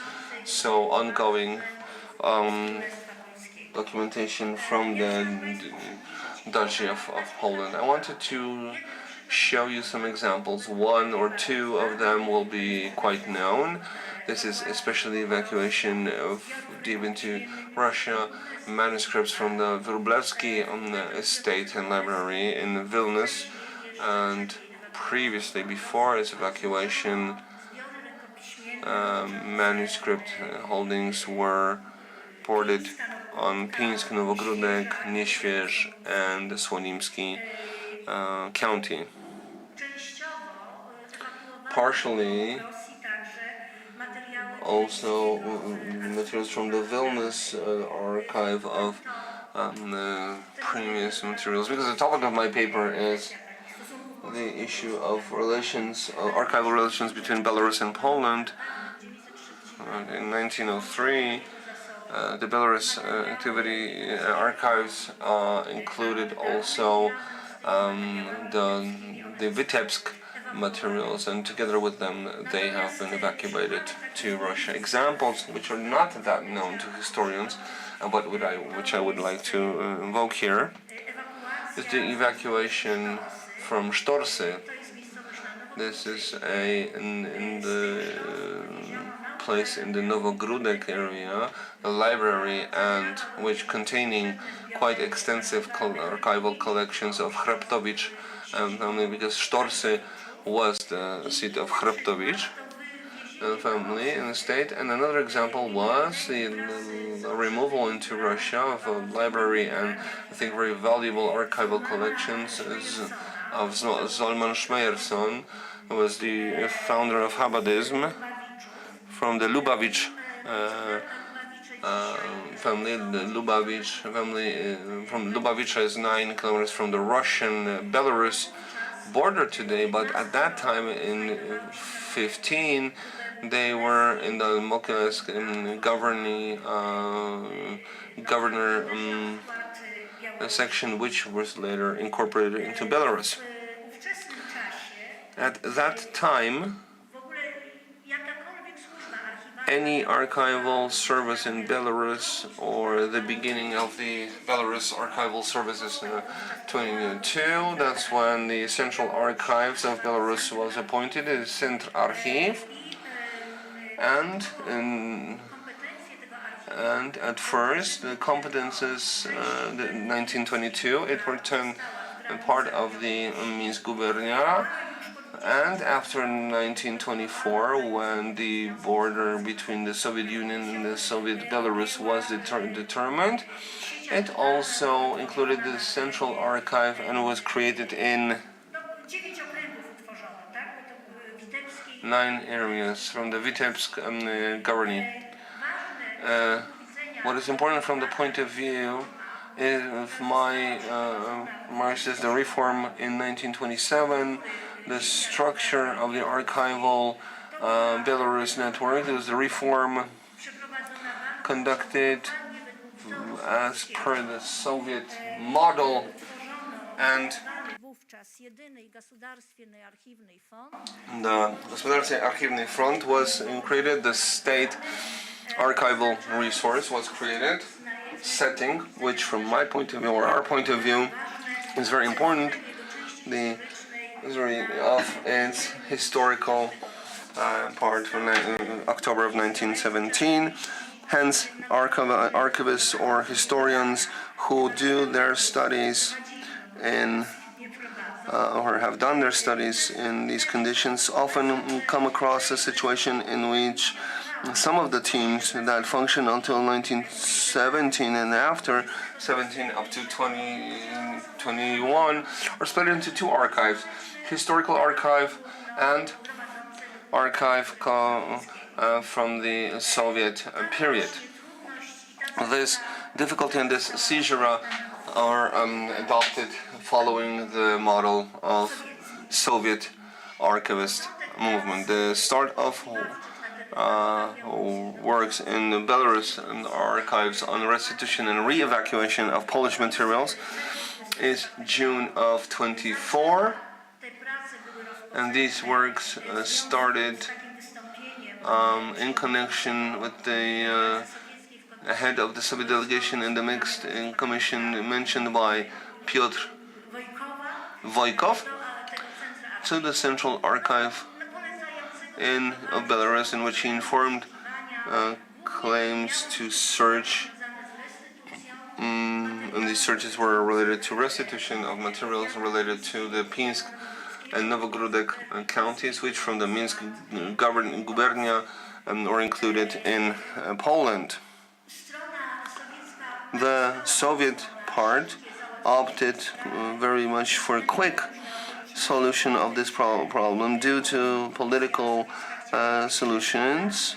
And so the party wanted to close the restitution issue quite quickly, but for that query and searches and restitution from Belarus archives was needed. The Soviet party sent to Minsk in order to, as Wojkow said it, to speed up the preparatory works and provide help to Belarus. Sent its expert Sergei Bogoyavlinsky, who at that time was the professor of archives department at the Moscow State University, but he was not let's say a regular professor. He was the former chief archivist of the Russian Foreign Ministry from the Russian Tsar period. And these works started indeed.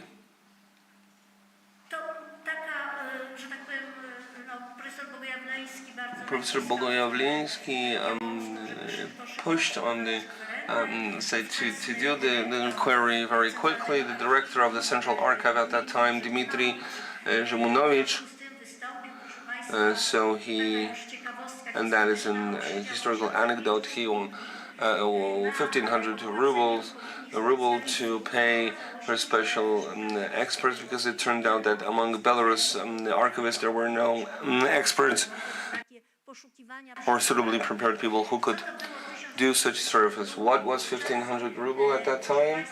It was around 30 average salaries, so it was not too small a number. Most preliminary query-related works, once they were finished, the Soviet delegation was presented with a list of short list of materials which were supposed to be returned to the Polish side. It included 10 generally named positions, like metric books from the Minsk spiritual consistory for the Novogrodek and Pinsk decanates,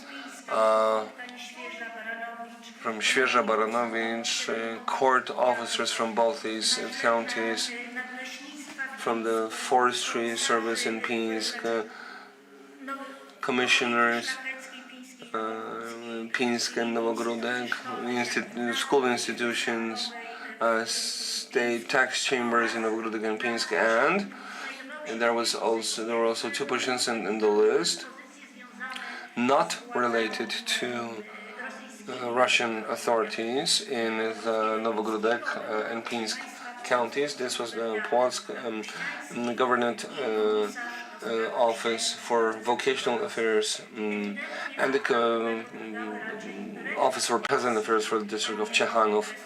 So it's about not restitution. At the same time, it was decided not to reveal to the Polish side such materials as the files of the Pinsk and Novogrodek town magistrates' offices, from these 2 documents from the Pinsk and Novogrodek districts, district courts, court of appeals, means the courts of peace, and heads of lands from both of these counties. As a consequence, it turned out that some of these materials were included in the list of materials given to the Polish party, but I will talk about that in a moment. I just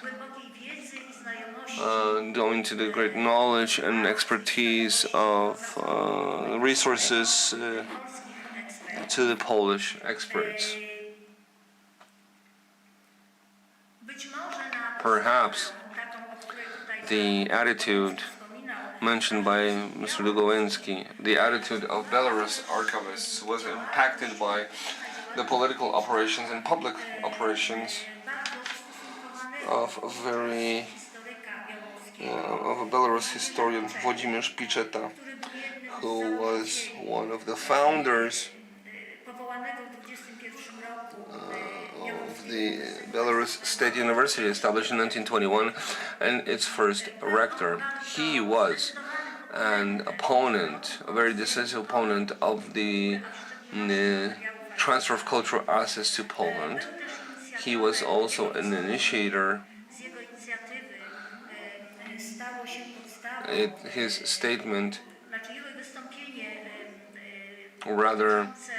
his statement on Belarus side opposing to the return of the Lithuanian metric was foundation of the University Council in Minsk to adopt a resolution that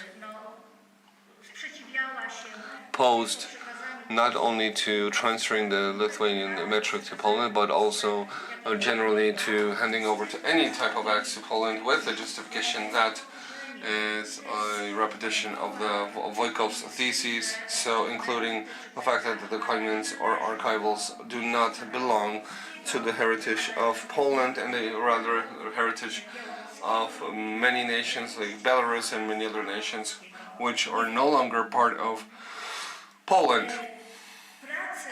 Works and determination of a list of materials or for transferring to Poland took place or lasted until 1928. These works were supervised by the Belarus GPU, and meets took place with the participation of the director or deputy director of Mieleszka and representative of the Soviet delegation in the mixed committee, representative of the Russian or Soviet one, or delegature of foreign affairs. A big meeting took place in September of 1928, it was supposed to prepare the arrival of Polish experts. The arrival of Polish experts who were to check on spot and accept the previously prepared Belarus list. During this meeting, it was determined that some archives to which Poland put forward claims would be hidden, and it would be officially reported as not found or lost during war activities.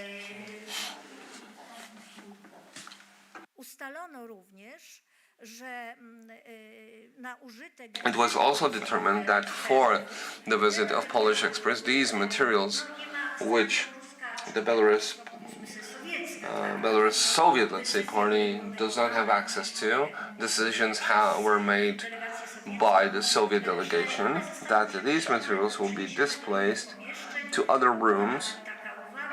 So there was even a remark that we could close those rooms and not allow Polish experts to get in those rooms at all. A special historical committee was appointed, which was supposed to serve as a partner for Polish experts. It was headed by a representative of GPU, and it consisted of representatives of the Belarus culture, Imperial. Imperial was an institution operating between 1924 and 28, based on which the Belarus Academy of Sciences was later created.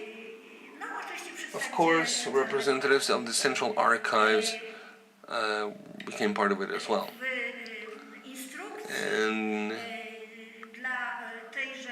instruction for that committee, it was specified to try and do everything in your power to hamper and slow down the operations of Polish experts, so that they could see as little as possible. The acts which have 3 minutes. Yes, I'm trying to speak faster. Acts that should be hidden, should not be revealed to the Polish side, were not only materials from the second half of the 19th century, but archivals like court materials for 1880, 1882, 1800, 1882, and similar materials. This was justified by saying that these materials are a huge value for the class struggle of peasantry from Belarus with Polish landowner, the operations of nationalistic Belarus movements, and on the other hand, arguments of pure archival nature were put forward. That restitution of part of the materials from the archival complexes will lead to a loss of value by those, historical value by those teams. Now, the Polish delegation came to Minsk in November of 1928.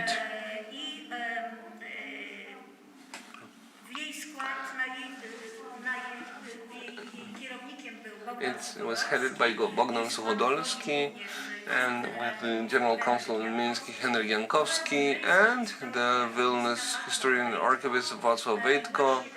And Wacław Wejtko, according to me, a very distinguished person for the Polish archival studies today, especially for the Vilnius archival studies, today a bit forgotten in Poland. And the works of the Polish committee, or the experts, lasted until December 1928, so nearly 2 months. The Polish experts, were not allowed to see any inventories or catalogs, but only a list, especially prepared for this occasion. And as mentioned before, access to the acts themselves was very limited. Wejtko tried to intervene through the Polish delegation in the mixed committee, noting the lack of, for example, in the list of materials, or lacked related to city courts, but The Soviet party responded that these court materials are.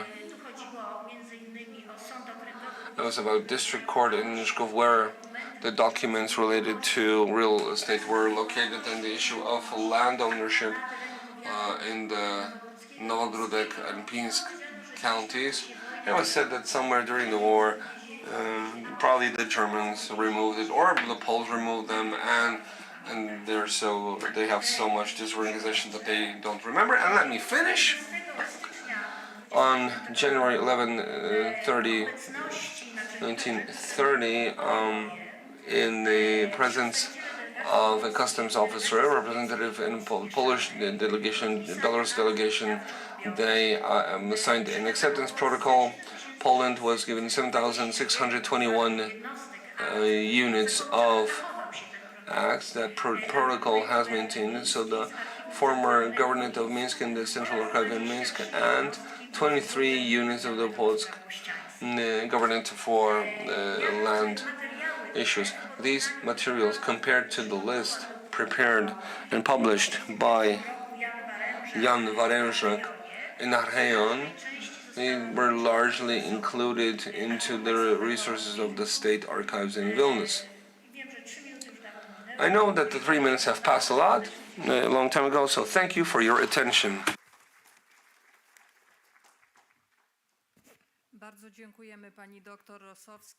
Thank you, Dr. Rosowska, for reminding us of the important issues of revindication, or rather restitution, of our archives from Belarus. We usually talk about it in the context of returning them from Russia, and with that we have moved to the last presentation with a very fascinating beginning, and I hope that you have woken up in the room. Right now we've restored materials for many archives, but out of the train cars that the director said, I think most of them came from so-called former acts. And now let me invite Hubert Weiss, the lucky holder of those restored things, to tell us closer what it looked like and what did the archives regain based on the Treaty of Riga. Please, the floor is yours.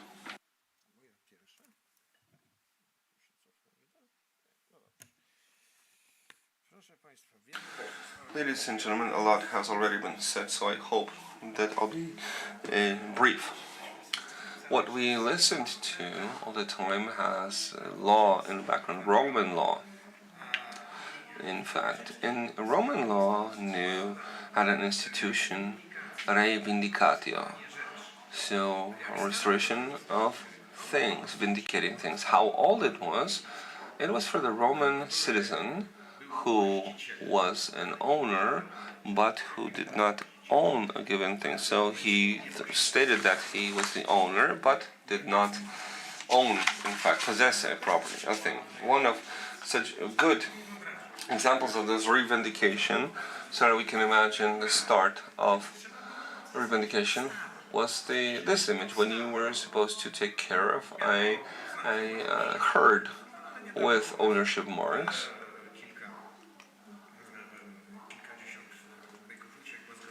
A dozen or so cattle escaped from the herd. When we talk about revindication from the point of view of the materials that we have in the agenda, where it's rather a revindication, we have two elements there. So, vindicatio. Vin is from vis, from strength. Dictio is from speaking. So, talking about revindication, we need to speak from the position of power. Because if we do not speak from the position of power, then we have a different problem in our hands. You mentioned the Treaty of 1660. This is Lvov, and there in its 9th article, attention was drawn to the fact that returned shall therefore be from the Swedish side, all archives and public libraries, and this restitution was made almost in its entirety. I'll tell you why almost at the very end, but especially in terms of books of entries of the crown metrics. It was worth noting there what occurred during the works of the Commission, and Stefan Kazimierz Hankiewicz worked out a full, complete, comprehensive list of archivables. That is what you have in the Treaty of Riga. There was the effect of that treaty, but generally speaking, restoration. We're talking about the First War, but it's the Northern War.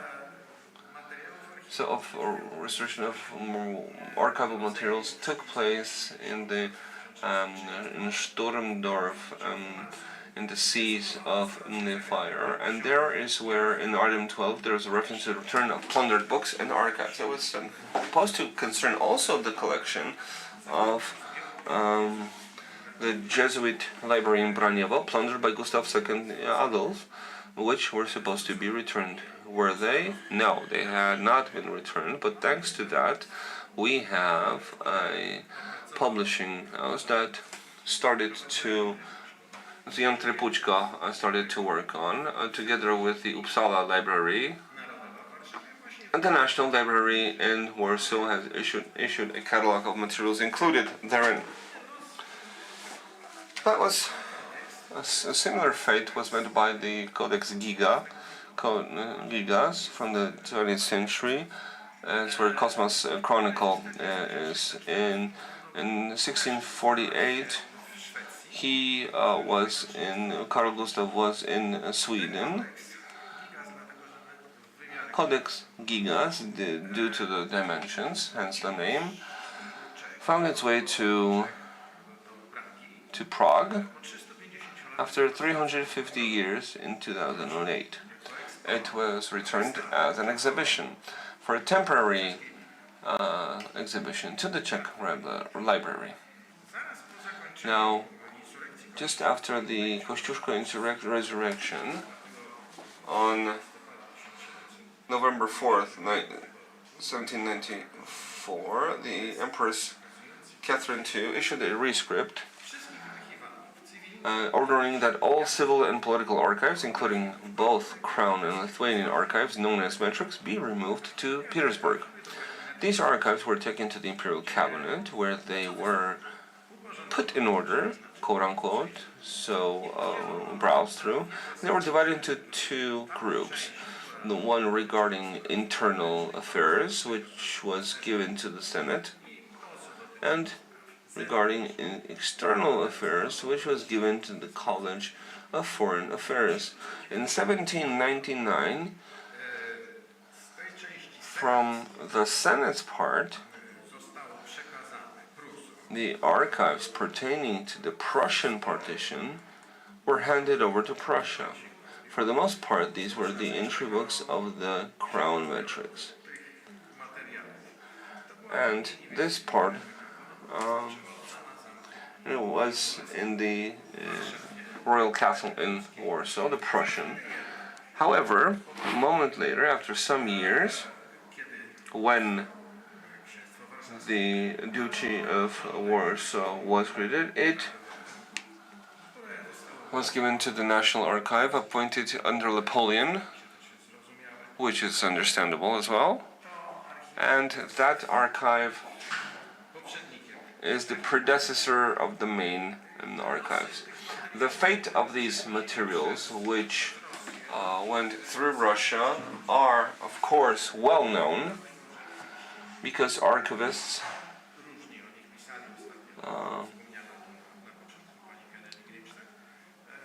Miss Kennedy Grimstead wrote differently about them, as we all know. The famous Lithuanian metric, which is supposed to concern materials on Lithuania, they were split into different places in Moscow, Petersburg, and in libraries, and in archives as well. The Treaty of Riga, which I will not talk to you about in detail here, because Piotr Długołęcki already, I think he told everything. And chronologically, this is what it looked like. It's worth thinking about the fact that even in the 20s, it all took place very clearly and very well. But later we had more fake movements. September of 1921 is important, when the Polish delegation filed a memorandum on the State Archives of Republic of Poland and other archives removed from Poland after a third partition, and in later years stored in Moscow and in other places. Directly after the memorandum was filed, a break occurred, and only in October, so the treaty was signed in March, and in fact only in November did the negotiations start. As for difficulties, we've already mentioned this. Perhaps it's worth noting that this use of archives in Russia, which was made more difficult, the effect it was that our party knew that there were some inventory lists of our archives, but we could not reach them. For example, at the end of 18th century, certain materials are related to diplomacy. Diplomatic archives was put forward to the council, and the list of those materials were worked out by under Stanislav Augustus in so-called Lithuanian metrics. So the impossibility of reaching them was a big problem. Now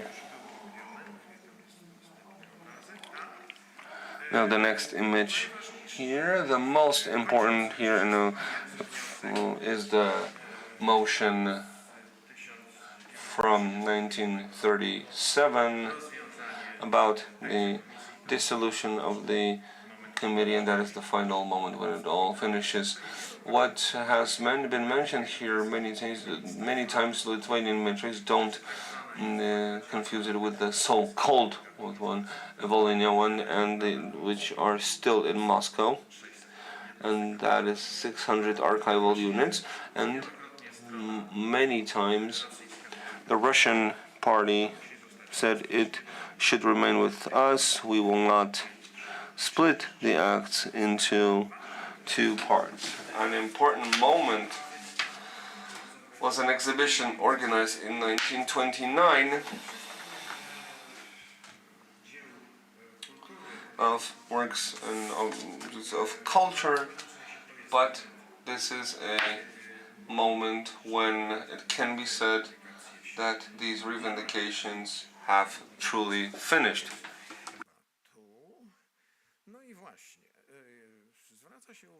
What is noted is that the agreements in the 1930s that Piotr Długołęcki showed as well formally finished the process of restitution from the Soviet Union, and they are until this day the basis of forming opinions in the Russian Federation that Poland has given up the right to restore and to return some of the cities under the Treaty of Riga.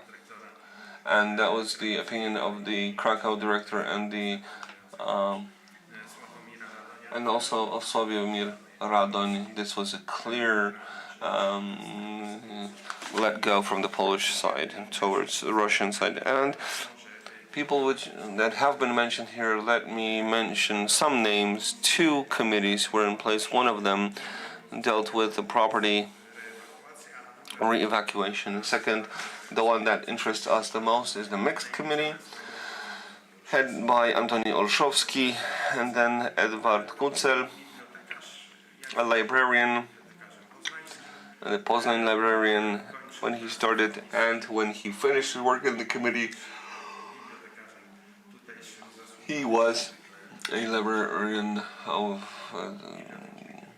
constructor of the Jagiellonian library. And the secretary of both these committees was Stefan Starzyński, the later president of Warsaw. And the three parts were included there. A museum part, headed by Aleksander Czołowski, library part, and the administrative archives with Witold Suchodolski at the forefront. And it is to him that one of the participants of the works, Kazimierz Konarski, said that he should be attributed with the success that these archives returned to the country in such big volumes. Suchodolski returned to Warsaw later. He did not work in the mixed committee, and in 1932 he became the head of state super archives until World War II. In the mixed committee, we mentioned the experts there. I will not repeat them. For us, they are known. We had roughly 80, at least 80 people working there. Generally speaking, and here I'm coming back to that element, the legal element again. This is a quote from Siemiński, who, when writing about the meetings, talked about a proceeding. Proceedings are not legally independent. As part of those proceedings or hearings, onus probandi, again, there was fell upon the Polish side, which was to indicate, just like the Latvian side, who, where from, and took away the objects and where they are relocated. I told you already what problem this was. About the list that in 1931 published by Jan Warężak, Eva mentioned that, a list of archival materials received by the state archives from Russia from 1922 to 1931. It is divided into three parts, just like it was proceeded in the committee. The first part, so category A, or the reivindicated returned archival materials from January 1772, so from the first partition until the outbreak of World War II. Category B included to the First World War. From our point of view, it's August 1914 to October 15. That's when the Russian army was pushed out of the former Poland part. And Category C, those created during the partitions. The Category C is unfortunately recovered the least, including in Category A. We have managed to restore this beautiful document here, among others, from Han Tochtanysz, Jarlik, to King Jagiełło from 1392. I'm showing it on purpose here to show the not only beautiful document and the stamp of the Moscow archives, but also to note, or you draw your attention to one more thing. This is truly the farthest document from the Golden Orda.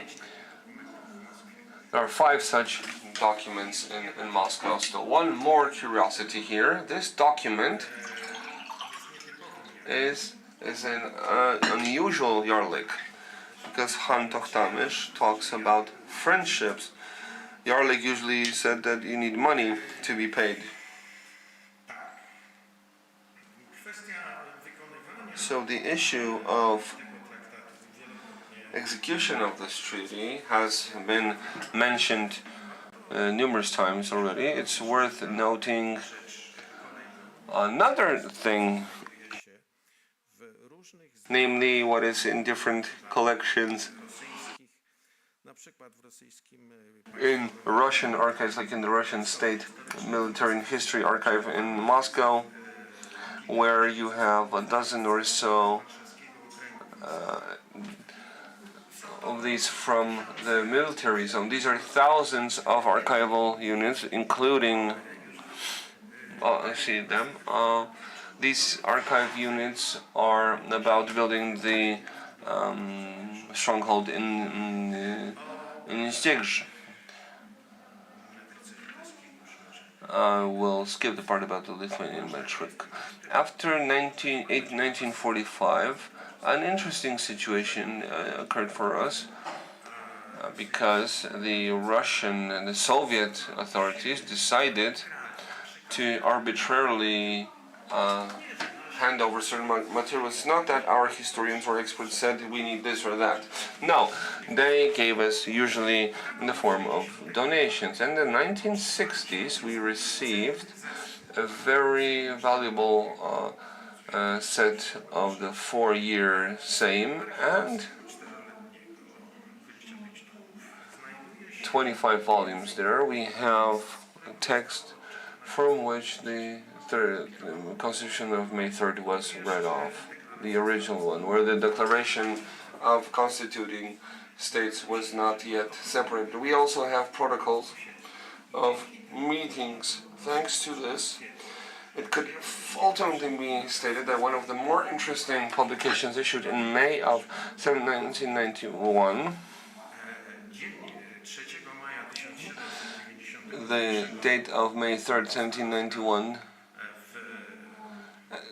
issued in the Grell's printing house. He wrote the secretary of 4-year Sejm, Antoni Sierczyński, wrote.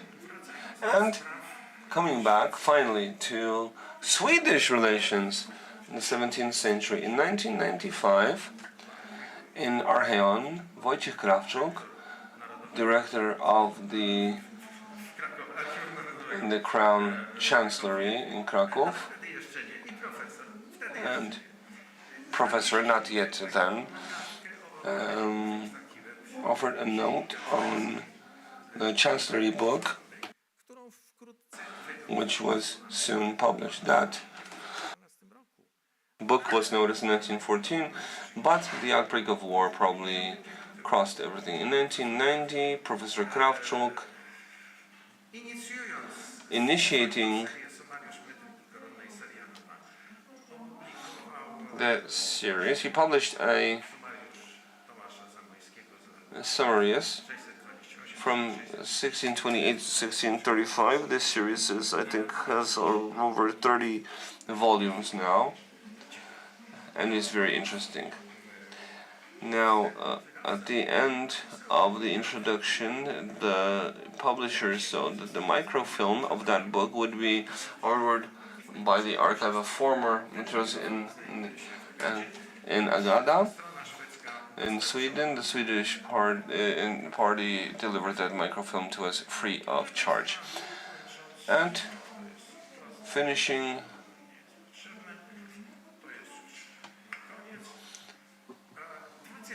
two quotes. These are not my words. The first one is from Director Radoń, and the second you'll see in a moment. The quote from Director Radoń: paradoxically, the retention in the Soviet Union of a significant part of the archival materials due to Poland under the Riga Treaty was decisive in saving them from destruction. In 1944, when the Germans deliberately burned all the Warsaw archives. And the second quote, the following from Wojciech Krawczuk: the discovery of an unknown book of the Royal Chancellery is, on the one hand, a pleasant surprise, and on the other hand, proof of how much there is still to be done in terms of our knowledge of Polish archives scattered around the world. Thank you very much.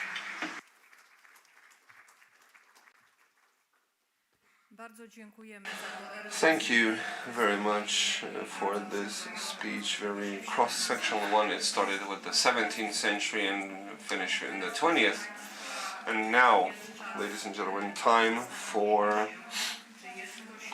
thoughts Is there anyone brave enough to come up to the stand and ask a question? Let me remind you that we are being recorded, and so the task of asking the question is related to reaching us here. Is there anyone who would like to ask something of the speakers here?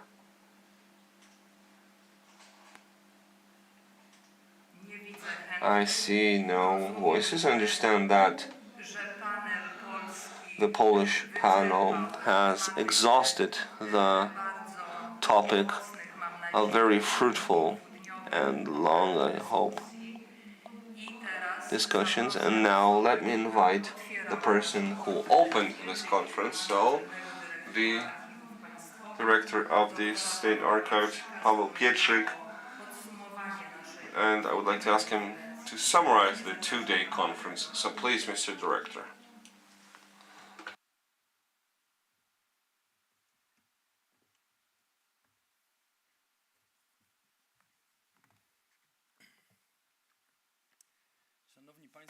Ladies and gentlemen, despite the fact that nobody wants to ask any questions at the end, I understand that 2 long, exhaustive days, a lot happened during these 2 days. But allow me to, not broader, don't worry, but allow me to pinpoint several things. But before I do that, let me thank again all of you for coming here, speakers for delivering very interesting papers, and to all those who are watching us online. And let me say that in peak times we had around 2,000 connected users who were listening to our conference. So I think this is an amazing result, especially considering the fact that this is the first conference in this new old cycle. So thank you for that once again. I hope that the conference itself, and especially the papers that we could listen to, first of all, that it satisfied your needs and the needs of those listening, but also confirmed the reason behind organizing it. And the topic, not only interesting, but on time, trendy, with regard to the events outside of our eastern border. And the topics, as we've heard during these 2 days, not exhaustive. On these summary by Mr. Director Vice proves that. It's more the quote on the director of Mr. Krawczuk, how many more interesting things can we still find in the world, at least in the context of history of Poland and Poles. We know we are, especially as a society, as a nation, we are experienced and by fate in our archivals, the documents, the sources are scattered around the world. But out of the speeches that we've listened to for these 2 days, we've heard also, at least in this part of Europe, in this part of Eastern and Central Europe, we have a similar history. We have these experiences which are very similar. And because of that, at least part of the problems that are ahead of us, including also those related to archiving and archive materials and storage of heritage, of documentation heritage, we have very similar ones. And the fact that we're meeting at these conferences such as this one, and that we share knowledge and experience, is a value which cannot be stressed enough. So I think that is important to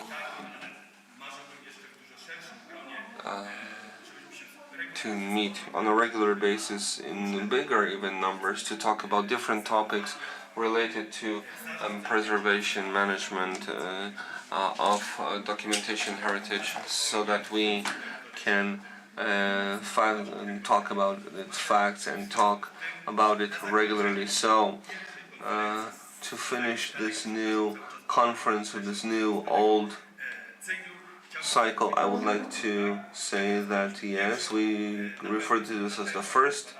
In 2 years' time, well, nothing's sure, but well, two things are certain, but I won't mention them. Let's say that we already now agree, and let me invite you already, that we would like to meet in even bigger numbers. Perhaps we'll manage to colleagues from this part of Europe, like I said, and both male and female, that will be able to continue our archival conferences. We will propose some interesting spots outside of Cracow, but also interesting from the archiving point of view, but also tourist point of view. So already now, feel invited, please, to this next meeting. As two things that I wanted to offer, as for the topic itself, of the topic of this conference in particular, I noted two things which I've heard a lot, almost in all speeches. So the scale of the problem that we've been talking about, I don't know if you've noticed, but most papers, most speakers, and I started with this myself, when talking about revindication and start, shall we say, a train car. So that is the measure in which we measure how many documents have been relocated. So we talk about a huge scale. We're not using units as we usually do, or running meters even. We're talking about train cars.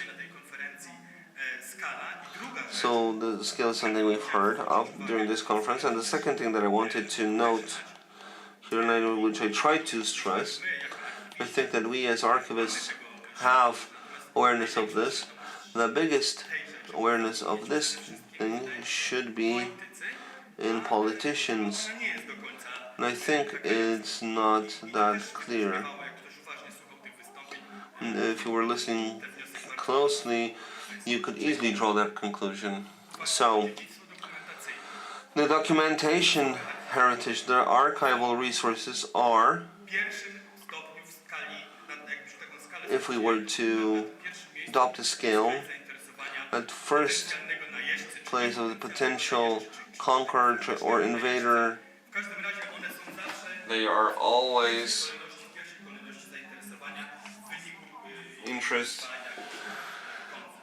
as a result of some conflict. Only then do we have museums looted or pieces of art. Only then do we have libraries looted. But first, we protect documentation. That is information most important to us, and thanks to that information,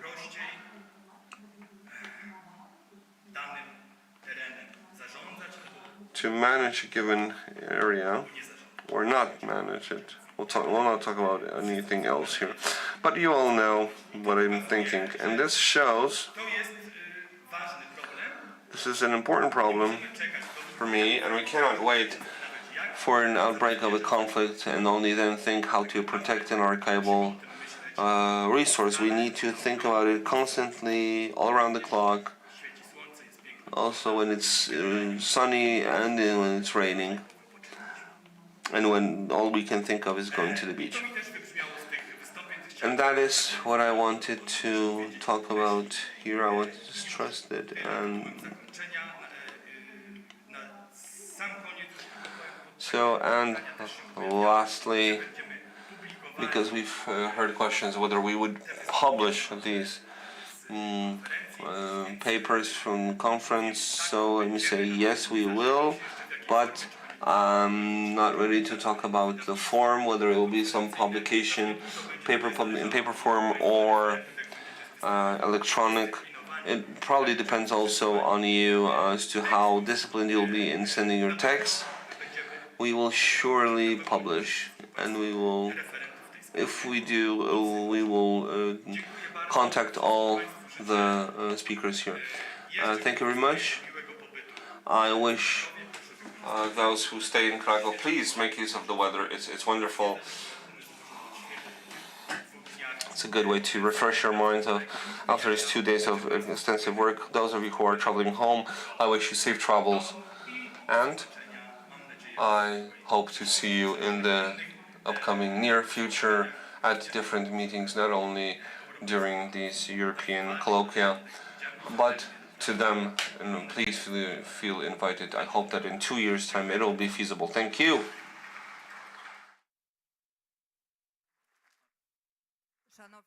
Ladies and gentlemen, taking this opportunity that we're still streamed here, I would like to thank, and I think you can join me in thanking all the listeners, because we've done a lot of conferences, but the number of over 2,000 viewers and spectators is impressive, and I think it's the first time that we've broken such a record. So let's thank our online audience. The second equally important thank you, and I hope you'll join me, to our technical staff and our interpreters. Ladies and gentlemen, we've had feedback from abroad, from the Ukraine, but also from other regions, that they are in deep awe by interpretation streamlined in 3 languages, in Polish, Ukrainian, and English. I think it was the first such conference which was so dispersed around the world. But this would not have been possible were it not for experts and professionals who are in the background here, and to the interpreters and the entire technical staff. Let's have a big round of applause for them. And thank you to the hosts. Yes, I apologize, because I forgot about that, and so I feel I need to be reprimanded for that, especially, yes, to the hosts, Mr. Director, but all the employees of the National Archives in Krakow who worked tremendously hard to do everything so well, but also to my colleagues from the Directorate of the State Archives, who for a long period of time have piloted this work. So again, let's award them as well. And now I think indeed we can finish streaming. If we've omitted anyone, my fault, my apologies.